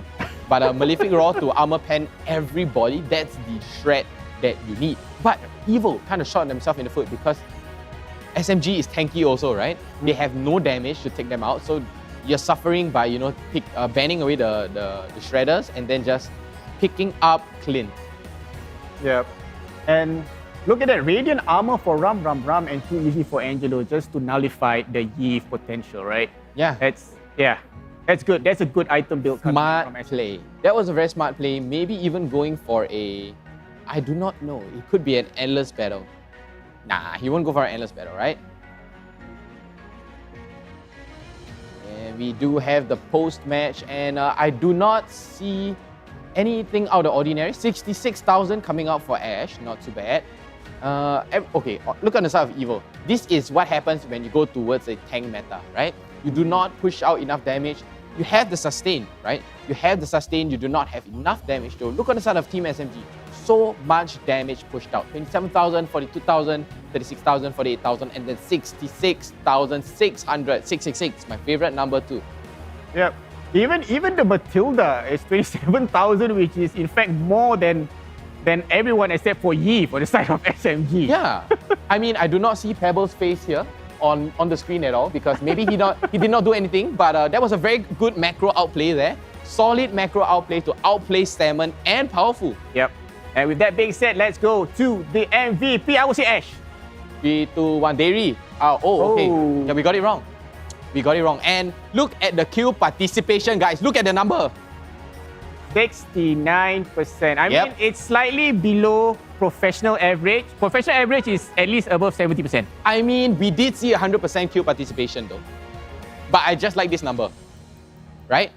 Okay, now 3, 0, and 8. 0 death, good positioning, full tank build, Radiant, Twilight, Sky Guardian helmet along with Anti-Curious, finishing it off with a cursed helmet on the Karina tank. Yep. Insane, guys. All right, so now with that being said, let's congratulations to Team SMG for winning the whole series. You know, 2-1. I got to give it to them. That was a very good, solid outplay by Kagura, Mr. Pebble himself. We're gonna see him, somewhere around here, maybe. Maybe on the other side of the screen. We are in a virtual world right now, man. Yep. And that's gonna bring you by OSIM. Yeah. So I mean, what's this? No. Ultraman. No, I was like OSIM, the chair lah. Oh, OSIM. Yeah, the champion's throne. Throne? No, this is not a throne. It is a throne. No, this is the throne. It is the crown. This is throne. Yeah, this is the throne. So you're supposed to like this. This is the this is the crown. This is the throne, man. I mean, okay, I see where you're coming from. Is when you put on the crown, you sit on the throne. Yeah. Yeah, right? So I think we are gonna be throwing over to along with Mr. Stone. Mr. Pebble himself. All right, thank you, Casas, for the Throne. Welcome back to Throne for Champions, the winners interview presented by OSIM. I'm Yuno and I'm here with Pebble, the mage for Team SMG, who have just won EVO 2-1. All right, so it's the first week of Xavier being released and Team EVO actually picked it in Game 2. What do you think of the pick? Do you think it was hasty? How do you think Xavier compared to Eve and Cecilian? How does he fare? I think Salmon's Xavier is really, really good because, as his name, he's a salmon. So he's like a fish. And then he has sprint as well. So that's why he only had 1 death that game because my team couldn't catch that little fish because they're really hard to catch. So yeah, I think it fed pretty good into the Sicilians. Like, I was saying hi to him, he was saying hi to me. We weren't really doing much in mid. We were just both farming. Like, oh, you want to get your item? You get it. I want to get my item. I get it. So, I mean, it's a pretty late game hero, but it's a even matchup, I guess. Even matchup. All right. So what happened in Game 2? So EVO won.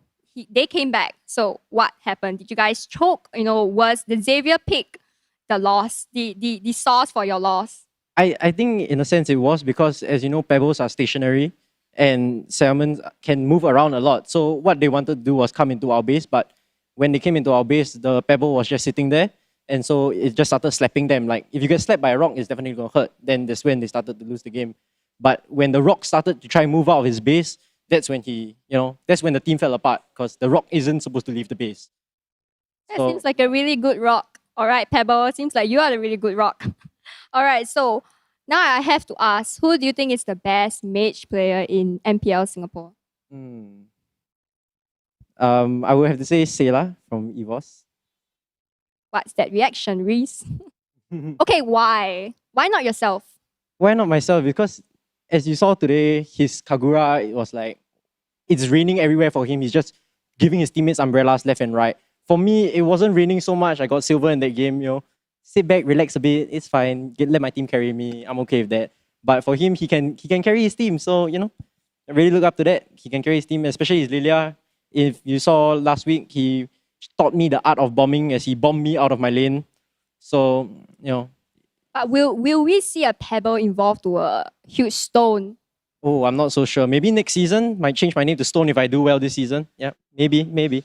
Okay, guys, I guess you guys can look forward to that maybe next season. All right, so last question. The next game will be Team Flash against Almighty. What's your prediction? Team Flash against Almighty. I would still say Flash will probably have the upper hand because of their experience and their macro play. Yep, definitely. Okay, so we will see that next game. All right. Once again, we are here at the Throne for Champions winners interview presented by Osim, and back to you, casters. Pebble to a stone. Maybe after the stone, maybe he becomes a rock. Pebble, stone, rock, boulder. What's bigger than boulder? Mountain. Snap. Mountain. Maybe that's like maybe 10 years down the road, Pebble became the mountain. So that's what, like season 3, 4, 5, 6. 6, then he became mountain. Yeah, season 6, look forward to Mr. Mountain there. Who knows, he might be raising some eyebrows. It's about drive, it's about power. Yeah, and I really enjoy Pebble's interview. I always like his interview. He's very low profile, humble, but he's a good player. He's a good mage player. Yeah, my reaction to his question, like who's the best mage player? And I was like, I'm saying in my mind, Sela.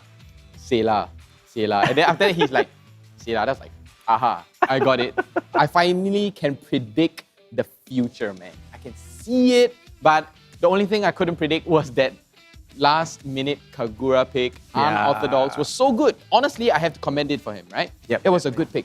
Salmon though, on the Eve. Okay, Eve is strong, right? Yep. We've seen how Eve kind of glued the team together, no pun intended. But I felt that, during that game, Roy would be so much better to burst down, try to disrupt everything. But they have a Grok too, so the Rock is cooking something, but the Pebble, the Rock, close enough. But we do have the standings for today. So far, right, we've got one more match to go, right? So far only, emotional damage. All right, top of the table, EVOS RSG, still no change. No change. Since this morning. Number 3, SMG with that win 2-1. Number 4, Evil, Zion having the bye game today. They are playing tomorrow. And after that, Flash and Almighty. This will be the battle of the ex-MPL. the MPL season 2, right? They kicked me off. This time, I need my revenge. Wait, okay. Almighty, for those of viewers out there who did not watch season 2, Almighty kicked Flash out from the playoffs last season. The biggest upset everyone knew. But who else? There was only one person who could predict this. You. Yes, right. I was the only one who predicted Almighty to kick out Flash. Everyone was like, Flash, and then one person, Almighty. That's me. I mean, maybe Lysander did too, but this time it's Flash with the new lineups, with the new-ish players. I would say new-ish. But there's a little bit of changes here and there, and so has Almighty. Right? Almighty has a little bit of changes here and there. This time, it's the grudge match. Flash could possibly come back even harder onto Almighty, or Almighty could just stand in dominance to take down Flash in a flash. Wow. Well, your rhyming skills are better today. You know what time is it? It's reminiscence time. Oh. All right. So we will see if it's reminiscence time, but it is time for us to take a break. I learned that from you. Oh yeah, it's time for us to take a break. It's time to take a break, and we're gonna go for a quick break. We will show you guys the match highlights. While you enjoy that, see you guys soon.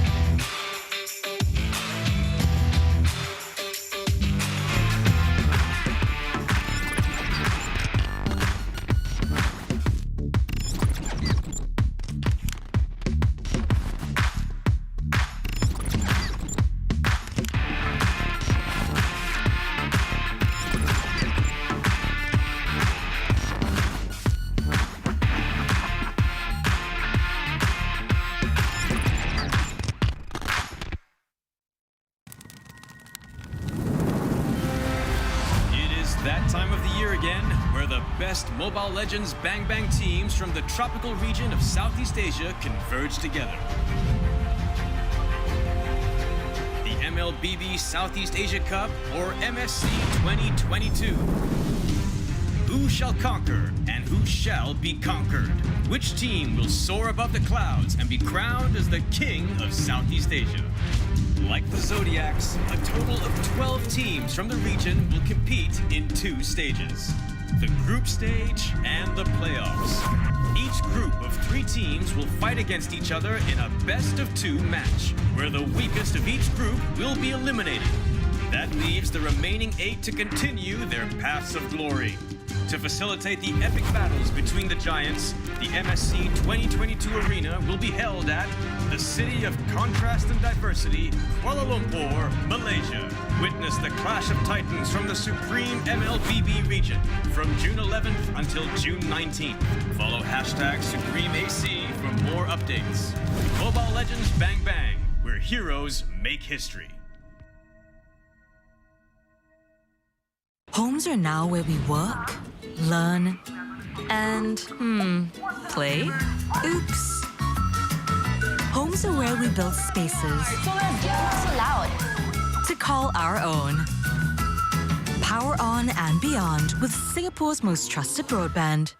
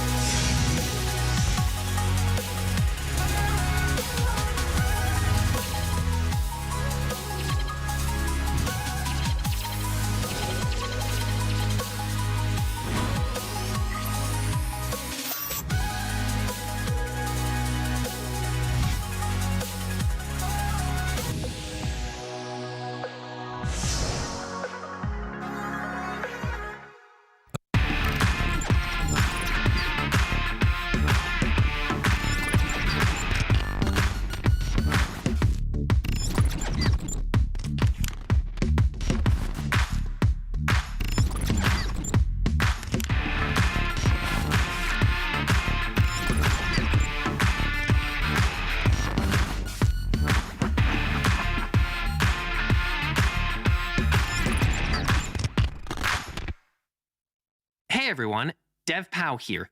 In this video, I brought fantastic news. MLBB is releasing a new system, Creation Cam. Without further ado, let's take a look at the system's 4 major features.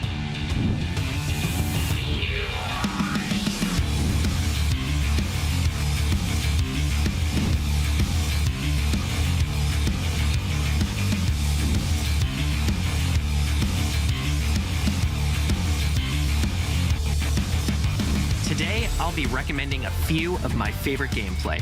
Watch carefully and make sure you don't miss a step. 1. Hide and seek. This gameplay allows you to fully experience the thrill of 1 against many. Now that it's hide and seek, we first need to assign the roles of the 2 teams. You can configure the size of each team on the configuration screen. First, I'll set 1 player from Team A as the Seeker, and 5 players from Team B as Hiders. Next, I'll check the Hide Minimap avatar option so the 2 teams can't see each other on the minimap. And then I'll adjust the 2 teams' attributes. Since there's only 1 Seeker, I'll give them a major boost on damage, defense, and HP, but lower their movement speed. For Hiders, I'll increase their cooldown reduction and movement speed, but take a chunk out of their HP.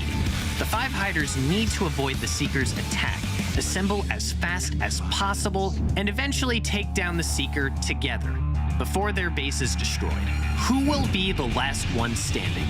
The exceptionally strong Seeker, or the 5 Hiders united as one? Go and find out for yourself. 2. Zero cooldown blitz. Now this is something you can't experience in regular matches. With the cooldowns removed, many of the heroes are bound to offer a fantastic experience. The configuration is here. The most important is to set the cooldown reduction and battle spell cooldown reduction to 100%. You can also limit the available heroes and adjust some of the other attributes.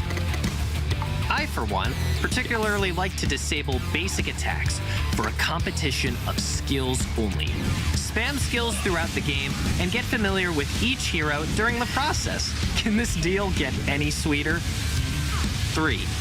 Go, Franco, go! If you like mischief, you must not miss this one. The rule's simple. Hit the opponent with your hook before they hook you. For the configuration, set the available heroes to Franco only and adjust the hook's range. Ooh, caught you again. Think you can run away from me? Alright, that's all for today. Be sure to check out the system after its release. There's so much more fun gameplay awaiting you to explore. Customize your own gameplay, team up with your friends, and don't forget to share your lobby codes. This time, everyone is a game designer.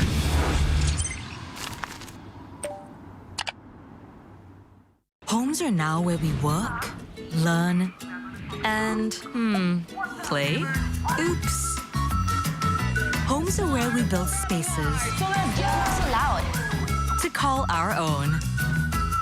Power on and beyond with Singapore's most trusted broadband.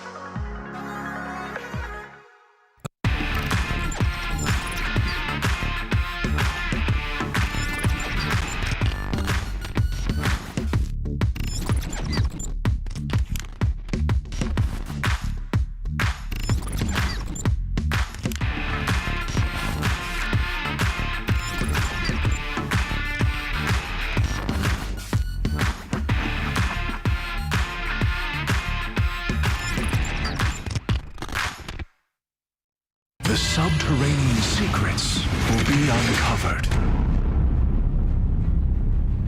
Belonging is my elixir. Alchemy, the arts of miracle.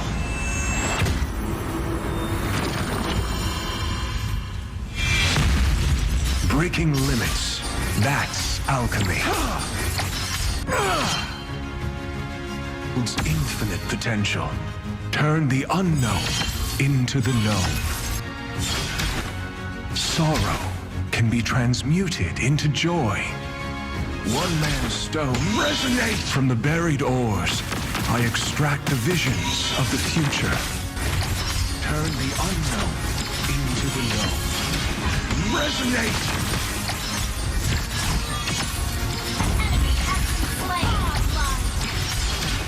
Resonate! Legendary!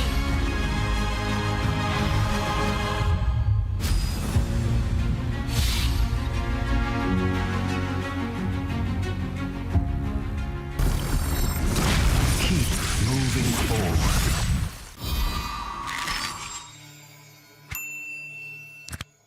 Homes are now where we work, learn, and, play? Oops. Homes are where we build spaces So loud. to call our own. Power on and beyond with Singapore's most trusted broadband.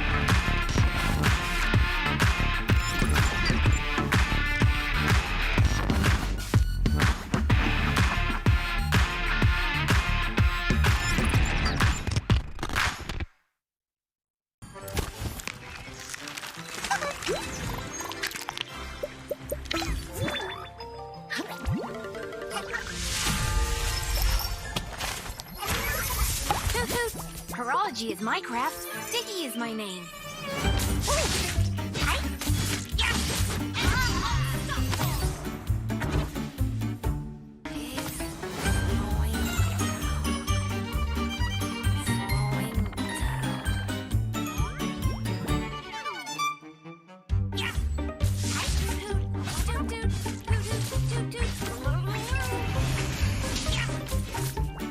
First blood.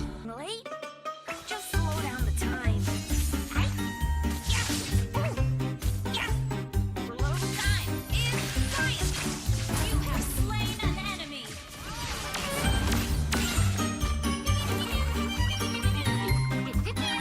Time is science. Time is science.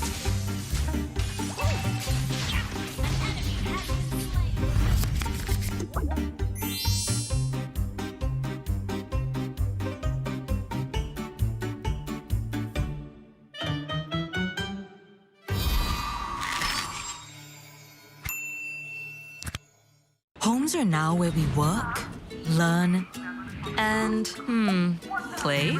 Oops. Homes are where we build spaces So loud. to call our own. Power on and beyond with Singapore's most trusted broadband.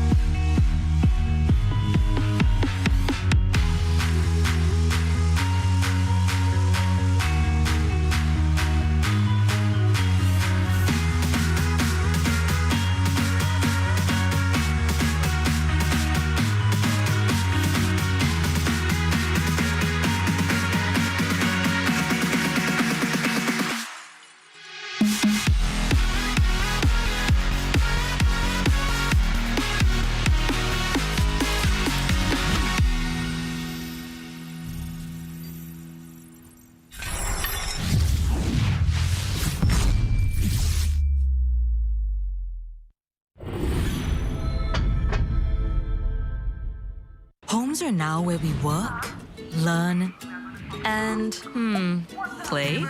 Oops. Homes are where we build spaces So loud. to call our own.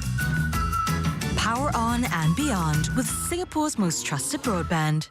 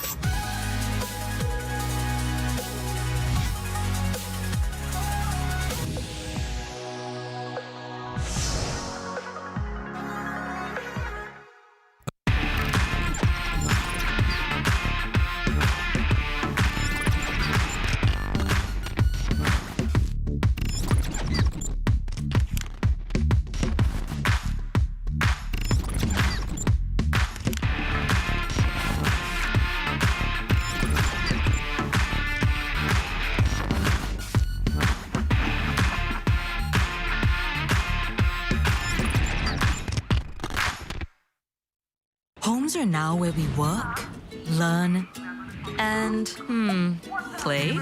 Oops. Homes are where we build spaces So loud. to call our own. Power on and beyond with Singapore's most trusted broadband.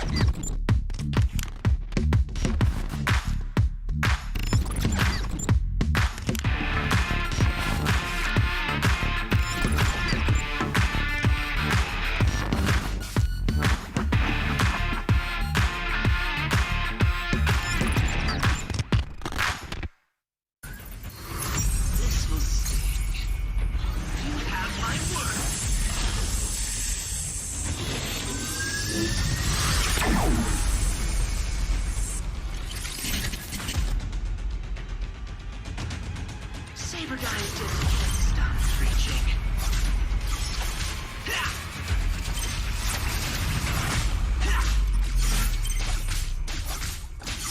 Saber guys just can't stop.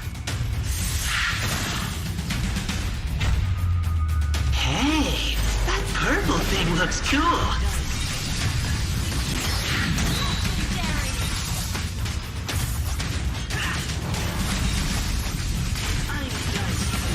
Well, who's the hero now?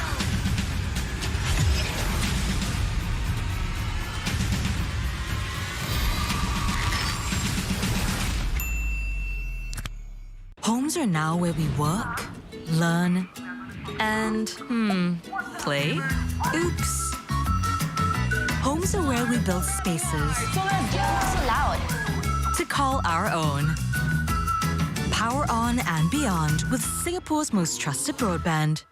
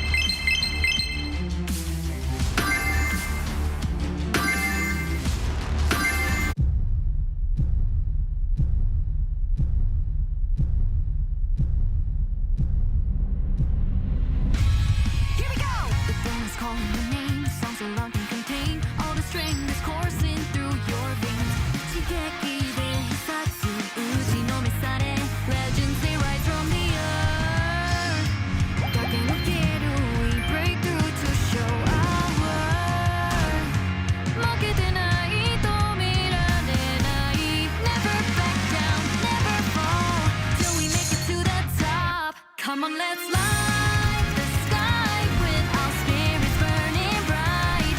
'Cause we can move together, huge and forever. Chikara dashite, we stand and fight our hearts out. Hono keshite tayasanai de. Carving our name, changing the game, setting the change. A place.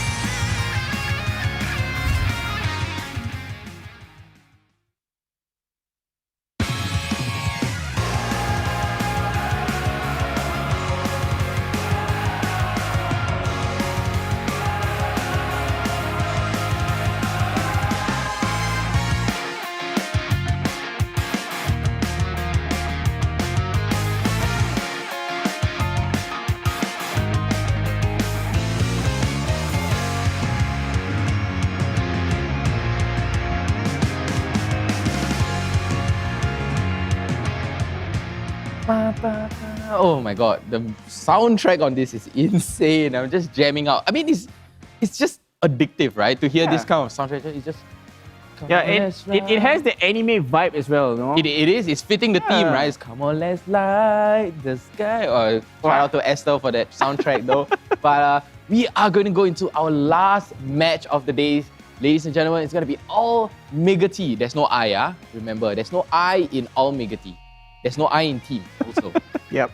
So all Mega T up against Flash. As of right now, thank you so much to the people who made it happen. Yep. It's going to be PvP. And as you can see on the screen here, thank you so much to PvP. Along with Singtel, power up your gameplay, scan the QR code, take a screenshot, whatever you want to do. And just head down and check out Singtel 5G. Unlock ultra responsive gaming with 2 times lower latency on Singtel 5G. Singapore's most powerful 5G network. Get the edge you need while gaming on the go with Singtel 5G, Singapore's most powerful 5G network. So you can't blame lag. Exactly. When you have a powerful 5G network, it comes to the tournament now. So a huge thank you to PvP Esports, the ultimate regional platform where gaming lives.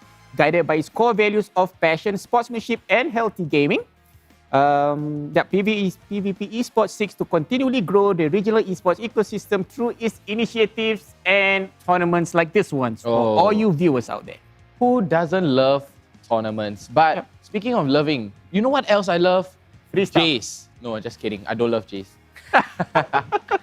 Nah, we love free stuff. Yep. And we are going to be flashing to you guys, not our bodies, but the milestone right now on the screen. And if I'm not wrong, we are at tier 3, right? Are we at tier 3 or tier 2? No, I think we're still at tier 2. Around tier 3, yeah. 2,000 easy, no kick. 42,000 followers, guys. Why not bring it up to tier 4, 47,000 followers? And with that, if we hit the milestone, we're going to flash it up on screen. You can take a screenshot and then you can redeem yourself a free epic skin. Who doesn't like skin? I know Jace loves skin. He loves his skin. He's like telling me, hey, I have this skin, I'm ready. I have this skin, I'm ready. That's Jace. We all love skin. Even myself. Do you love skin? I use skins as well. I mean, even though you are not good at playing the game, but if you have the skins, you win style points. And that's important. You know what? Styling? First blood. Yes. Whoever gets the first blood gets the ball rolling. So, when there is a first blood in the match, not game, the round. So whenever there's a first blood, a code will flash up right on the bottom of the screen. You guys can screenshot it, or if your fingers are really fast, you can just key it in immediately, get ready the redeem page. The moment the code comes up, key it in. Free stuff. Why not? Yep, there you go. So MPL milestone giveaway, first blood, and let's go to the team profile for this last series of the game. Almighty going up against Team Flash for this last grudge match. I think our energy is very low because everybody is like way too old already. Like the average age is around 24, 25, yeah. And there's 2 dads on the team, so yeah, we're all kind of old. My team's energy actually quite low because all of them very old then all cannot be bothered. So yeah. Positive is we don't have any conflicts because we all cannot be bothered. Negative is they all very old and all slow hand, slow reaction. The 2 dads are KZP and A-Pitch. I think that if let's say the babies come on the ground, then it might be a little bit noisy, then they will distract us, then we won't perform as well. You should watch out for A-Pitch the most. Because last time he used to be a Pokemon, but now he's a Peach. In ML, right, when you call somebody Pokemon at time, right, it means actually the person is very like a Pokemon like that, like just come out of Pokeball. Yeah, but now he become a Peach already, which is stronger than a Pokemon. I think we should watch out for Aeon because he every game will feed go 0 and 10. I think the difference between the teams is the average age is very young. On this team, everybody is like above 20 years old, so it's a lot older. We are a lot more mature, but the energy is definitely much lower, I guess.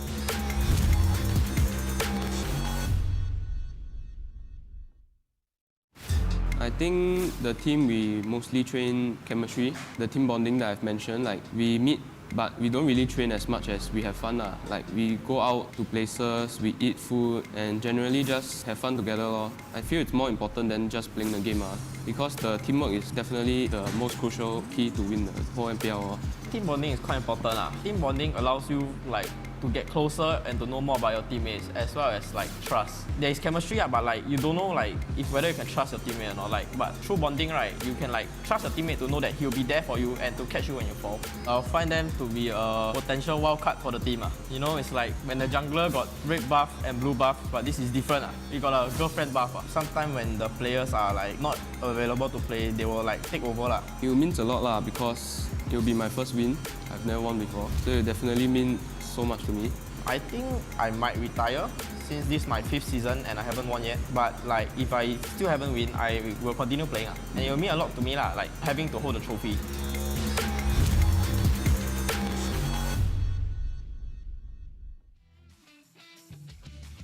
Wow, the girlfriend buff, something I don't have.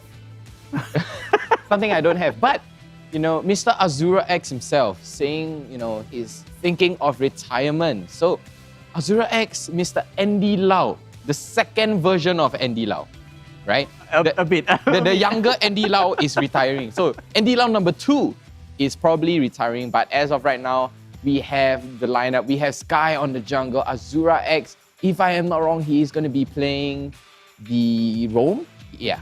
Ryzen on the EXP lane. FMM is going to be playing the gold lane. QDX Love. Wait, what? No, I'm just, yeah. Wait. Ryzen is playing mid? Well, it can go either way. Because it could go either way. With the tank meta, right? You know, the tanker can become the jungler. The jungler can become the tanker as well. That's true. So on the side of Team Flash, Reminiscent definitely the poster boy for Team Flash. Poster boy is Reminiscence time. Reminiscence time, and he's definitely going to be in the jungle position. AP most likely is going to be in the gold lane. Aeon is going to be the mid laner. KZP, the retiring veteran.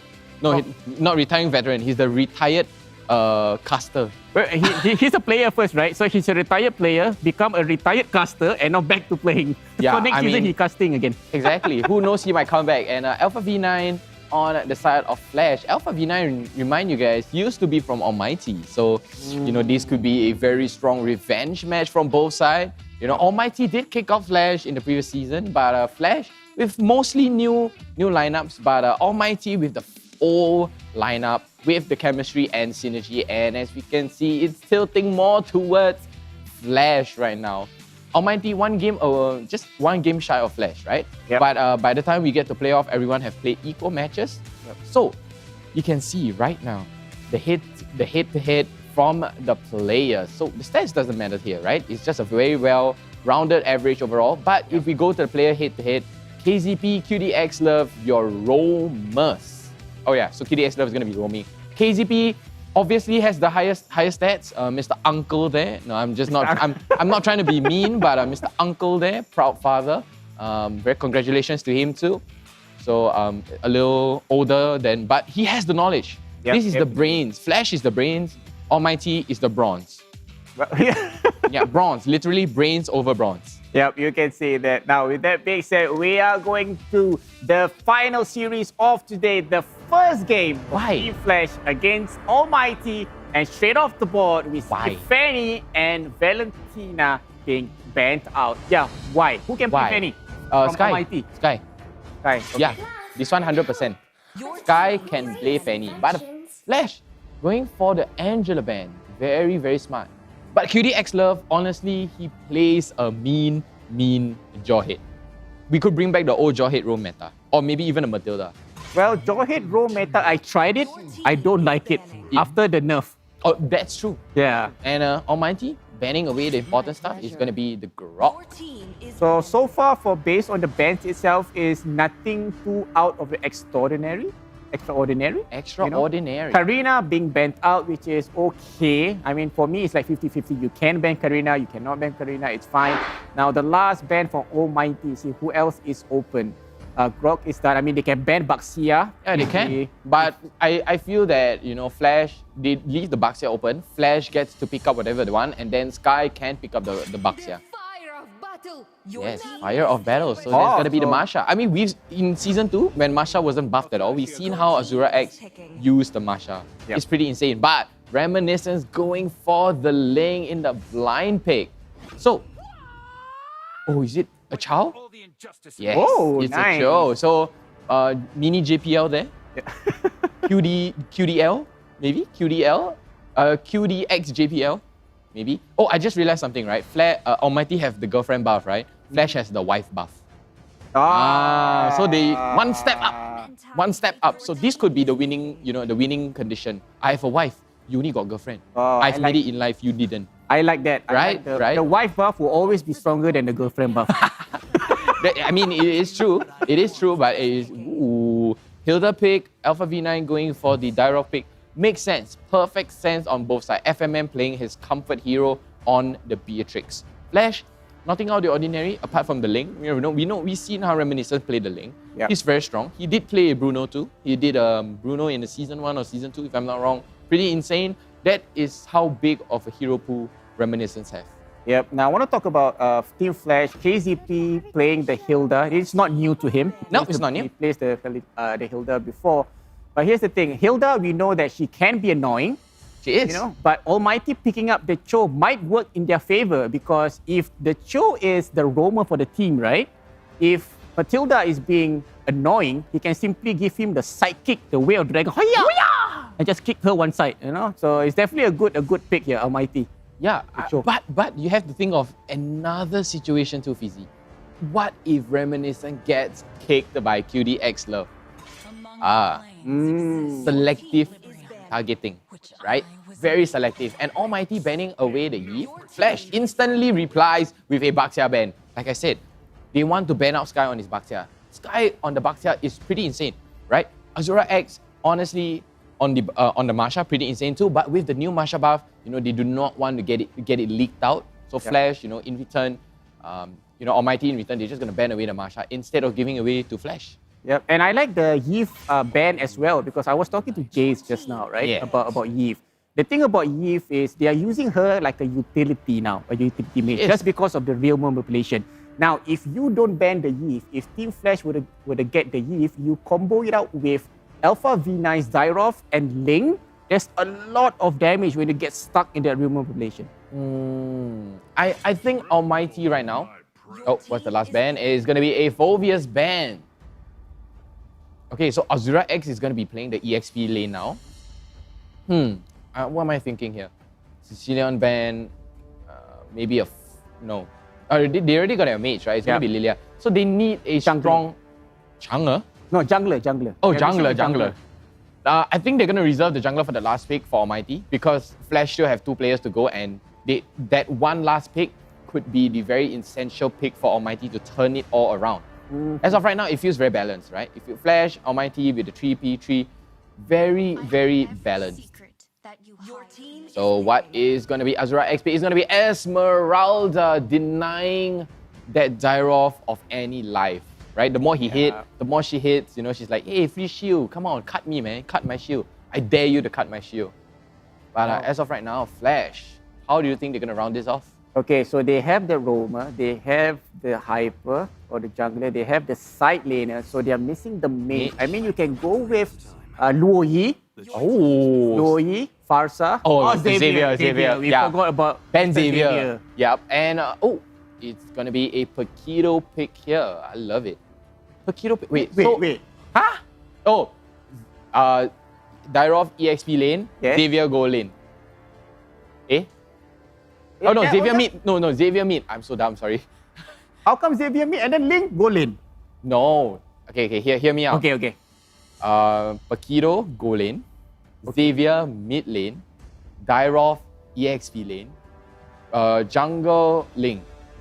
Then after that, it's going to be Hilda support. I don't like.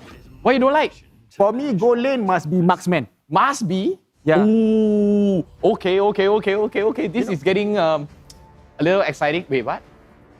Oh, they're playing the mind games. Is it going to be Esmeralda jungle? Oh my god. Almighty. No. Then Lancelot you put where? Go lane lah.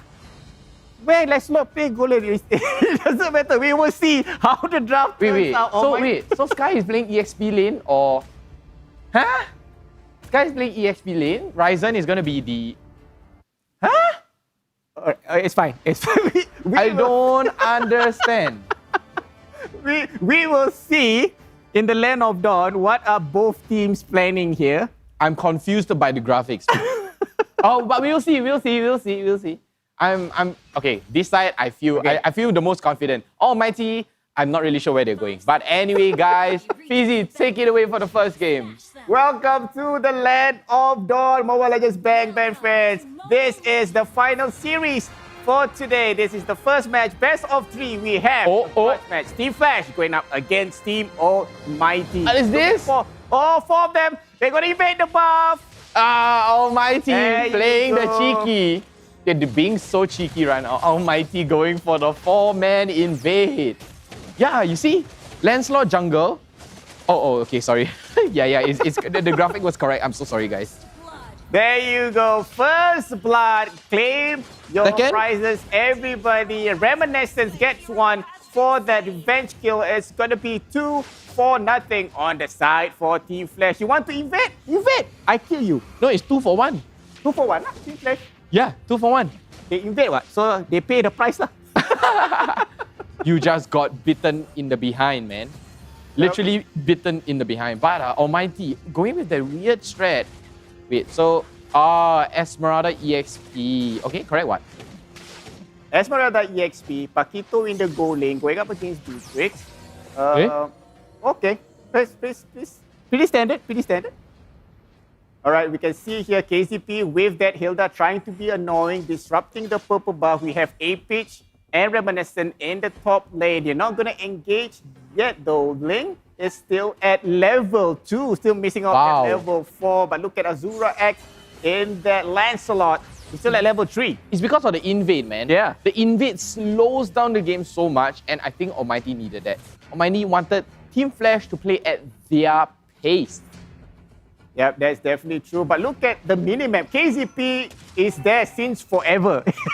He's just running around. Yep, in the purple buff, trying to disrupt the purple buff away from Azura X though. But we got to focus here at the turtle pit, where we can see that Reminiscent will be starting it off. And Aeon on that Xavier will be helping him. It seems like Almighty did not realize re-invade? this, but look at that. It's going to invade here. KZP, he still has that sprint though.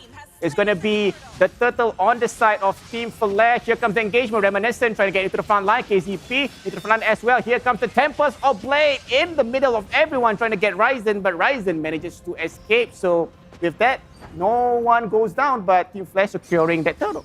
Was that a purple buff steal, re-steal from Team Flash? I didn't realize that. I guess so, with Reminiscent. I mean, we could take a look at Azura X though, but A-Pitch. Oh, getting to see life again, but QDX love. QDX love. Can he get it? Oh, Cyclone Eye manages to help Aeon escape. Now, QD Love with KCP. KCP being annoying as always. Now, he is tanky, especially in the early game. He doesn't care. He's trying to help you out. It's 3v1 here coming. Represent from the sidelines. QD Love.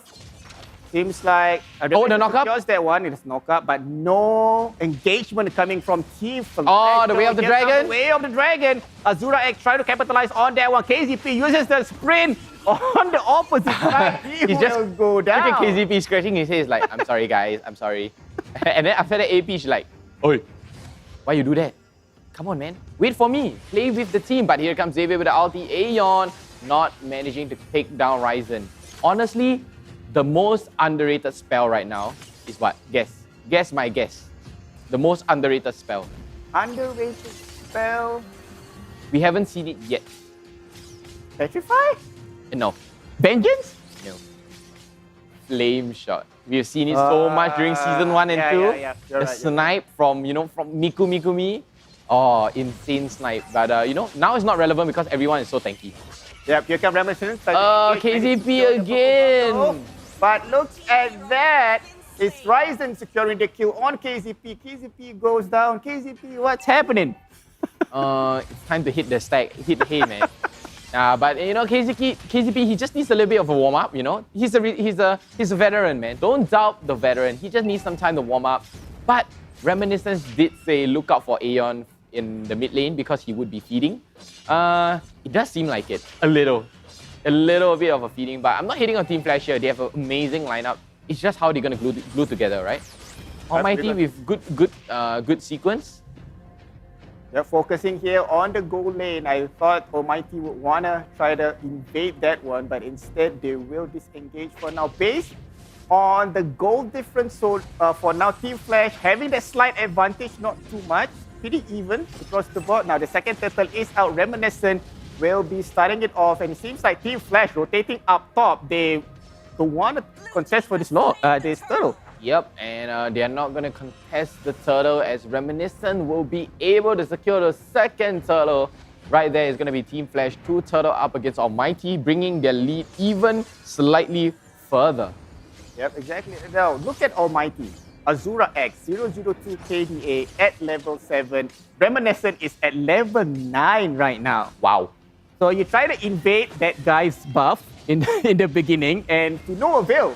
In the beginning, and here comes FMM, get instantly busted down. KZP with the engage, very good play there, but here comes the continue play from Ryzen along with QDX Love, but he does not get the kick. He's trying to get range onto Reminiscence, but he does not get it.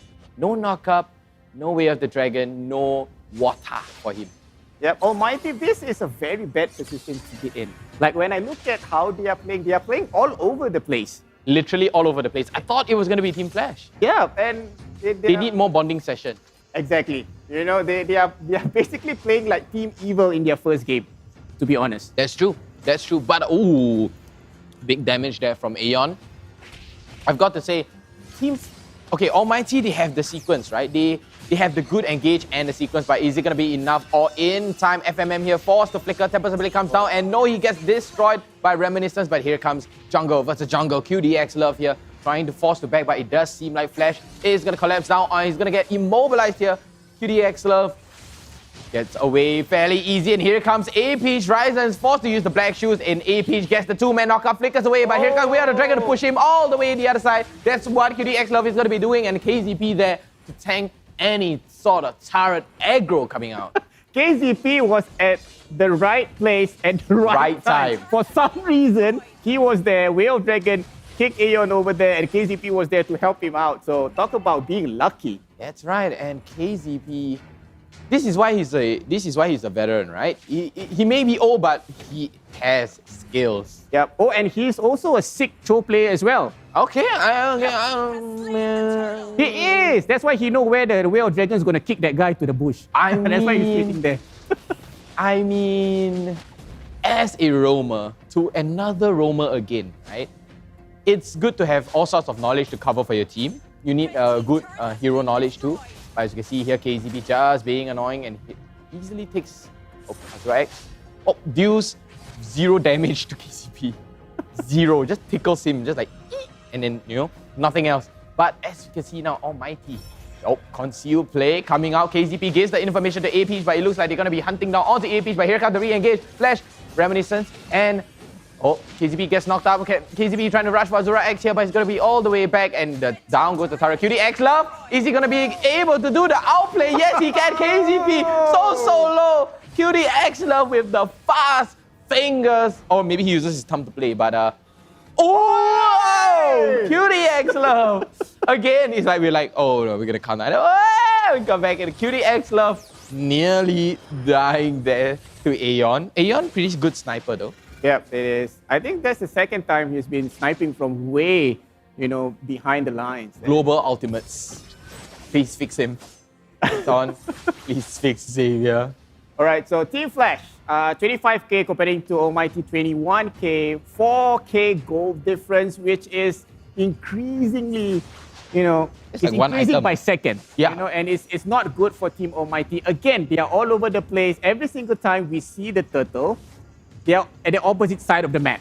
Yeah. And it's bad. It's a timing difference, but it does seem like Team Flash, they love to have map control here. QDX Love is going to get a little bit of damage for KZP and Reminiscence, but they only have information that Alpha V9 and Aeon is not in the bush. And here comes the triangle from Azura X. Look at the slick hands, fast fingers, not going to be able to secure onto the purple buff. There was no fight, but it just seems like there was. Yep.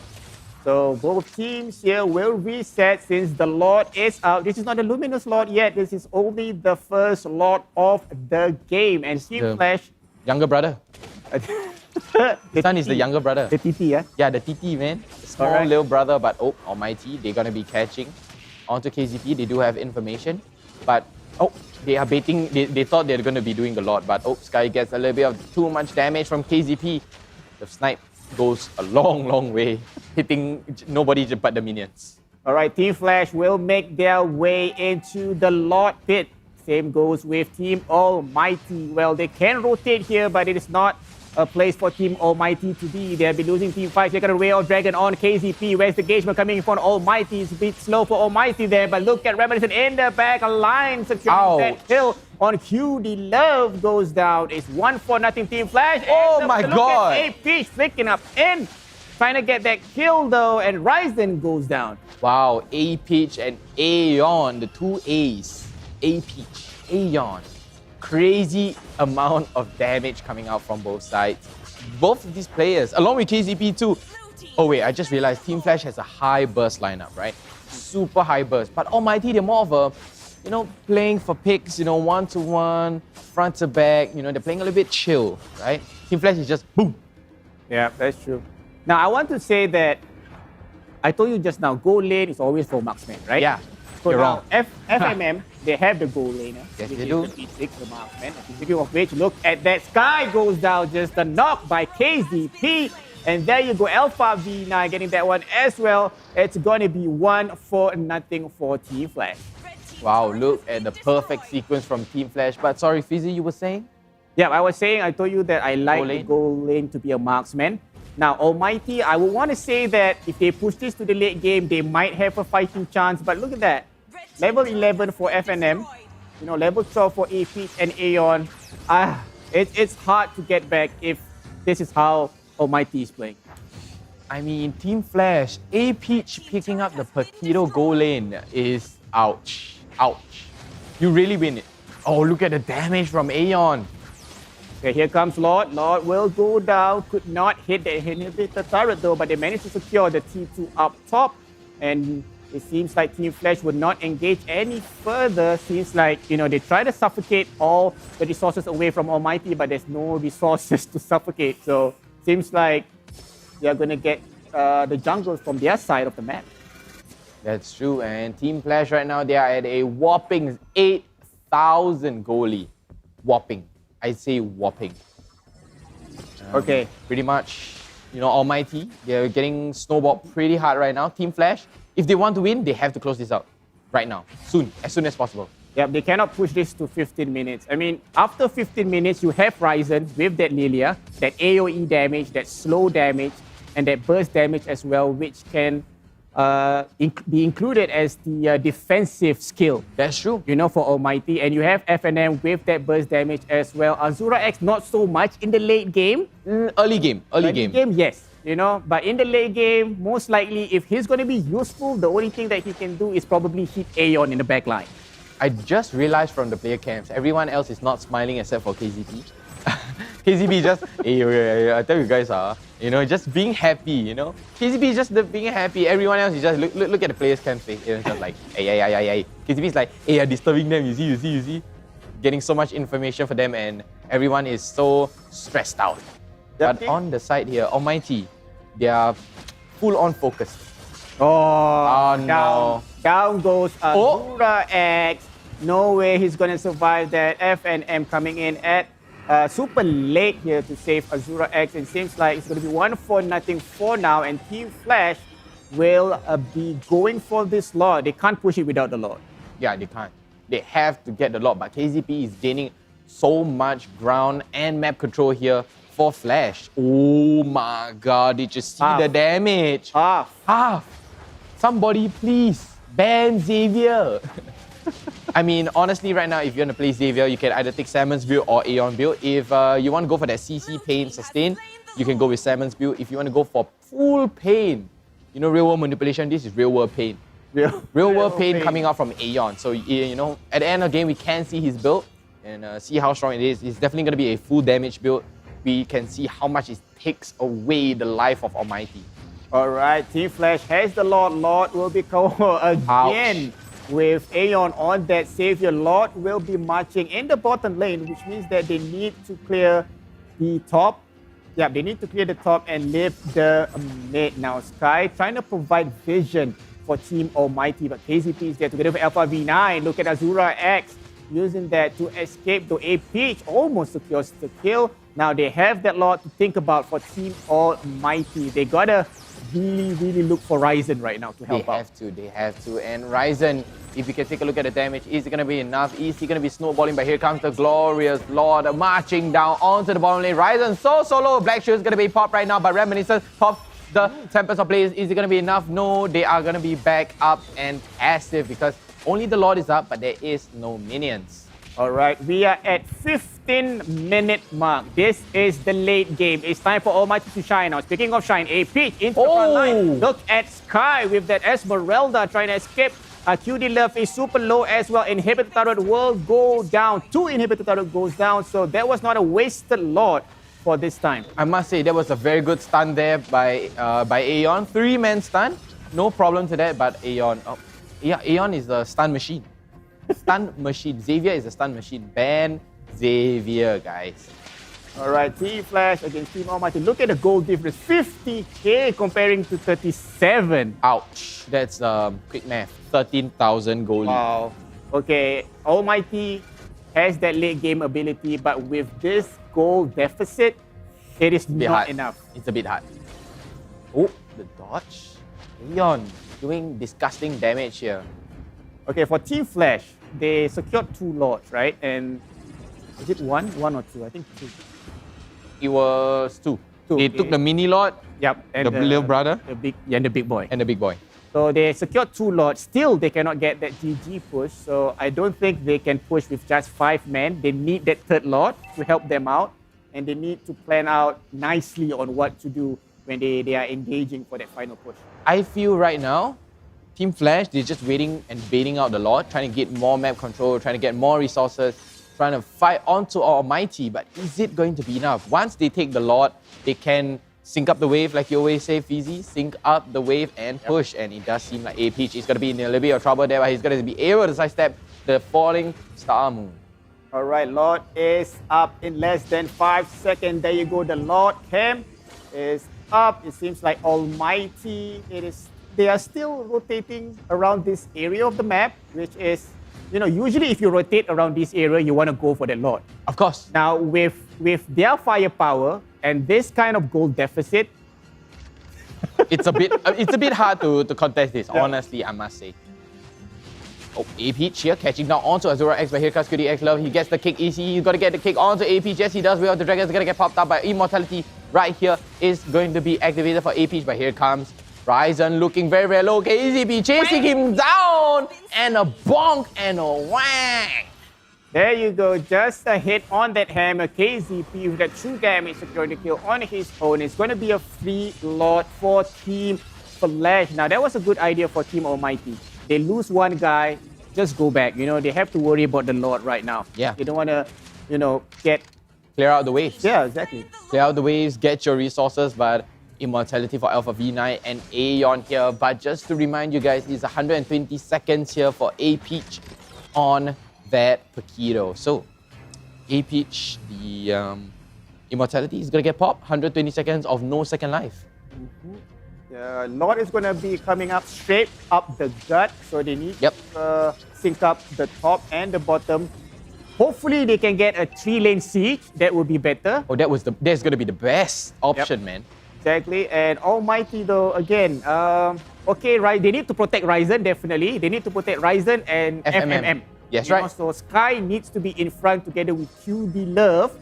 We will see how these go. Team Flash will initiate the fight though.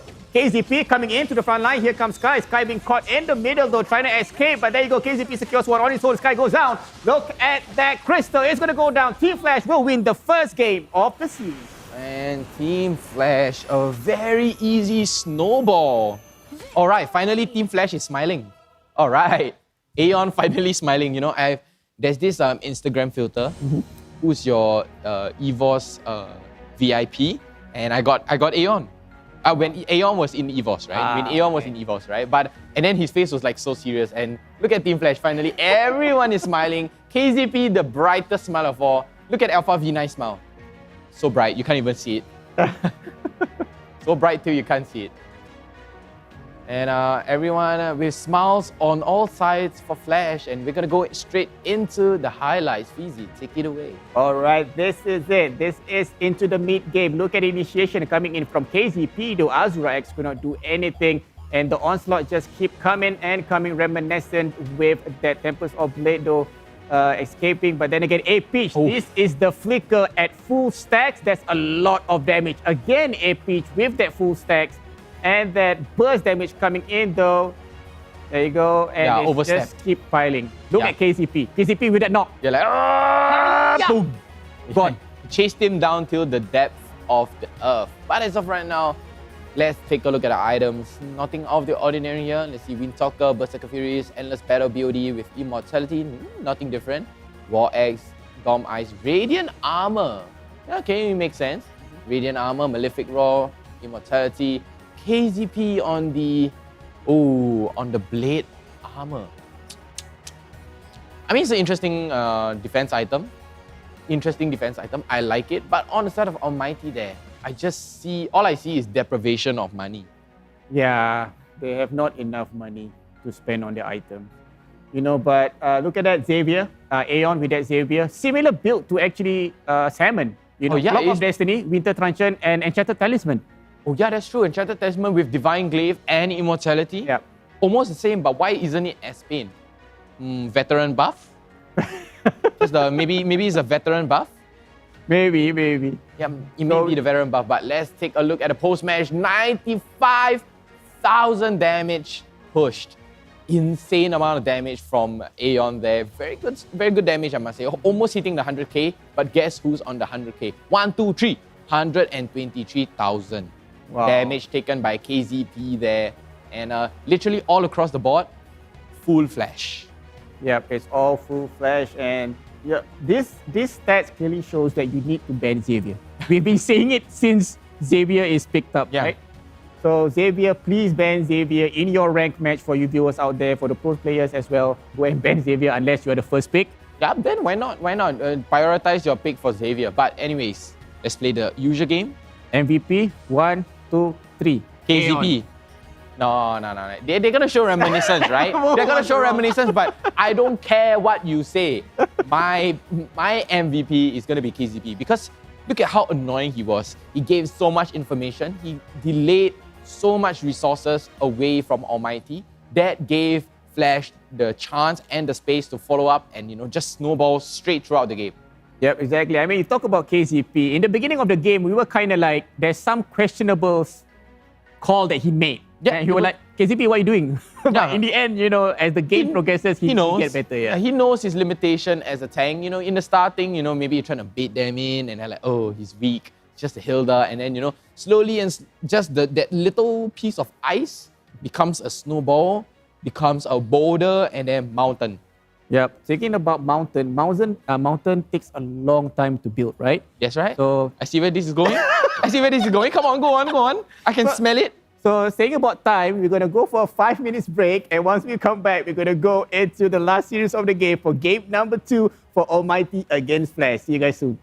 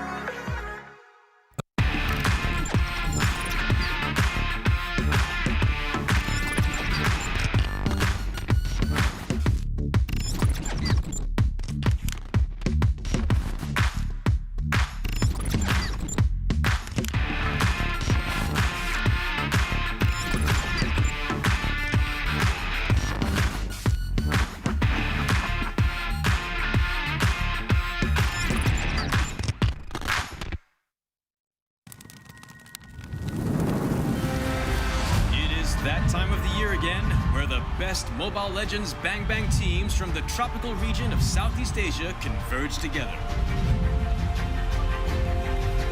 The MLBB Southeast Asia Cup or MSC 2022. Who shall conquer and who shall be conquered? Which team will soar above the clouds and be crowned as the king of Southeast Asia? Like the Zodiacs, a total of 12 teams from the region will compete in 2 stages: the group stage and the playoffs. Each group of 3 teams will fight against each other in a best-of-2 match, where the weakest of each group will be eliminated. That leaves the remaining 8 to continue their paths of glory. To facilitate the epic battles between the giants, the MSC 2022 arena will be held at the City of Contrast and Diversity, Kuala Lumpur, Malaysia. Witness the clash of titans from the supreme MLBB region from June 11th until June 19th. Follow hashtag SupremeAC for more updates. Mobile Legends Bang Bang, where heroes make history. Homes are now where we work, learn, and, play? Oops. Homes are where we build spaces So loud. to call our own. Power on and beyond with Singapore's most trusted broadband.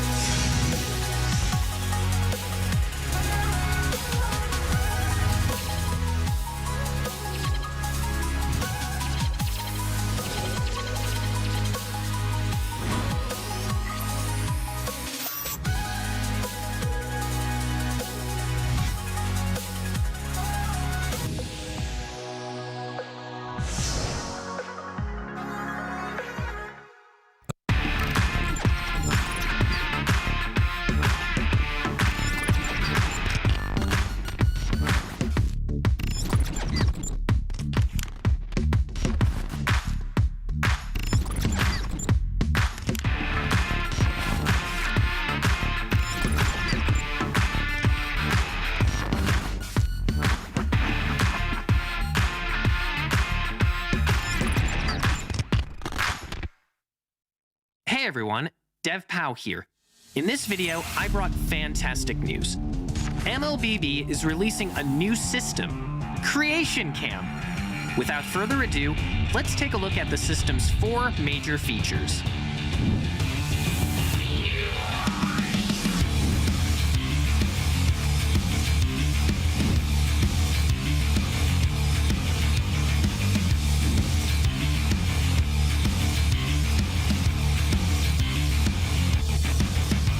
Today, I'll be recommending a few of my favorite gameplay. Watch carefully and make sure you don't miss a step. 1. Hide and seek. This gameplay allows you to fully experience the thrill of 1 against many. Now that it's hide and seek, we first need to assign the roles of the 2 teams. You can configure the size of each team on the configuration screen. First, I'll set 1 player from Team A as the seeker, and 5 players from Team B as hiders. Next, I'll check the hide minimap avatar.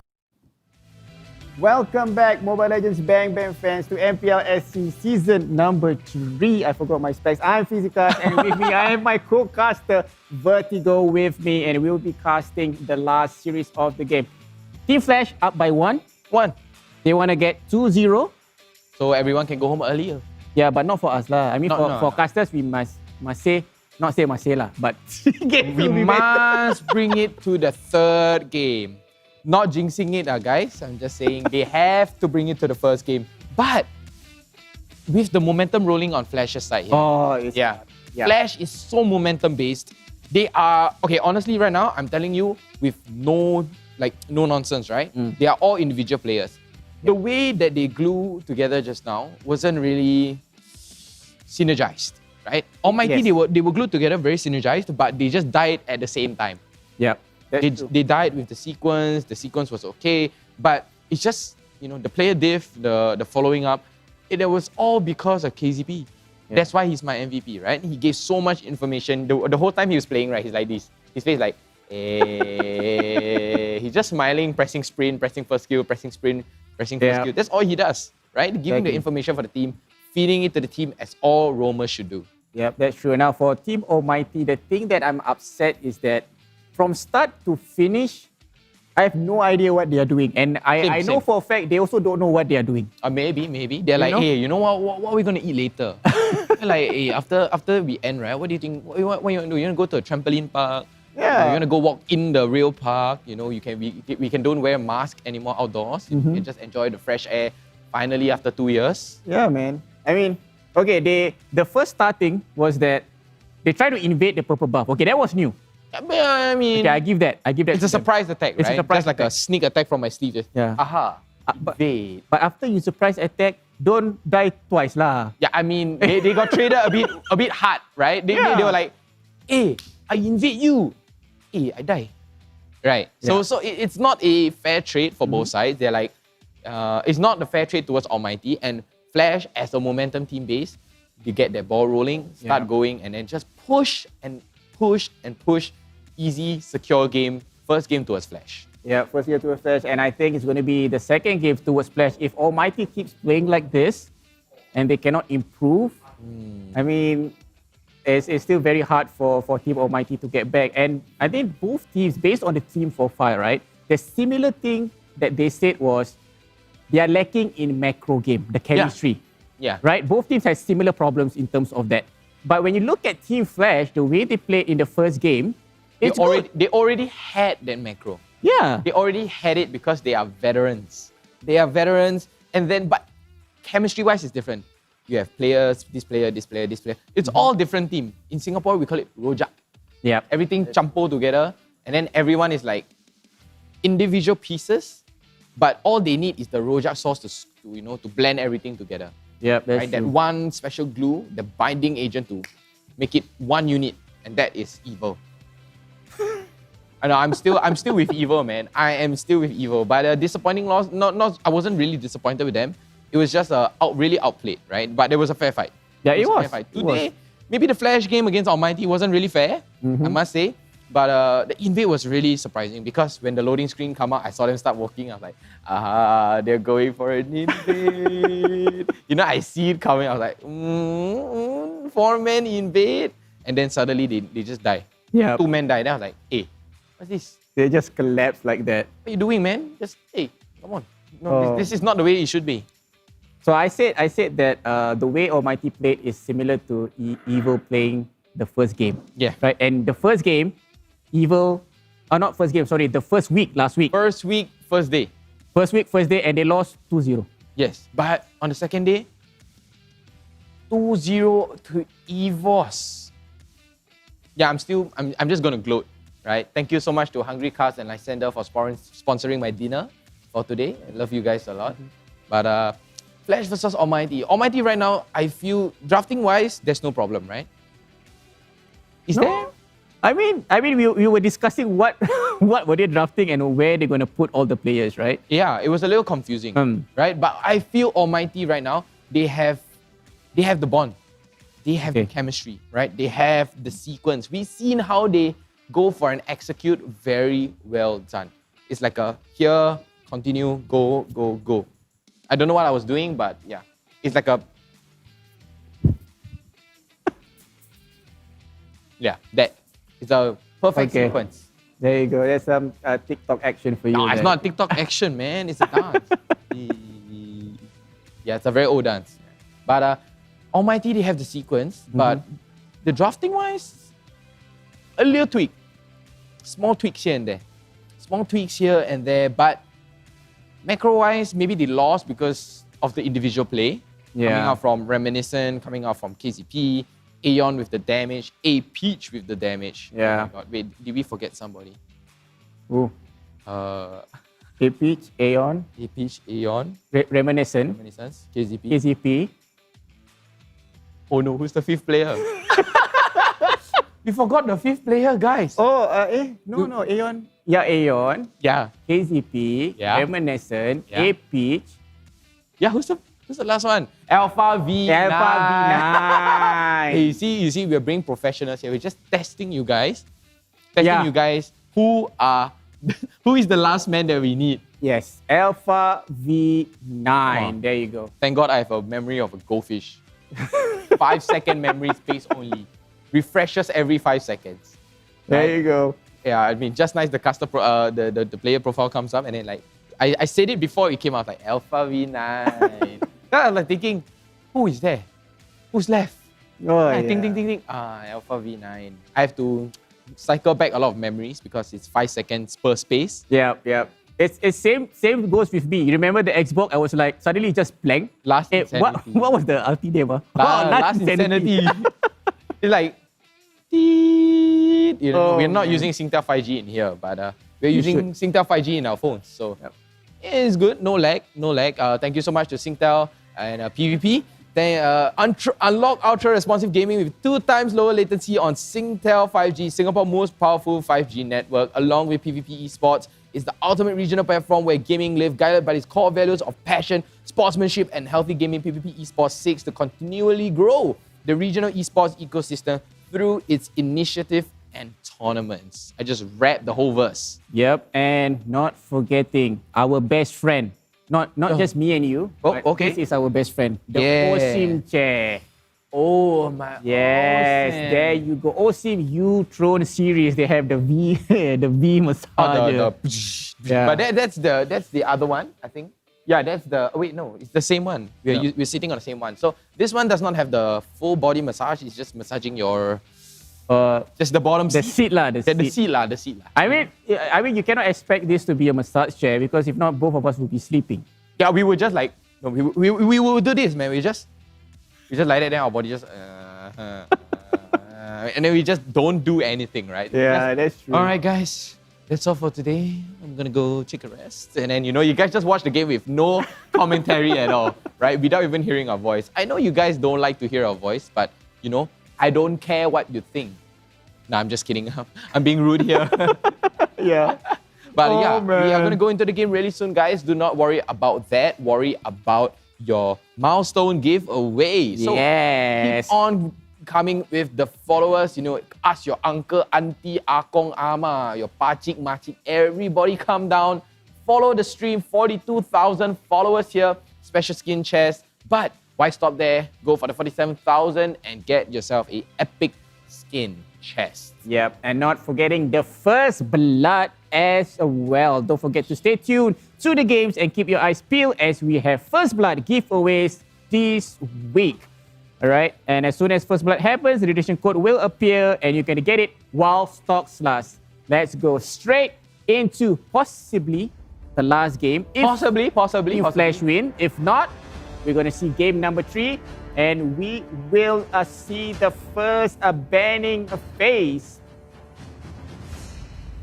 All right, and we are going to go back to ask, and we are back. Yeah, so a bit of a technical error there, no problem, but we are here to entertain you. Okay. Give us your comments on how we look, how we bond together. What are your favorite picks? Don't comment. It's not about casters. MPL is about the players, bro. Oh, that's true, man. It's That's about the true. players, not the casters. Oh, that's true. Yeah. Who cares about the casters? They're not human anyways. Comment on the players. Yeah, just comment on the players. Girlfriend buff, boyfriend buff. Maybe your boyfriend is playing in MPL. Hit me up. No, I'm just kidding. You anyhow ni. Okay, let's talk about the game. Oh yeah, man. Let's go. Okay. Professionalism. Almighty lost first game. We Yes. said that their draft was okay. They went back to the Lancelot. They went back to the Assassin. We went back to the Lancelot. Wait. Should they be going for that tank meta? Okay, here is the tank meta in my hand, right? I have a bunch of tank meta. Don't play tank meta. Right, why? Okay, why I did this, right? Okay, why? The tank meta, right? You see all these tanks, so strong, so good. But I feel that healing abilities does not, dictates anything, right? You can use a full tank lineup, you can still lose. We seen how EVO used the three-man tank meta, right? And still lost. They could probably work on their macro a little bit more, but sometimes it works. Sometimes maybe good, sometimes maybe not, right? So what they could do, I feel, at most, 2 tanks, a CC lockdown, 2 bursts. That's all you need, right? It's a perfect glue. No, not hinting that glue will be coming out. Just If it comes out, then you know I'm a god already. I can predict the future. I can see the future, right? But all this, I feel this is what I feel is the best composition right now.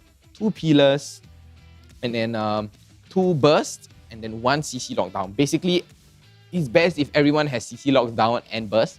But it's Mobile Legends. Obviously, it's balanced. Yeah. So not everyone has that. All right. So for Team Flash, they like that link. Okay, it's good in the hands of Reminiscent. You know, should they be changing their meta, or they should be changing their composition, or should they just stick to the winning composition? I feel that they should switch it up. All professional teams does this, right? They don't stick to one. You see EVOS, you see RSG. They may pick a few same, but not always the exact same. Right? There's no mirror matchup from previous match and right now the match. A thought just came across my mind, right? I'm gonna predict the future again. I'm using my power. Belleric is gonna be picked. I feel. Because of the new buff. Who's gonna pick Belleric? EXP laner. Belleric on EXP lane is so strong. He's a alternate drop. Okay, I'm gonna challenge you. Let's go. You say Belleric, right? Yes, I say Belleric. You say EXP lane, right? Yes, sir. If you get, which team? If you get the team correct, the position correct, the hero correct, I buy you dinner. Oh, okay. This is a challenge, guys. This is a challenge. Belleric, EXP laner. Yeah. Which team? Almighty. Must 3 correct, huh? Yes. I am confident. I'm gonna drop them a message now. Just message that, hey guys, pick Belleric EXP lane. Okay, I want free dinner tonight from Hafiz. Okay, 3, I buy dinner. I buy. Okay. Sure? Must 3 for 3, okay. 3 for 3. Almighty, right. Almighty. If they pick the Belleric, I'm 2 correct already. Then when we load into the game, if he plays EXP lane, I'm full on correct. 3 for 3. Right? Okay. We'll see. You know, I mean, it's very new, right? It's very new. I'm taking at a 0.1% chance here, just like Jace always say. Vertigo is the type of person that takes the 0.1% chance, and he really gets it. I mean, that's Jace, right? Jace being Jace. I'm pretty sure he doesn't speak like that. No, all love to Jace, right? All love to Jace. We love Jace. Everyone loves Jace. Do you love Jace? I do. Everyone loves Jace. He's a big ball of happiness. No pun intended, but I love you, Jace. There's no shade. Love you so much, buddy. Oh my God. I don't think I'll be casting with him this season, which is pretty sad for me. I really want to cast with him this season, but it's an honor for me to be here to be able to cast with everybody here on set. Yeah. So not to forget, guys. My wallet no money.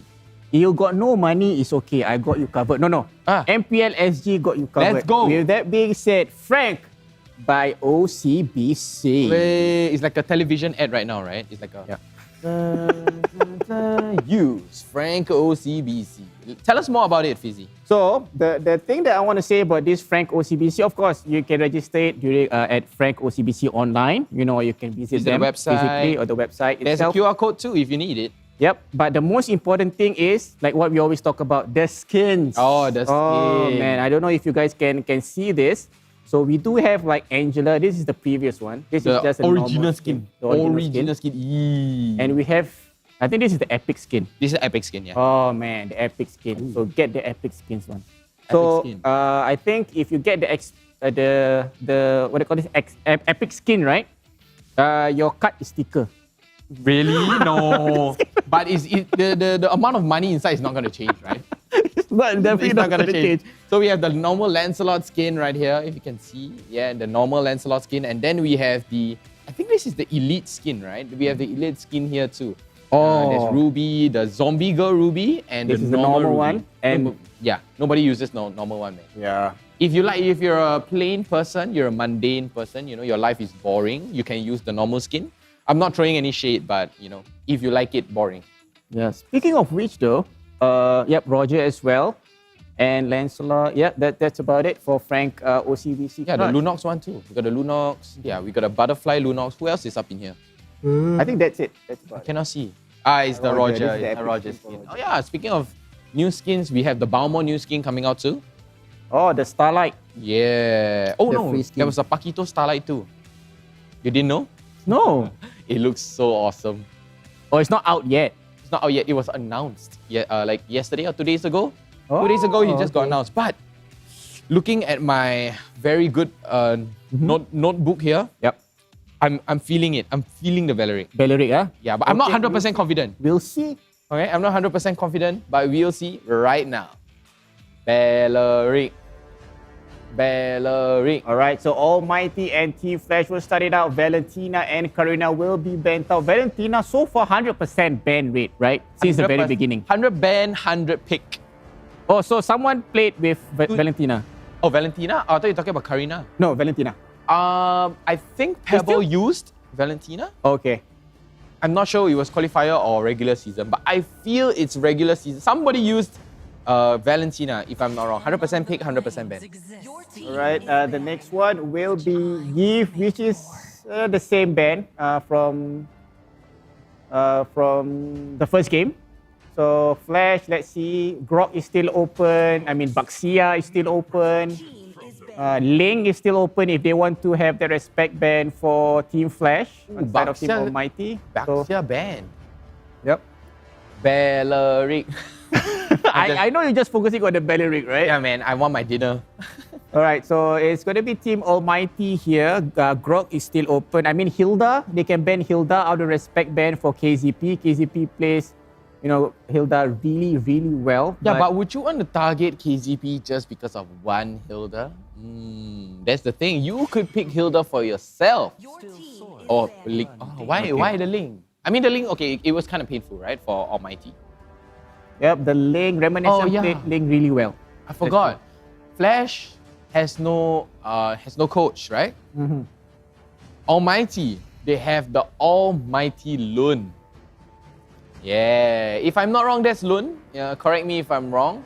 But he played a pretty solid tank roamer in season 2 and season 1. I think only season 2, right? He was in Kingsman. Kingsman. Yeah, right. Kingsman. Lun was in Kingsman, and as of right now, he's gonna be the Almighty Coach. Almighty. Oh wait, it just sounds so nice. The Almighty Coach. Yeah. So, Almighty. Almighty. There's no I in the Almighty. So Team Flash will wrap up with that Fanny. Okay, there was a Grok pick coming out from Almighty. Probably Grok. Please. Yeah, Grok. Valeric. Hilda, Valeric. No, I think Lun is not a Valeric man, but he is a roamer. So, you know, going back to your old roots. I tell you, if the last pick Valeric, right? Oh my God, I'm gonna flip this very nice chair I'm sitting on. Oh man. So okay, they will go with Grok, which leaves a lot of choices for Team Flash. D-Rob and Marsha. Yeah, it was left open. So Almighty right now, they can use the Hilda instead to contest the Marsha, honestly. But Hilda and Marsha, which one do you prefer? I prefer Hilda. Really? Yeah. I mean, the sustain on her is so good because there's a million bushes on the map. Exactly. Right? And I think she is, especially the true damage coming in from Hilda. You know that knock itself is just dealing a lot of damage, even though you have that full build as the tank Hilda. It's a straight boom down to the earth, but as of right now, Almighty themselves ban Xavier, and ban Xavier. We said it a million times, man. A million tears is falling from my eyes right now. But, ooh, okay. Going for the Beatrix, and Flash instantly picks up the Sicilian to answer the Squishy Boys. Yep, so now Team Flash is in the banning phase, the second banning phase. Now they have that goal, they have that mid laner, they have that EXP, so they can ban a jungler if they want to for the side of Team Flash. Oh, I hear somebody cute. It is going to be Helka. Lights out. And now, because of this guy, now every time I see Helka, I think of Too Easy for Angelo. Yeah, he popped it out just now, right? He did popped it out. Yep. And now Team Almighty in the banning phase now. Flash has that mid lane, that roamer, that EXP. Okay, Dyrov can be the jungler if they want to put him Yes, there. he can. He can be the jungler. So they need to ban an EXP laner, maybe? Okay, Lancelot for Team Flash, Reminiscent. Reminiscence is really great on Assassins. He has a very fast hands, very fast fingers. Okay, he's playing with his thumb. Yeah, so fast thumbs. customs. It just doesn't sound nice. It doesn't ring. Well, if you play 4 fingers, you can fingers as well. You know. Oh yeah, that's true. Yeah. Fast hands, law. Yeah, isn't it easier? Yeah. I did just realize that on my on the side of Team Flash, only A Peach and Alpha V9, they're like in their own zone. They like do not communicate. But as we can see right here, it's gonna be Hilda ban from Flash and a Hayabusa ban from Almighty. Wow. Okay, honestly, I feel with the Masha, Sicilion, and the Dyrov along with the Paquito, right? A Belleric would be so good right now. Yeah, I'm just saying. No, actually, you're right. You're Right? right. Because we have frontline engagers like Yes. Paquito, Masha, and Dyrov. So it makes sense if Almighty wants to go for a Belleric at this instance. Yeah, but I feel they don't. Okay, Because this is the final not 2 Almighty. picks for Almighty. Will this be a dinner for you or no dinner for you? I think I'm feeling a no dinner, right? Because the way Almighty drafts is not very unorthodox. Yeah. Right? It's a very I'm comfortable with this. This is how I play. All right. Last 5 seconds, counting down right now. Belleric.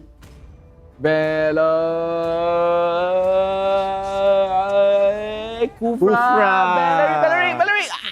Ow! Okay. Okay. Triple support and okay. 2 tanks, 1 support, 2 bursts. Kufra jungle. Oh no way. Kufra jungle. No Angela jungle. Nah, just kidding. Kufra jungle. Yeah, I think it's gonna be a Kufra jungle though, or not. It could be a Grok. No, Grok has to go lane. He Yeah. needs to go to He needs to go to the lane and just play it there. Yeah, look at Flash discussing the strategy. Oh, Yeah. they're playing like this. They're not gonna invade. So let's this is their jungle route. Let's go and try to screw them over. And then A Peach and Alpha V9 at the back just keep quiet. Wow. And everyone else at the front. Yuzhong. Yuzhong, okay. Major gear vibes here. Azura X on. Oh, it's a Grog jungle. Nani? Wow. Okay, so No, QBX Azura now. X. Azura X was the previous jungler. Oh yeah. So Kufra jungle. Kufra jungle, yes. Yep. Okay, so there Not you making go. the same mistake. I'm not making the same mistake again. I'm just gonna. Yep, correct. Yep, that's right. So something surprising for Team Flash, they have Yuzhong. They do not have any marksman again. Yeah, you for that hate, goal lane. you hate it, right? I don't like it. I don't like it, but they have Dyrov. I just saw something in my book, right? Something so dangerous and no one would have thought, right? Barats and Aulos in the jungle. We've not seen that in a long yeah. time. Just a hint to next week. Tomorrow game. Just a hint. And there you go, ladies and gentlemen, Mobile Legends Bang Bang fans. This is Team Flash going up against Team Almighty. The last series for today. This could potentially be the last game unless Almighty push this to game number 3. Almighty on the left, Team Flash on the right. KZP being annoying as always with that Marsha. You can do that, especially when you have that sprint spell on your side. Yeah, Kufra jungle. I mean, he can sustain in the jungle, but is it going to be enough? Yeah, and it seems like he's jungling it pretty slow. Yeah, forces the retribution there. Claws comes out onto QDX Love and Azura X and KZP, granting the lethal Wanderer towards Team Flash. So, right now, Almighty, Almighty, they look a little bit, hopefully there's no lag because they're using Singtel, Singapore most powerful 5G network. Is it going to be... Yeah, it's going to be a Petrify Yuzhong. If you don't use Petrify on Yuzhong, something is wrong with you. Wow. Yuzhong going up against Beatrix in this gold lane. I mean, A-Peach with that Yuzhong has that sustainability, but will he be able to dish out the damage? Will he be able to take the damage from Beatrix? It depends, right? She's pretty early game-ish. Yeah, I would say early game-ish. But, this is the problem of this is the problem of a Kufra jungle. You can't contest because you do not have any damage. You are hoping and praying that you bring it to the late game. Yeah, I mean, Azura X being in the jungler position, I know back then when he was with Kingsman, he likes to use that Kufra. So he was hoping to get this Kufra on his side and be a potential good matchup for him. But it seems like only now at 2 minutes 17, He reaches level 4. QDX Love manages to escape that from Aeon on that bad face, and Reminiscent will be securing this turtle with no contest. Pretty easy turtle. Oh yeah, it's a Paquito jungle. Yeah, I forgot about that, man. A Paquito jungle here, but almighty, KZP is just pushing so much damage. Yep, it seems like Team Flash, they know what they are doing. Here comes Azura X though, together with that hard guard. A-Peach is surprisingly low right now, but look at KZP from the back. Free kill. He's trying to engage, but KZP uses the Oh my god, why are you running? Cape. And Why there are you you running? go, the first blood code is up for grabs, ladies and gentlemen. Go and clean it up and claim your prizes. Yeah, A-Peach finally dying. He took a while to die, right? He took a while to die, and then KCP tried to save A-Peach there, but just not enough. Here comes that Azura X getting that kill on Aeon. Aeon goes down. It seems like it's going to be 1-0. Almighty, even though a slow start, having 2-0. 2-0.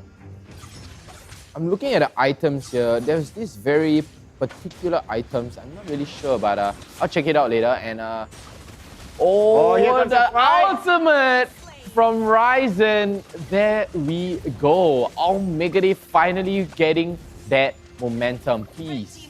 Yep, it might be a 1-1. I'm not saying anything. I'm not saying. I'm just saying it looks like it, but honestly, it feels late game towards Team Flash. Let's see. A bit. But I would say Almighty has that Beatrix though, so they do have that firepower. They do have the firepower, and late game, Sky and Azura X is going to be hard to kill, along with QDX Love with the hard guard protecting FMM or Ryzen. Yeah, we're going to focus here in the mid lane. KCP doing what KCP does best, but look at Reminiscent trying to get that engaged though, but so far, nope. We will go into a game pause for some technical errors. Ooh, technical errors. Techies, and techies. Wow. We are back. Yep, we are definitely back now. Almighty, Flash, very slow start, in fact, for both teams. I mean, Almighty had a little bit of thing going on, right? They were like rolling, and then they're like, slowly gathering more snow along the way. Hopefully they snowball going into it. And on the side of Team Flash, even though it's a slow start, but it's very objective-oriented. Yeah, they're not, how do I put this? Like, we shouldn't fight this. Let's take the turtle. Yeah. Let's get our resources, get our items first, and then, get our level 4 first, get our ultimates, and then we fight. Yep, that's true. And I look at Reminiscent, right? He's pretty chill with that Paquito. Yeah, pretty chill. Just jungle it out and securing the first turtle. And once when he rotates to the opposite side, try to go for the fight and then disengages. So it's a very, very passive aggressive for Team because Flash. they are building towards the late game. How Paquito goes to late. Paquito is a good snowballer, right?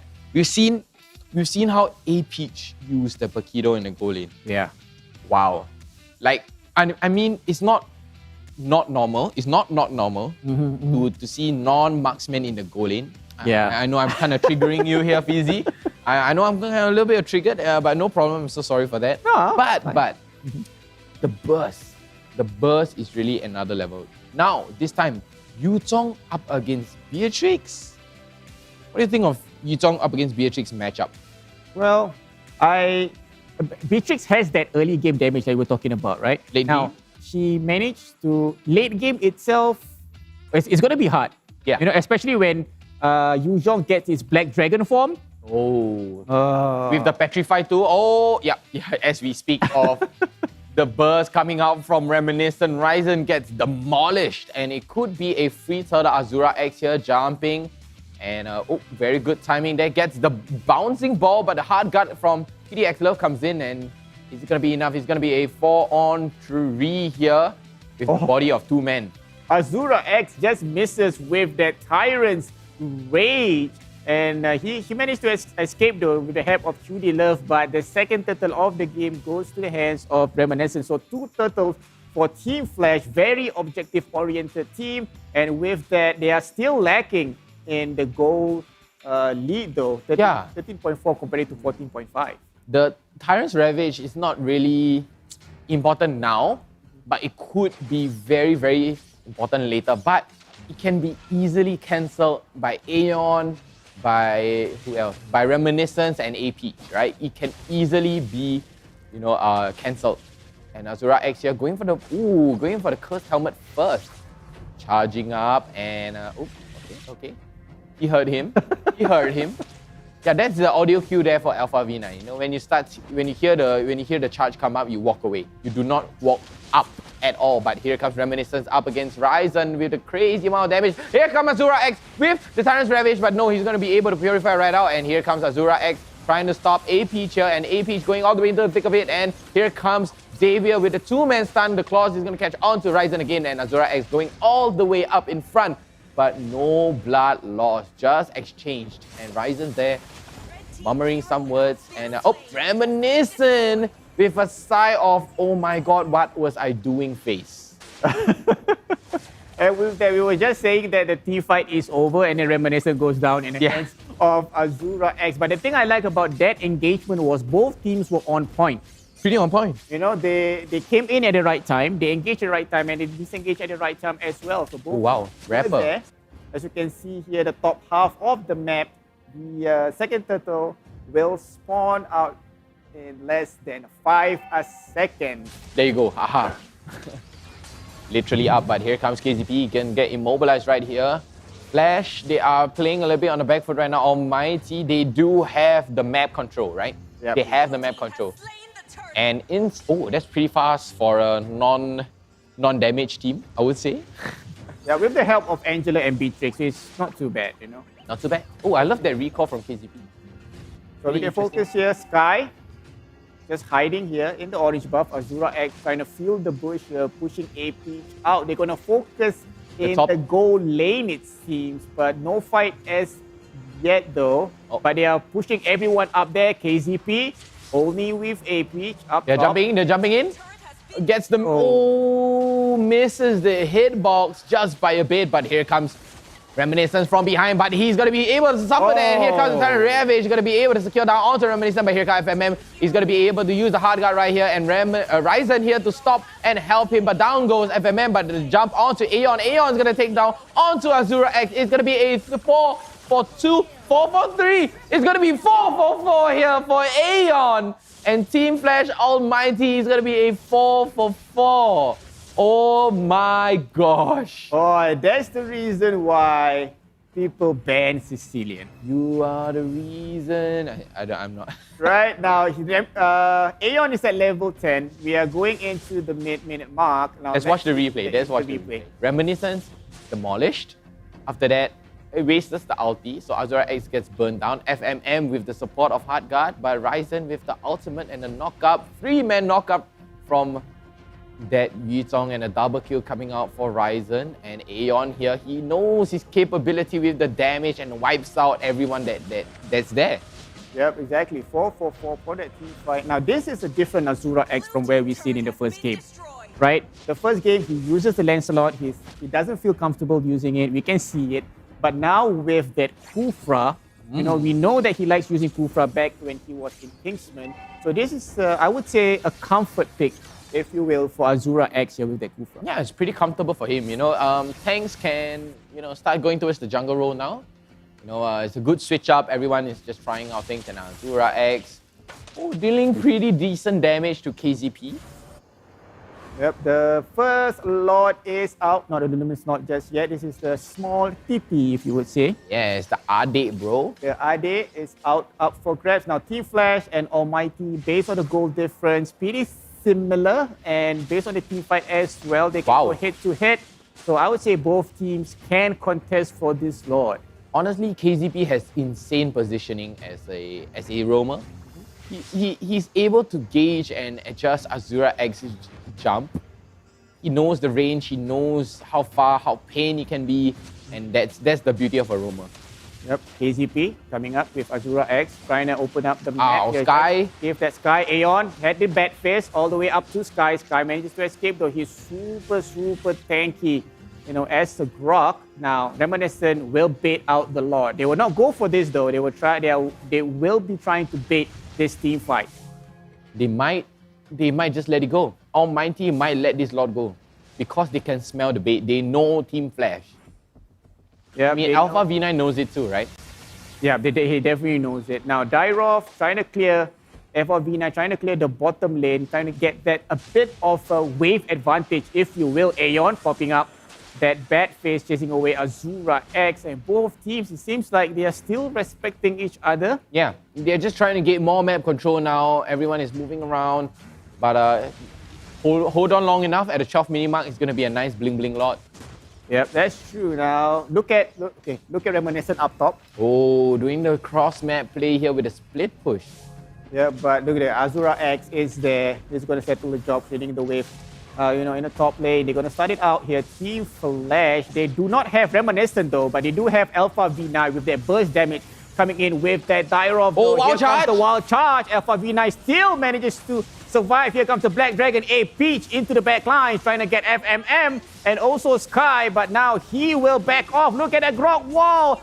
A Peach is going to go down. It's going to be 1-for-1 for now. Oh, Reminiscent from their back lines at full stacks. He will go down with that love wave by QD Love. It's going to be 2-for-1. Oh, miggity. Oh my god, it was supposed to go towards Team Flash there, but there was a little bit of a scuffy fight. The positioning was off. Reminiscence and A Peach, but oh, here comes Azura X. Yeah, this is nothing to him. He's like, yeah, come. Sure, give me whatever you got. I can deal with it. Okay, Lord is still up for grabs now. It became the Luminous Lord. Yeah, at 12 minute mark, it is going to be a nice bling abang. Yep, FMM will start it out with Azura X, with QD Love and Ryzen. Here comes KZP. Sky trying to get into the front line. Azura X with that Retribution spell secures the Lord. Just relax, disengage, don't have to fight. You have the Lord. You see what's going to happen to you if you fight. Stun. And there you go, that's the stun. Reminiscence secures on that Azura X. Here comes A Peach for the fight. He will go down though, not enough firepower.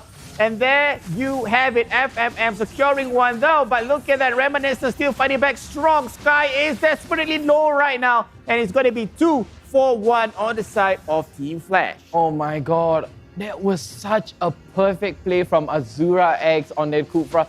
3-man stun towards the wall, but there was a little bit of a lag follow-up there. It was the timing for the follow-up was a little bit wonky from the side of Almighty, but they did secure the lot, so that was pretty well done. Yeah, it's well done, but again, you know what I like to say, right? When you secure the lot, you need to secure an objective. Think up the waves. Yeah, you did not secure any objective. So for me, it was a wasted lot. It was a wasted lot, but you got money, right? You do. You got money. And this time, All Miggity against Team Flash, they are pretty much equals already. Okay, let's look at Kufra. They have that helmet, entry QS. Probably going to go with... Immort. He's going to go for Immort and then Athena, if I am not wrong. Yeah. Or not a Radiant, right? It's a typical Kufra build. Reminiscent War X, which is pretty common. Essential. It's essential for Paquito and the Malefic Raw. Right. And the Malefic Raw for the extra penetration. So a pretty decent build, I would say, for Reminiscent on that Paquito. Yeah. Oh, good stun there, along with a sniper to take down KZP's health. But it's a Masha, right? So what's the point? Okay, let's look at the goal difference right now. It's pretty even, neck to neck. 38.3 to 38.4. Look at AP and Sky. It's going to be 3v2, popping the Black Dragon to escape. Now, that's a good play because he knows that, there's no one there to engage or re-engage and, Pop it and run. Yep, just run. Pop and run. But as of right now, Team Flash, they are gallivanting and having an illegal gathering at the Lord Pit. Oh, I mean, it's not more than 10, so it's kind of legal gathering. Less than 10, 5 people there gathering around the Lord. They are just trying to get some information here. Azura X, as your main jungler, should get the information, gain some ground, maybe try to snipe away the Lord. As of right now, leaving the rest of the team to try to clear off the waves, don't let it push, because there might be someone who loves to backdoor on the side of Team Flash. Yep, like Reminiscent. Yeah, man, Reminiscence on the Paquito. Honestly, Paquito, Masha can actually, go for a backdoor. Actually, yeah, Masha can. But the thing is, this is she doesn't have the attack speed. If you have attack speed Masha, maybe. Maybe. Inspire Masha. All right, the Lord. They're baiting the Lord. The baiting, yeah. The third Lord is up. Well, technically this is the second, but since they forgo the first one, it became the Luminous Lord. Yeah. So this is the third Lord of the game. Team Flash would start it out. They want to bait the Lord though. They will let it reset. Azura X winding up. Nope. Nobody in the bush. There is going to be A Peach though in the bush. So they're going to be checking out. Here comes the snipe. Gets a little bit of A Peach. Ultimate is all up on the other side. And A Peach with the fast hands. Yep. You can clearly tell that Azura X is the initiator for the team, right? Yes. Similar to Baxia, Kufra can do that as well. You know, wind it up and then with the Titan's Revenge and get with the Titan's Rage. There you go, there's the Titan's Revenge. So far, it's not going to release it just yet. ACP will start the Lord just to bait the fight again, but... They have the info. They already have the vision. I mean, Almighty is not biting. Nope. Almighty not biting at all. They are not your usual veteran. They are not your baby team, right? They are seasons. Oh, here comes Sky. Sky, he gets the wall charge all the way back, but Alpha V9 is going to get a little bit of damage here, and Azura X all the way in the front is going to be able to soak up so much damage. FMM here with the hard guard from QDX Love. Gets the snipe, gets the stun, but not going to be able to secure onto Aeon. But here comes Sky, he's going to be able to get some damage onto Reminiscence. He's going to go all the way back, but here comes the jump, and Ultimate to take down wait, is it Alpha V9? A Peach, sorry. I saw A. Wait, Aeon, Alpha V9, A Peach. Yeah. All the A. It's not TF, it's not Team Flash, it's Team A. So with that, A Peach goes down. It's going to be an uncontested Lord for all. Mighty and Lord will be coming up to the top lane. So they're going to seek up the wave. They're trying to get that wave advantage, if you will, sync it up. And seems like Team Flash here with one man down. I mean, less than 10 seconds, they will still have A Peach. I mean, Team Flash, they still have that defensive capability. They do. They can actually hold it down. So, Omega D, they just need to get a few objectives back away, or it does seem like they're going a little bit different. They're waiting. Oh, no, wait, don't show yourself, They can see it, they can see it. 1, 2, 3, 1. Oh no, they're baiting FMM only. They are using FMM as... Okay, never mind, I take it back. Oh, okay. So they are focusing all their energy with this Lord here. They will secure the inhibitor turret up top and T2 in the bottom though. But here comes Sky into the front lines with the Grog Wall. Here comes that Black Dragon from AP trying to get into the back line though. Here comes that, but look at that with the Love, with Q the Love. KZP goes down, A-Peach goes down. Here comes the Grog Wall. There's no wild charge. Oh, Sky turret trying to get up in the middle, and there you go. 3-4-1 for now, and Reminiscent trying to re-engage again, but Almighty will back off. Reminiscent and Aeon, your main damage dealer burst there, coming out. That was a very scuffy fight from Team Flash, right? It really played into the hands of Almighty. Almighty is like, yeah, I know you're going to go here. I'm going to bait out the jump. And then I'm just going to jump on you again once it refreshes on the cooldown. And then, I just screw your whole team over. So that's playing into Almighty's books. Yep, they really did though. But Team Flash showing that they can actually defend their home base here. Yes, especially in these late stages of the game. Now, keep in mind, they do not have any marksmen in their team. No, they don't. Yep, so slight advantage for Team Almighty. I mean, Dyrov will deal a lot of damage too. So much damage. Again, with no marksman in your team, you do not have any backliners except for, Aeon on the Sicilian. True. But it could all go sideways for Almighty here. KCP is going to get caught out, and here comes the rest. Here comes the big Black Dragon from Aeon trying to catch down onto Azura X, and Azura X looks like he's going to be dead, but here comes the hard guard. It could be the re-engage from Almighty here. Oh, they're trying to re-engage though. They're going for the smart play and not to. But look at that mini. Oh, they're jumping on Grog. Look at Sky. He's all alone. He's getting sandwiched. Using that passive on the wall. Using that wild charge to no avail. Azura is jumping up again. Now QD Love from the backline. Trying to use that Love wave to give a bit of health back to Azura X now. What a fight coming in from both teams, but what a sustained fight coming in from Almighty. Oh, that was a very, very balanced 50-50 here, man. I've got to say. Right now, I wouldn't say it's towards Almighty. I feel it's towards Team. I feel it's 50-50 right now, right? I feel that if Team Flash were to play this correctly, they might be able to close the game out and actually gain the advantage onto Almighty. KZP? Nah. He's gonna run away. They do not have info whether he has sprint or not because you can't really see when he uses his sprint. All right, so Almighty there, focusing on that bush. Tried to steal the purple buff though. Azura X. Oh, misses. KZP. Oh, Reminiscence though. Look at Reminiscence. Reminiscence is coming engaged. Now he wants Azura X, but instead he's going to disengage for now. But look at that Sky. Peach manages to escape with that jump. And it's still 5v5 for now, but slight advantage on Almighty because all their teammates are at probably full health. Oh, Azura X here. Trying to stop Reminiscence from coming in, trying to zone them away, but this could be the re-engage. And look at the power of FMM here. Hard guard comes down onto FMM. Flash. Team Flash right now, they need to contest this or not. This will be all going down, but here comes the Blink Black Dragon from AP. He's trying to slow down onto FMM. FMM is going to be flickering all the way to the other side. Sky covering for him, trying to get some health back. Azura X runs very, very low, still has immortality up though, but AP gets the Petrify, gets the two-man knockup. Can he survive this? He looks super low. He's going to get taken out by Ryzen, and here comes Sky. Sky is so low. Azura X is going to be able to pop down his immortality, but Flash, he looks so low. Azura X, Alpha V9 is going to be able to secure him, but no, it was going to be Aeon Almighty. Oh man, Team Flash winning that team fight, which is huge. Now Azura X is no longer there, which means that no retribution coming in from Almighty. Reminiscent is up and alive. Now with the help of Aeon, Sky, with that back piece, with that hard guard, and that Sky Wall Charge has been used though into the front line. He wants Aeon. Pop the immortality from that Paquito on Reminiscent, and QD Love trying to use that Love Wave, trying to deal that damage and that CC, but Reminiscent manages to escape. A good engagement from Sky and QD Love with that resetting the Lord. Wow.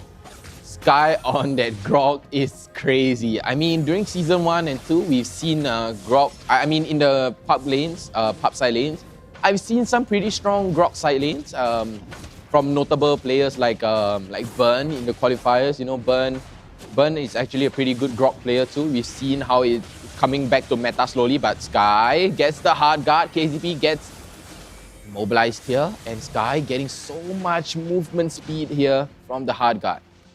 All right, 23 minutes into the game. Very late game. Late game. And look at the goal difference. Anything above 50k doesn't matter at all. You know, both teams have that full build. Now it all boils down to chemistry and macro. We know for a fact that these are pro players, their micro is good. Yeah, you know? So I feel it's very micro. To that macro game. Whoever has that better macro will definitely close out this game here. Now we can see that. Oh, the conceal from AP and KZP here trying to catch out onto FMM, but FMM looks so vulnerable right now. He does have the hard guy. He's gonna get Petrified East. He's gonna get the knockup onto FMM. No, but FMM is still staying alive. He gets the dash back. You know, it's not gonna be enough. And the Godlike coming up from Aeon, and Alpha V9 looks so low. He's gonna get traded back. It's gonna be a 2-for-1 right now towards Flash. And QDX Love left all alone trying to fend for himself, but all the way on the other side it's going to be Azura X trying to take down onto KZP, running for his life. Azura X pops the immortality, and that is going to go in favor of Team Flash. But Sky, what is Sky doing? What is Sky doing? Sky was trying to go for that back door, but unfortunately doesn't have enough attack speed. Oh, no. Wave. No. But look at this. He's not going for the back door. He's trying to create space for Almighty. Because of the long cooldown time, he's going to pull the rest of Team Flash away from the Lord, away from their base as far as possible. But that's right. With the movement speed and mobility of Team Flash, it might not be the case right now, as Sky is going to have a 40-second death timer. It does look like it's going to be a GG push here from Team Flash. They are pushing in hard. Is it going to be the GG though? The hard guard comes out onto Azura. Is it going to be enough? Aeon is going to get taken down, and it is going to be a GG for Team Flash. No third game at all. Yep, no third game. So a clean 2-0 finish from Team Flash. Even though they win 2-0, but only the first game was a commanding win. Yeah, the first game was a commanding win. Second game was a... I'm trying to reach out for it. Yes. Like okay, I got it. It was a hard hill to climb. Yep, it's definitely. And they proved me wrong. A Hilda. Hilda. And like I said again, they proved me wrong. I said that they do not have that marksman in the goal lane and also for that late game insurance, but they won, so they proved me wrong. Well done, Team Flash.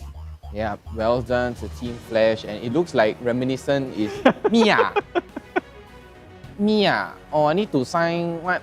Then Reminiscence is just in shock. And let's take a look at the replay there. Very good play. A bit scuffy from Reminiscent. Gets caught out a little bit further back. Azura X tries to go in, misses the turtle again, and A Peach getting down. But a very good 3-man knock up there from A Peach.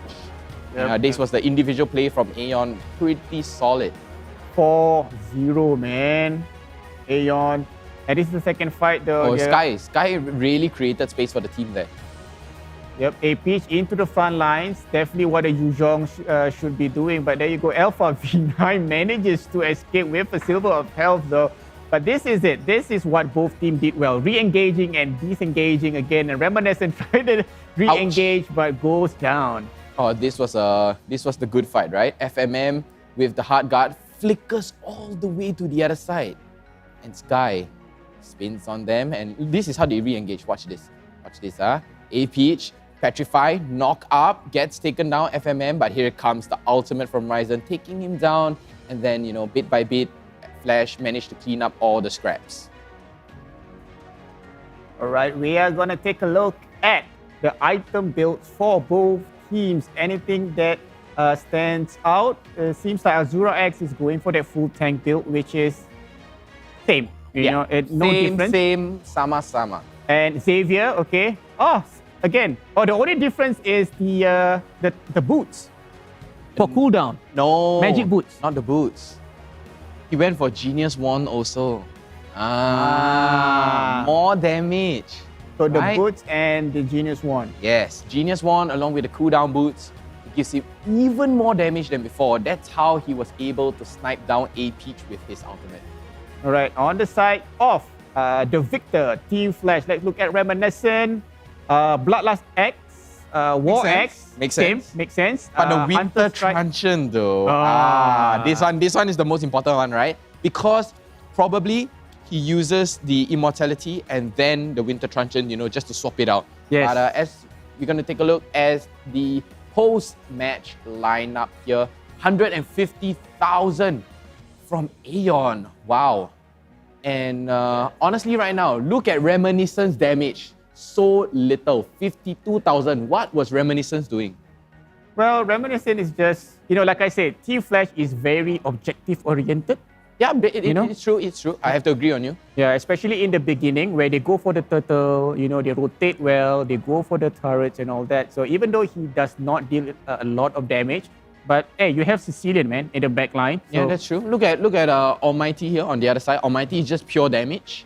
Going for pure damage, going for kills. Their mindset, honestly, right now, not to throw any shade, I feel that their mindset is more of a pub game right now, of a normal rank game. They're like, kills, no objective, right? And but on the other side, Flash, they were objective-minded. They were funneling everything towards Aeon. Reminiscence damage was just meh. All right, out with that, we will go to Yuno together with Osim for that Champions Throne. Yeah, maybe real soon. Not yet. Okay. No, not yet. But we'll take a look at our MVP. Okay. Ready, 3, 2, 1. Reminiscent. I mean, we were close. 71, just 2% off of my favorite kill participation percentage. But Aeon really funneled. Honestly, Reminiscent on the Pakido, really good positioning, right? He starts moving over, gives more space for the team, and that's the purpose of Reminiscent during that game, right? He created space for the team, for A Peach to come and cover. Everyone else comes and cover along with Alpha Vina and the Dyrov. Very well team orientation right there, right? Good positioning, good sequence, and just pop. Pop. Okay. Yes. Nice. Pop. And now we're gonna pop to the other side.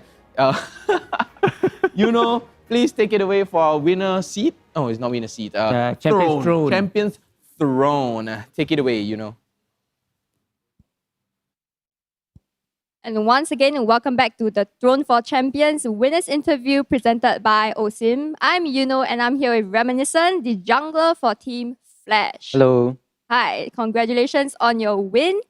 So for the past 2 games, you guys didn't play marksman at all, instead fighters. Can you tell me a little bit more about this? So the reason why we play fighter instead of marksman, right, is because Pokemon keep feeding on marksman. APH keep feeding on marksman. So we decided to give him something tankier, but he's still at 8 deaths this game, so I'm not sure whether it's working out. Maybe you'll switch back to marksman again. Okay, so do you think that if you were to play marksman, you guys might have lost the game? He'll have 16 deaths, but I think we still win. Okay, so who is the carry for Team Flash, to carry APH?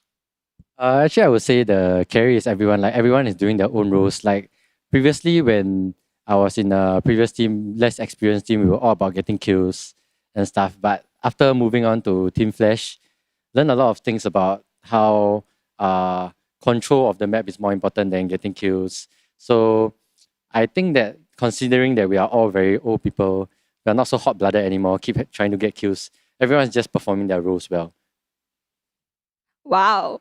All right. So game 2, Team Flash seems to be losing.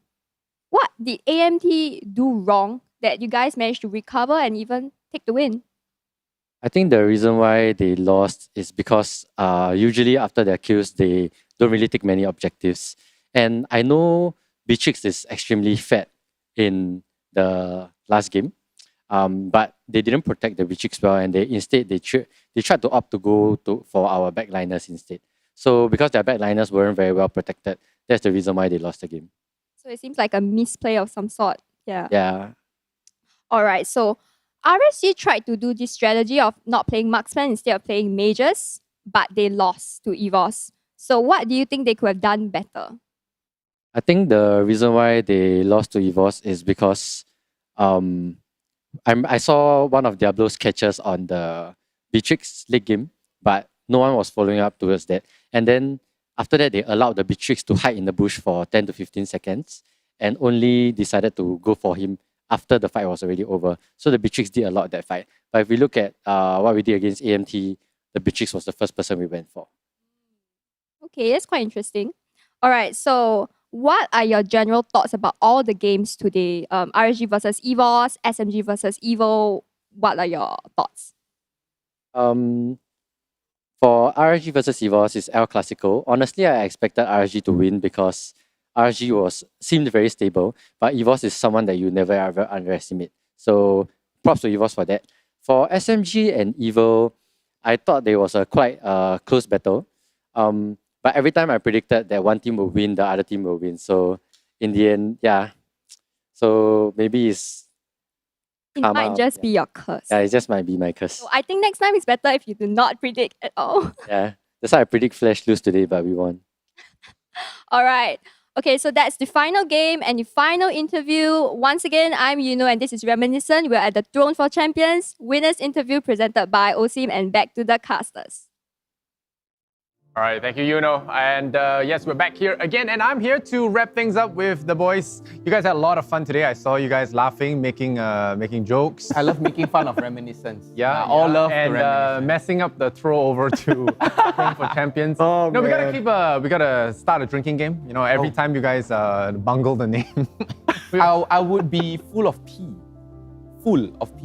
But today was a very, I would say today was very enjoyable. Me and Fizzy and had a great time casting, had a great time, giving love to everybody, giving love to Jace, giving love to all the casters, me, Daryl, Abstract, you two, everyone here, all love. Okay, yeah, strange choice of words, but let's talk about the events of today. There were some things that were expected, not expected. But before then, I do believe you guys have a little bit to share about some of the exciting promotions coming our way. And No, I'm just kidding. Our butts have been graced by the OSIM chair that we are sitting on right now. It really feels like a throne, right? Yep. It has nice paddings. It helps your lumbar. Not only that, it adds a massage on top of it, so you really gives that whole King experience, man. Yeah. So thank you so much. to Leading Osim. gaming massage chair. Yeah, man. Love it. It's amazing. And Hafiz, tell us more about the other sponsors. Of course. I mean, create this. yes, you have a very good seat with you. Yeah, man. But the first thing is your network. Oh, that's true. You can't play game with just sitting. You need a very good network. So Singtel 5G got you covered. The leading 5G in SG, the little red dot. So there you go, Singtel 5G. Thank you so much for being our 5G sponsors for MPL SG. And if you guys have been catching the trivia game, that's also by that's also by the 5G, the gang. Yeah, 5G gang. That 5G bonus you see all the team getting for that trivia game. That's also a little bit of a piece of content brought to you by the Singtel 5G team. So yeah, and I hope you guys have been enjoying that. And of course, support Singtel 5G. They help put the esports food on our table. I mean, not speaking about esports too, we must not forget PvP is where gaming lives. PvP esports is a place, where the ultimate regional platform where gaming lives, guided by this core value of passion, sportsmanship, and not to forget, healthy gaming. PvP esport, seeks to continually grow the regional esports ecosystem through its initiative and tournament. Okay, very good. Yeah, that's how I say tournament, because this is what we are experiencing. We are. What? What was this? No, I'm just like making it epic. See, because we have this whole epic set behind us. Scene. Yeah. We are in a world. Very real. So real. Love it. Also not forgetting our friends at OCBC, Frank. They come up with a bunch of new designs for their cards as well. You can become a legendary collector and collect all these amazing MLBB skin arts printed on those cards. And there's a little bit of there's a scratch game. Yeah, there's a little bit of a scratch game going on as well. Step 1 scratch, step 2 win. That sounds pretty simple to me. Yeah. Just make sure you guys get those cards before the end of the playoffs. So you have until the 1st of May to claim your prizes and whatnot. So there's quite a bit going on here this season. Shout out to all the sponsors once again for help making this happen. Now, as we are going to be winding down the day, we're going to talk about what has transpired. Let's take a look at the standings to see just how each of the 7 teams in MPL SG are standing right now. Could have overthrown Score. And you look at that. Order has been restored. EVOS right back at the top. And, with their smacking of RSG this time, they win that head-to-head. So now they're number 1, RSG in their place at number 2. Again, a position they're all too unfortunately familiar with when it comes to EVOS. And we have Flash sitting pretty at 3rd, SMG, Evil, Zion, and Almighty just going to be going down the roster there. Almighty not looking too hot there with their 2nd loss this regular season. Yeah, man. So, they still got more games tomorrow. Tomorrow they face SMG, if I'm not wrong. So that's going to be another very tight bit of competition. I think, this regular season is a little harder to call. All teams are pretty solid. Of course, you have your strong 1st and 2nd. You've got your Evil. Yeah, Evil. But then the rest of them, okay. I see what Evil. I saw what you did there. Yeah, strong 1st and 2nd team, Evil and EVOS. That's right. Okay, I'll give it to you. I still owe you dinner and a drink. But yeah. So a lot of the teams, they are very even. I think Almighty has been a little bit lukewarm this season so far, but they've only played 2 sets, right? Yeah, so it's a little bit hard to call. It might be difficult to say that they're bad right now. Yeah, warm-up game. Yeah. These players, just a warm-up. Yeah. And if they go up against big dongs like Evil, EVOS, or the big boys, they may be showing their prowess. Almighty almost toppled RSG last season, so it's very possible that they do it again. But yeah, let's talk about tomorrow's games. Yeah, tomorrow we have Evil versus RSG as the first series of the day. Reese's favorite team, Evil, will be playing against RSG. You see Mr. Diablo over there. That's going to be first set. So it's kind of like Evil's 2nd attempt at taking down a giant powerhouse. Yeah, powerhouse. No, and if they are truly the King Slayers, as they have proven themselves to be, they might give RSG a run for their money. Study the VODs tonight and maybe pull out something special. Maybe pick up the Franco to hook Lawsy back instead.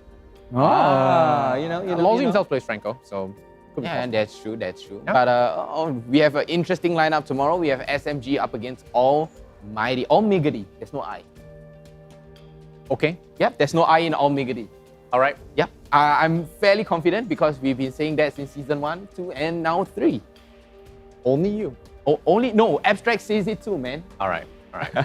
Fair enough. SMG versus Almighty, and of course we are going to be seeing Zion again versus Flash. So Flash on a hot streak today. We'll see if they can take down Zion tomorrow.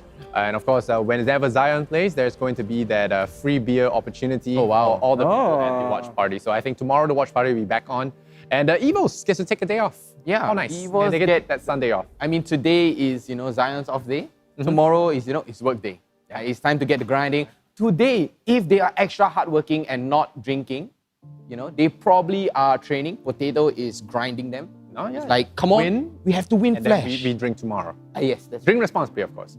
And I think it's great that EVOS gets a day off because Adamir was just complaining to me the other day that I burnt his entire Sunday filming the music video. What about me? EVOS and RSG, even Reese, they spent the entire Sunday filming. They had the longest filming hours. But I think overall we can all agree it was worth it. You're a great PE teacher. Come on, let's fly the sky. Yeah. There you go. All right, Spirits burning high.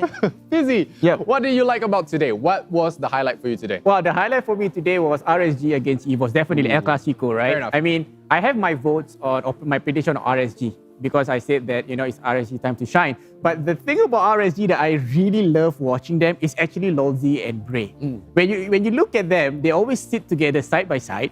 And when you look at them in the game, whenever someone hits Lolzy, you can see Bray like, oh, you hit my coco, I hit you. They have the protective brothers. Yeah, they have that protective brothers, and Bray always re-engages back when someone hit Lolzy. So that's a very good chemistry, I would say, that RSG have, but especially to Lolzy, you say he the uncle, no, I say one. Lolzy, no, I say one. He say your uncle, and Bray the younger boy. The boy. Yeah, but Bray EVOS does look very young. Yeah, he is very young. But honestly, right now, when I just arrived here, I was watching the RSG EVOS match. I was like, EVOS.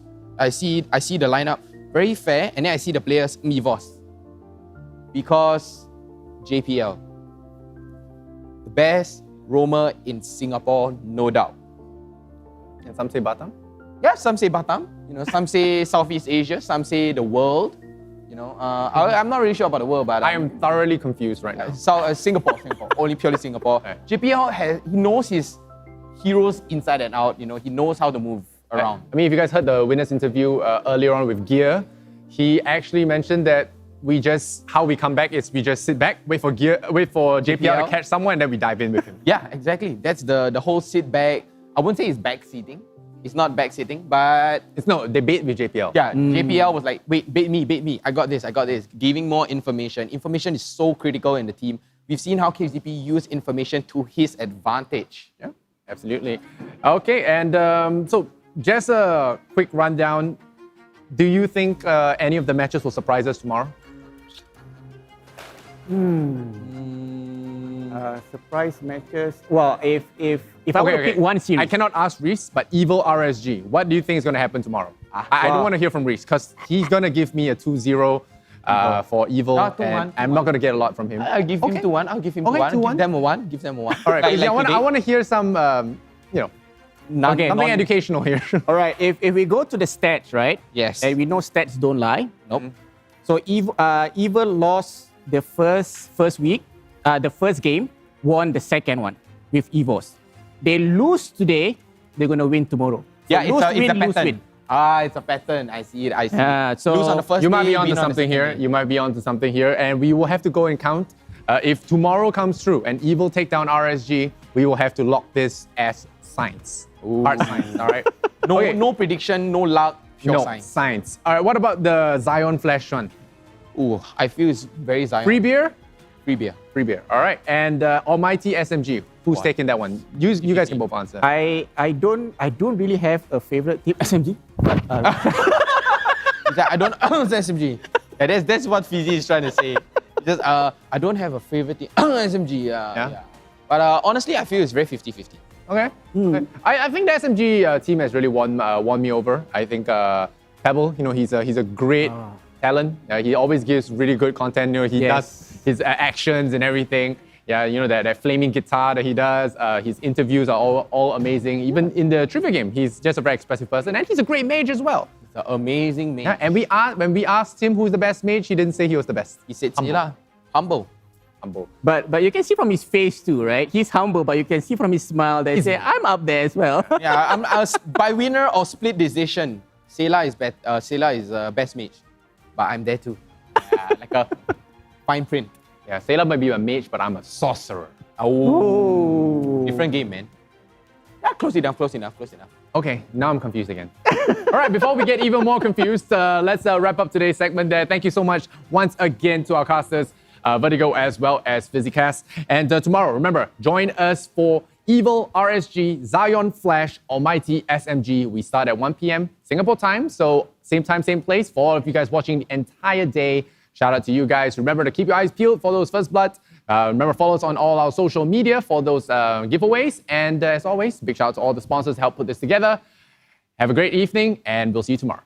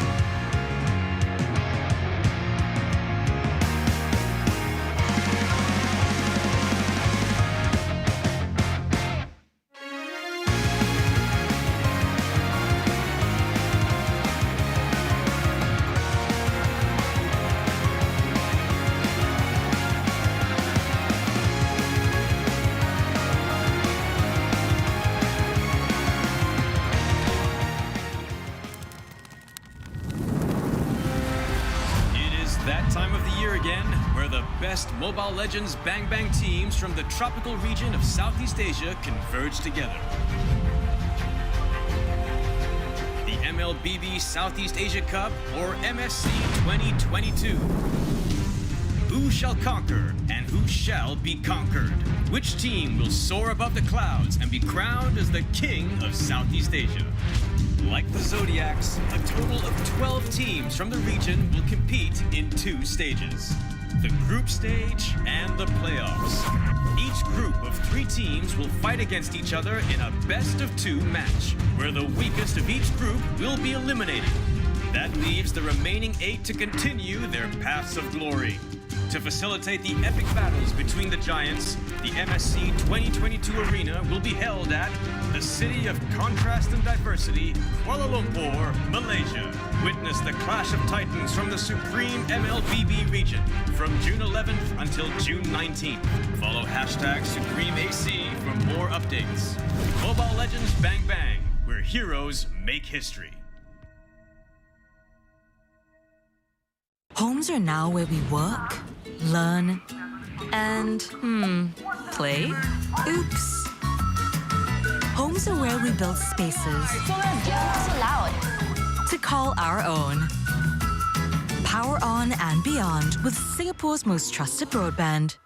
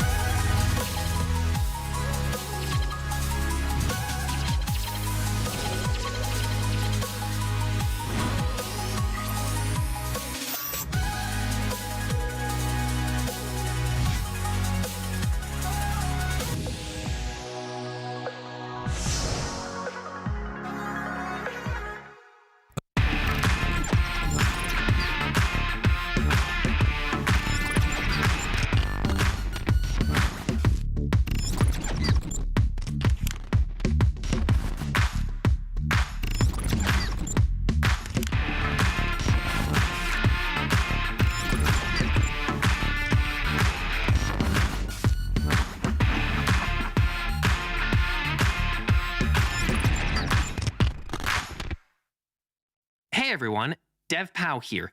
In this video, I brought fantastic news. MLBB is releasing a new system, Creation Cam. Without further ado, let's take a look at the system's 4 major features.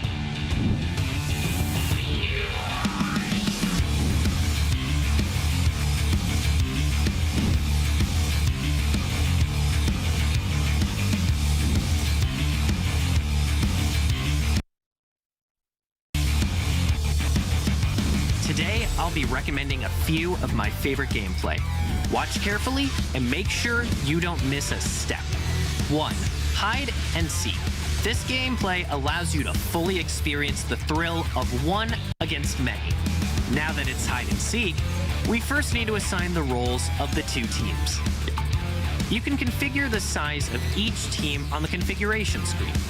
First, I'll set 1 player from Team A as the seeker, and 5 players from Team B as hiders. Next, I'll check the hide minimap avatar option so the 2 teams can't see each other on the minimap. And then I'll adjust the 2 teams' attributes. Since there's only 1 seeker, I'll give them a major boost on damage, defense, and HP, but lower their movement speed. For hiders, I'll increase their cooldown reduction and movement speed, but take a chunk out of their HP. The 5 hiders need to avoid the Seeker's attack, assemble as fast as possible, and eventually take down the Seeker together before their base is destroyed. Who will be the last one standing? The exceptionally strong Seeker or the 5 hiders united as one? Go and find out for yourself. 2. Zero cooldown blitz. Now this is something you can't experience in regular matches. With the cooldowns removed, many of the heroes are bound to offer a fantastic experience. The configuration is here. The most important is to set the cooldown reduction and battle spell cooldown reduction to 100%. You can also limit the available heroes and adjust some of the other attributes. I, for one, particularly like to disable basic attacks for a competition of skills only. Spam skills throughout the game and get familiar with each hero during the process. Can this deal get any sweeter? 3. Go, Franco, go! If you like mischief, you must not miss this one. The rule's simple. Hit the opponent with your hook before they hook you. For the configuration, set the available heroes to Franco only and adjust the hook's range. Ooh, caught you again. Think you can run away from me? Alright, that's all for today. Be sure to check out the system after its release. There's so much more fun gameplay awaiting you to explore. Customize your own gameplay, team up with your friends, and don't forget to share your lobby codes. This time, everyone is a game designer.